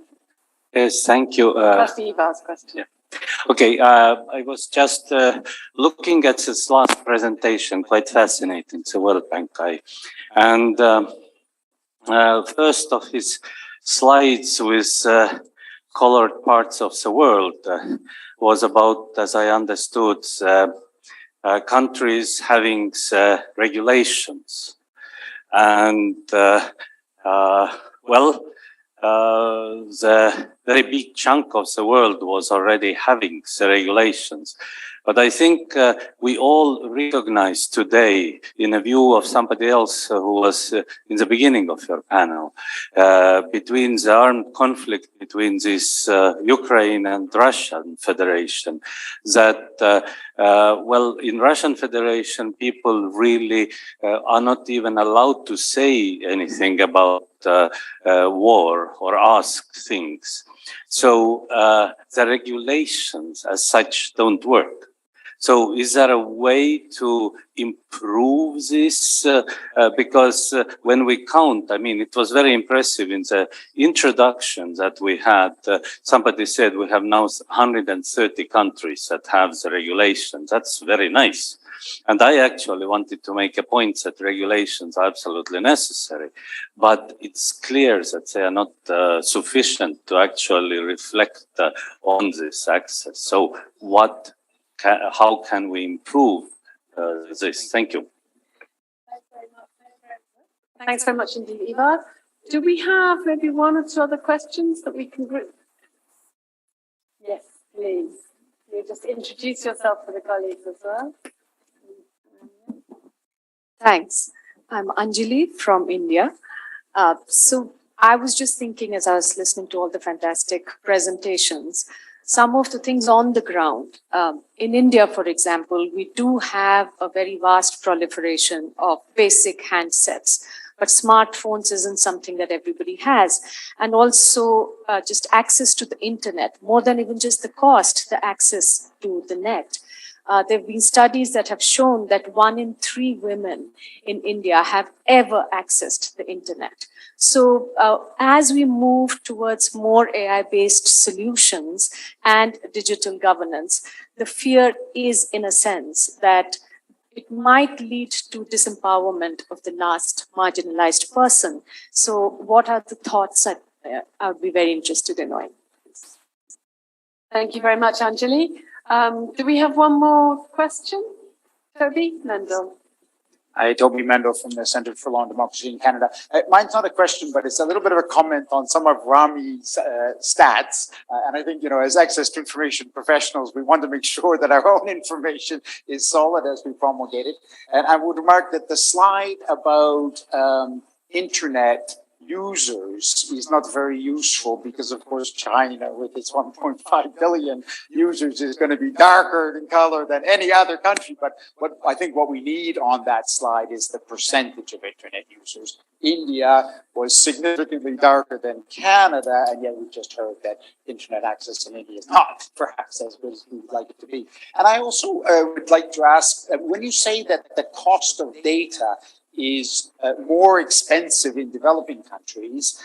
As somebody who travels all over the world, that's certainly not my experience. I was just in Thailand and I bought a data package which was vastly cheaper than those that are available in Canada. I recognize Canada is a terrible country for data package prices, but still, do you mean in raw terms or in terms of, per cost of living? And I'm not even sure in cost of living terms. So, just kind of questioning a little bit some of that data.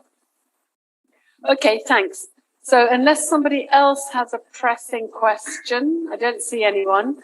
So we'll take a last round. I think I'll turn to our internet connected speakers first and then come back to the panel that we have in person. Okay, and just to sum up, we've got a question about the regulations. Maybe they don't tell us enough. They didn't tell us enough about the practice.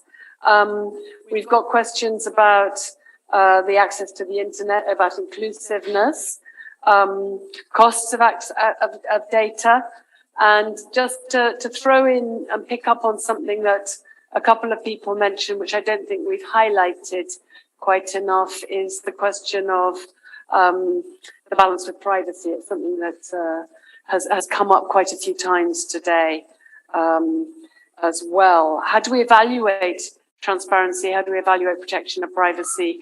How do we get a full data set that tells us where we are with this right of access to information so that we know who's getting information, who's not, and where we go.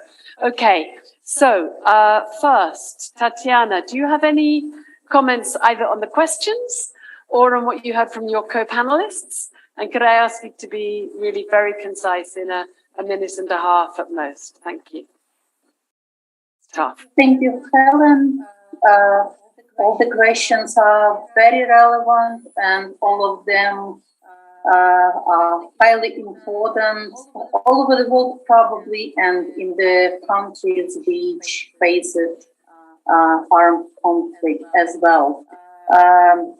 As for internet coverage, I think that it's absolutely important for digital access to official information, and Ukraine's case proves it. I think that many of achievements Ukrainians get were done due to quite cheap and quite wide internet coverage in Ukraine. Today I have, as I mentioned, I had a meeting with Ombudsperson and the head of Cabinet of Ministers Department on Access to Information said that they had majority of requests being sent via internet, and they organized their work in a way all the workers of the department are accessible online and have all the data copied and protected in the cloud. So, organized work via internet really helps to improve access to official information. As for legislation, yes, I face all these questions during many of presentations. The map on quality of legislation does not reflect the quality of implementation. We have to face it.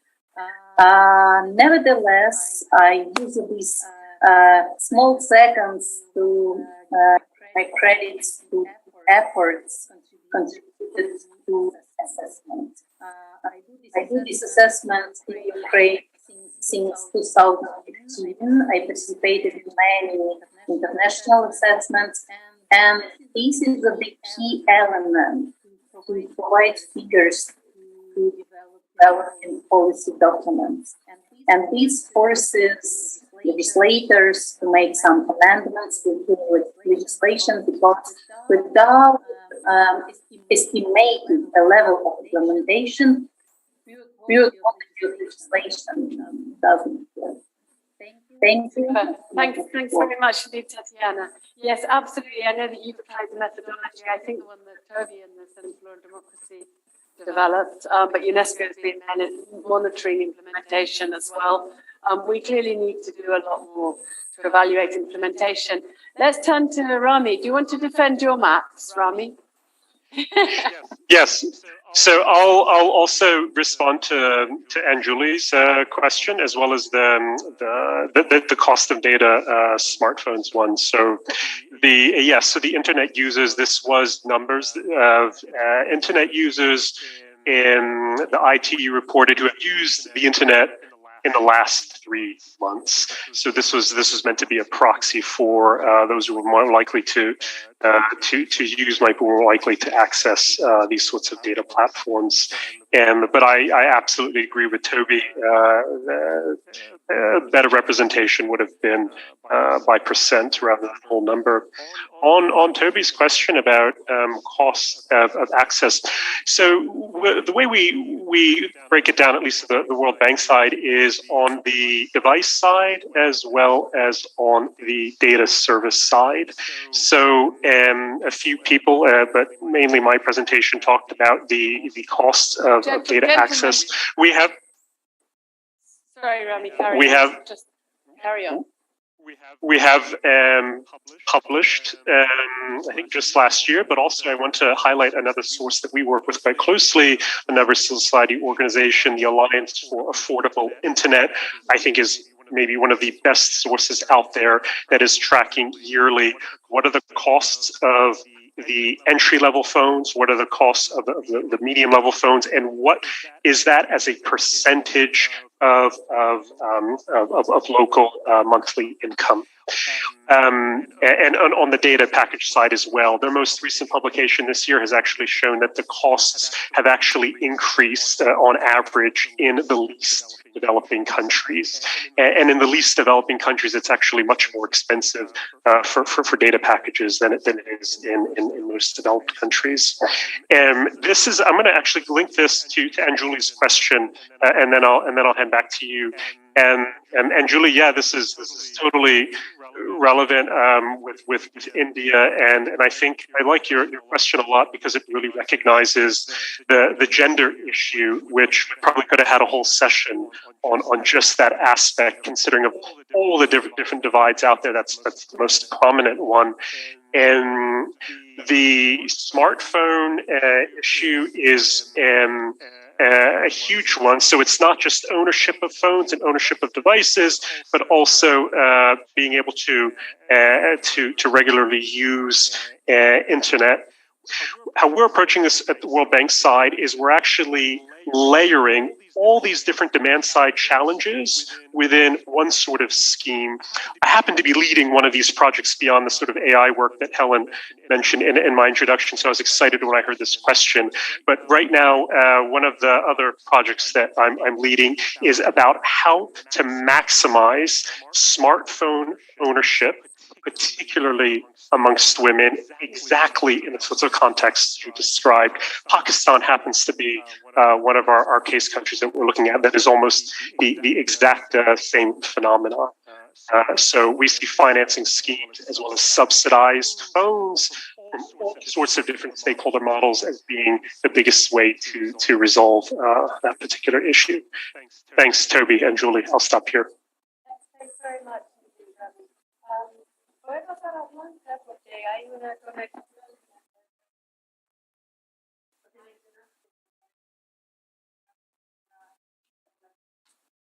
Okay. Bueno, it's just repeating in Spanish to be sure. Asegurando que la información llegue a las personas que necesitan la información. Cualquier comentario de su parte.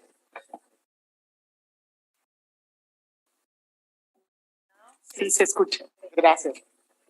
Me refiero a la pregunta que planteaban sobre cómo lograr que la información también llegue a distintos grupos de la población, particularmente a las mujeres.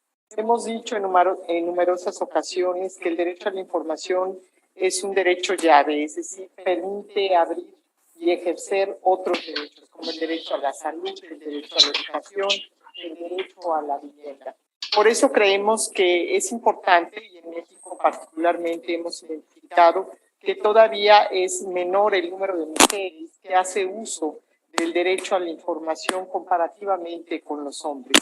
Es importante porque... И, конечно же, чем больше количество, as much ladies we can engage, we can create a lot of opportunities so that these ladies will have access to information and to improve their life. And of course, we're taking appropriate actions to resolve this issue. And we are also having the special zones where we are searching for solutions to develop so that our ladies, our females will not lag behind, that they will be embraced and empowered and having social opportunities, and moreover we have respective programs. En zonas rurales donde no hay una no hay conexión a internet, donde no pueden quizá utilizar las plataformas digitales. Hay programas que invitan a organizaciones de la sociedad civil para que nos ayuden a socializar el derecho, a sensibilizar también sobre experience any issues, because of course especially in suburbs people, suburb residents experience this, and also internet should be available for suburbs residents, even though it is not specified or in the special legislation, because it is very important for us to have proper access to information and to identification for social services. It is very important, and for the political vision for you all. And also, I will be very brief. Let me just finalize with saying that regarding the protection of personal data, it is very important for us to ensure protection of personal data, not just between information which we mostly pay attention to, but also we should pay our attention to security of personal data. Thank you so much.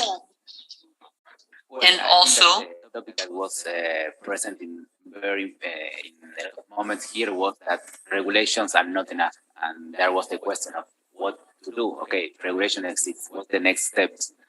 And from our analysis and the experience that we have been shared here, we can say that this is not a simple phenomenon. There are a lot of variables and a lot of related aspects to take into account. We talk about capacities, but we also talk about the access and the accessibility that are the basics for these kind of rights, but also the awareness and the importance of the relevant institutions that coordinate all the works related to all these topics, and the power that they have to enforce the regulations that are in place. So I think that more than answers, here we have questions and paths to explore on how to make these frameworks realities. Wonderful. Thanks very much indeed. And yes, thank you very much. Thank you very much for those questions and interventions. Yeah, true. Regulations, laws, and policies are not enough.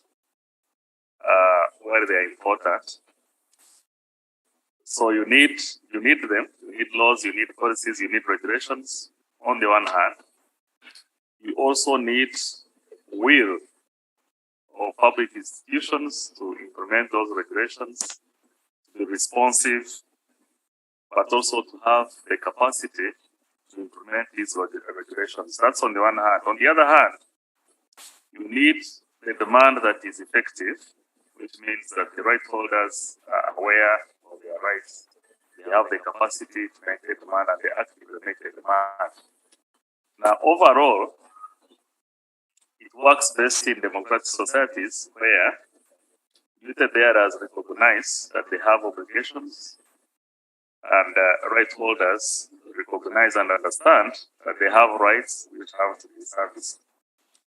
On the issue of inclusiveness, this is very true, and more so in countries in Africa where you find a big distance between different categories of people. Now, what is required is for duty bearers and governments especially to understand that if the right to information, the right to privacy are rights, then they have obligations. And then what's actualizing this. But also, the private sector on this topic have a significant role to play. We have seen how private sector has benefited enormously commercially through digitization and innovations around this. So they need to invest also in bridging this gap with the hope that people will graduate and then be able to increase their profits.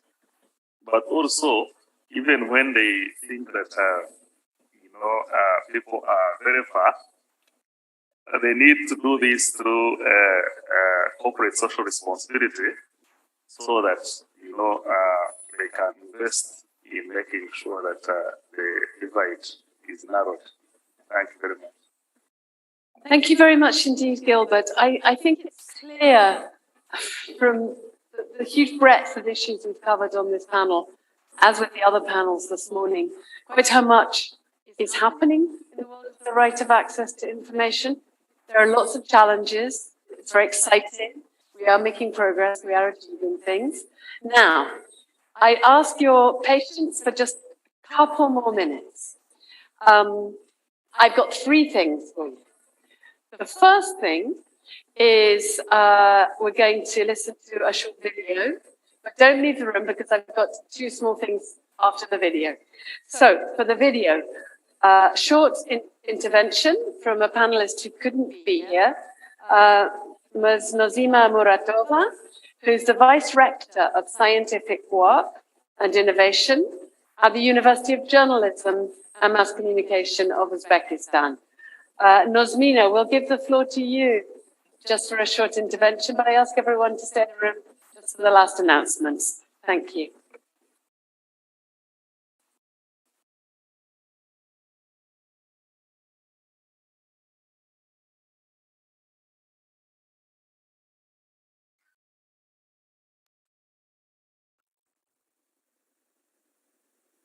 Добрый день, уважаемые участники конференции. Рада участвовать в приветствии хоть и по видеообращению. Сегодня мы, когда говорим о цифровизации информации, подразумеваем несколько аспектов. Наверняка здесь обсуждаются технические моменты, технологические моменты. Говорят, цифровизацию мы также физические аспекты. Но я бы хотела больше остановиться именно на гуманистических понятиях, гуманистических аспектах этого процесса. Прошу позволения, я включаю демонстрацию экрана. You can see here the knowledge and the skills and aspects of people in ensuring their rights in digital world. What do we need to have in digital era? And our agenda there will be some items to be discussed. I mean, several categories which will be required for us, which should be discussed, I guess, and which естественно, первым вопросом, первым элементом является цифровизация. Следующий очень важный момент – это доверие, уровни доверия в цифровизации. Также необходимо сказать о обладании новыми знаниями, что необходимо сказать в новую эпоху цифровых реалий. Формируется новая культура, формируются новые ценности. О них мы должны также учитывать. Цифровые права, важно их соблюдение. Кроме этого, такими понятиями, как этика и этика в взаимоотношениях с цифровыми носителями является немаловажным аспектом нашей жизнедеятельности в будущем именно в цифровом веке. Все эти понятия объединяются в такой общий понятийный аппарат, как человеческий капитал. Как мы будем применять человеческий капитал с учетом данных аспектов, об этом будет речь. Ученые уже сегодня говорят о том, что наше цифровое общество развивается, но оно не может развиваться без доверительного отношения между его участниками, то есть людьми, государственными органами и крупными частными организациями, которые предпринимают какую-то, осуществляют цифровизацию в обществе. Между этими участниками цифрового процесса должно быть установлено доверие. Доверие не на техническом уровне, доверие не техническими решениями. Доверие должно быть сформировано мировоззрение на уровне культуры. Почему? Потому что мы сегодня дело с переосмыслением жизни общества в целом, потому что в цифровую эпоху у нас появляются новые виды коммуникации. В цифровую эпоху у нас появляются новые участники общественной деятельности, жизнедеятельности человека в целом. Именно в этих вопросах важно учитывать важность такого понятия, как доверие. Далее об этом будет речь. Я знаю, что на конференции были важные доклады по поводу персональных данных. Это один из моментов отношений между участниками цифрового процесса.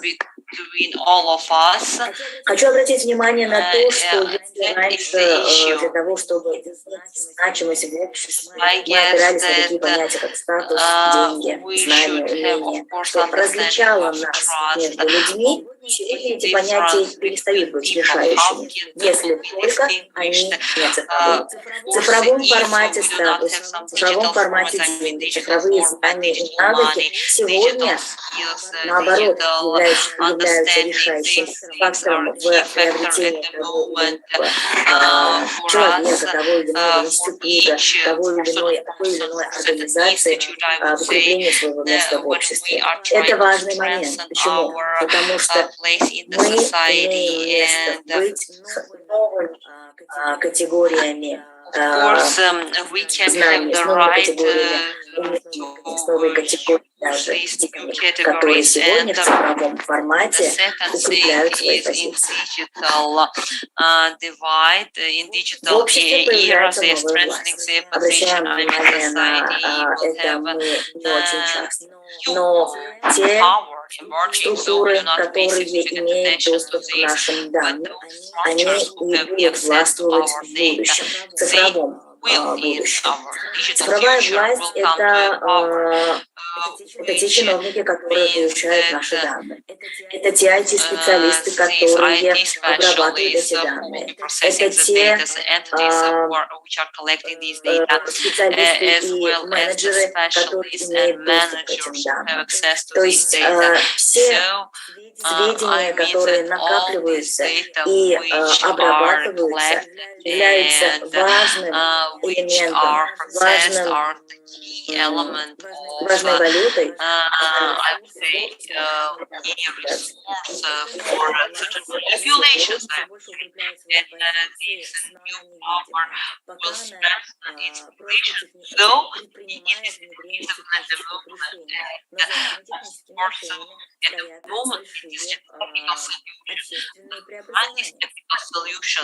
There will be a huge social transformations implied.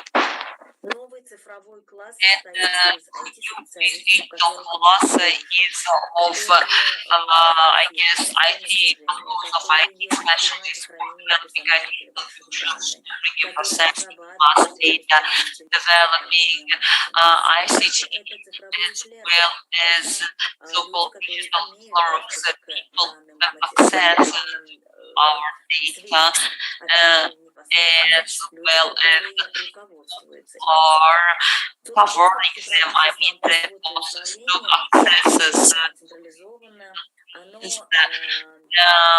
from the centralized data banks and big data. Yes, I mean, it's explained as like type already issues of digitalization, but here from personal data privacy point of view, keep in mind that such as moral and ethical values are very important, and each document has its voice, which means that each of us also have our rights to take our decisions ourselves, not just to follow the decision somebody else made, and how artificial intelligence is managing us when we have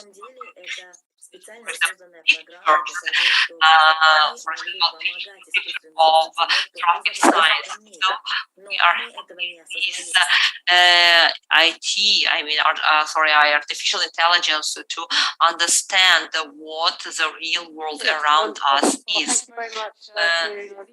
Да, большое спасибо, госпожа Назима, за ваше выступление. А теперь есть два момента. До того, как мы пойдем на кофе-брейк, да, у нас кофе-брейк, но не расходимся.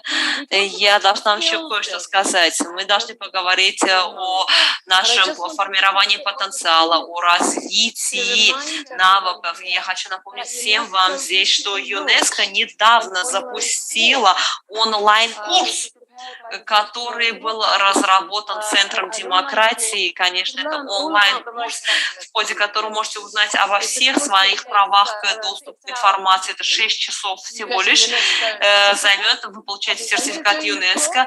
И в конце То есть это не настолько сложно. Я тоже первый модуль прошла, у меня 100% я получила. Я была так счастлива, честно. Я тоже вас к этому призываю. На сайте ЮНЕСКО можно воспользоваться, а также Access Info Europe на моей организации в центрах публичной демократии. Так что я думаю, что Мексиканская комиссия по информации на данный момент, я думаю, это переводит на испанский язык, так что это скоро будет также на испанском языке доступно. И я поощряю всех вас, кто хотел больше изучить информации о праве доступа, узнать об этом. И еще последний момент, это то, что я хочу поблагодарить всех наших панелистов за их вклад в нашу важную панельную сессию. Спасибо. Спасибо. И теперь перерыв на 15 минут, когда мы обсудим все остальное дополнительно. И немного уйдем. Позвольте также мы похлопаем и нашему замечательному модератору. И также мы ждем, что вы вернетесь сюда к 5 часам, и мы уже финализируем декларацию на сегодняшнюю встречу. Спасибо.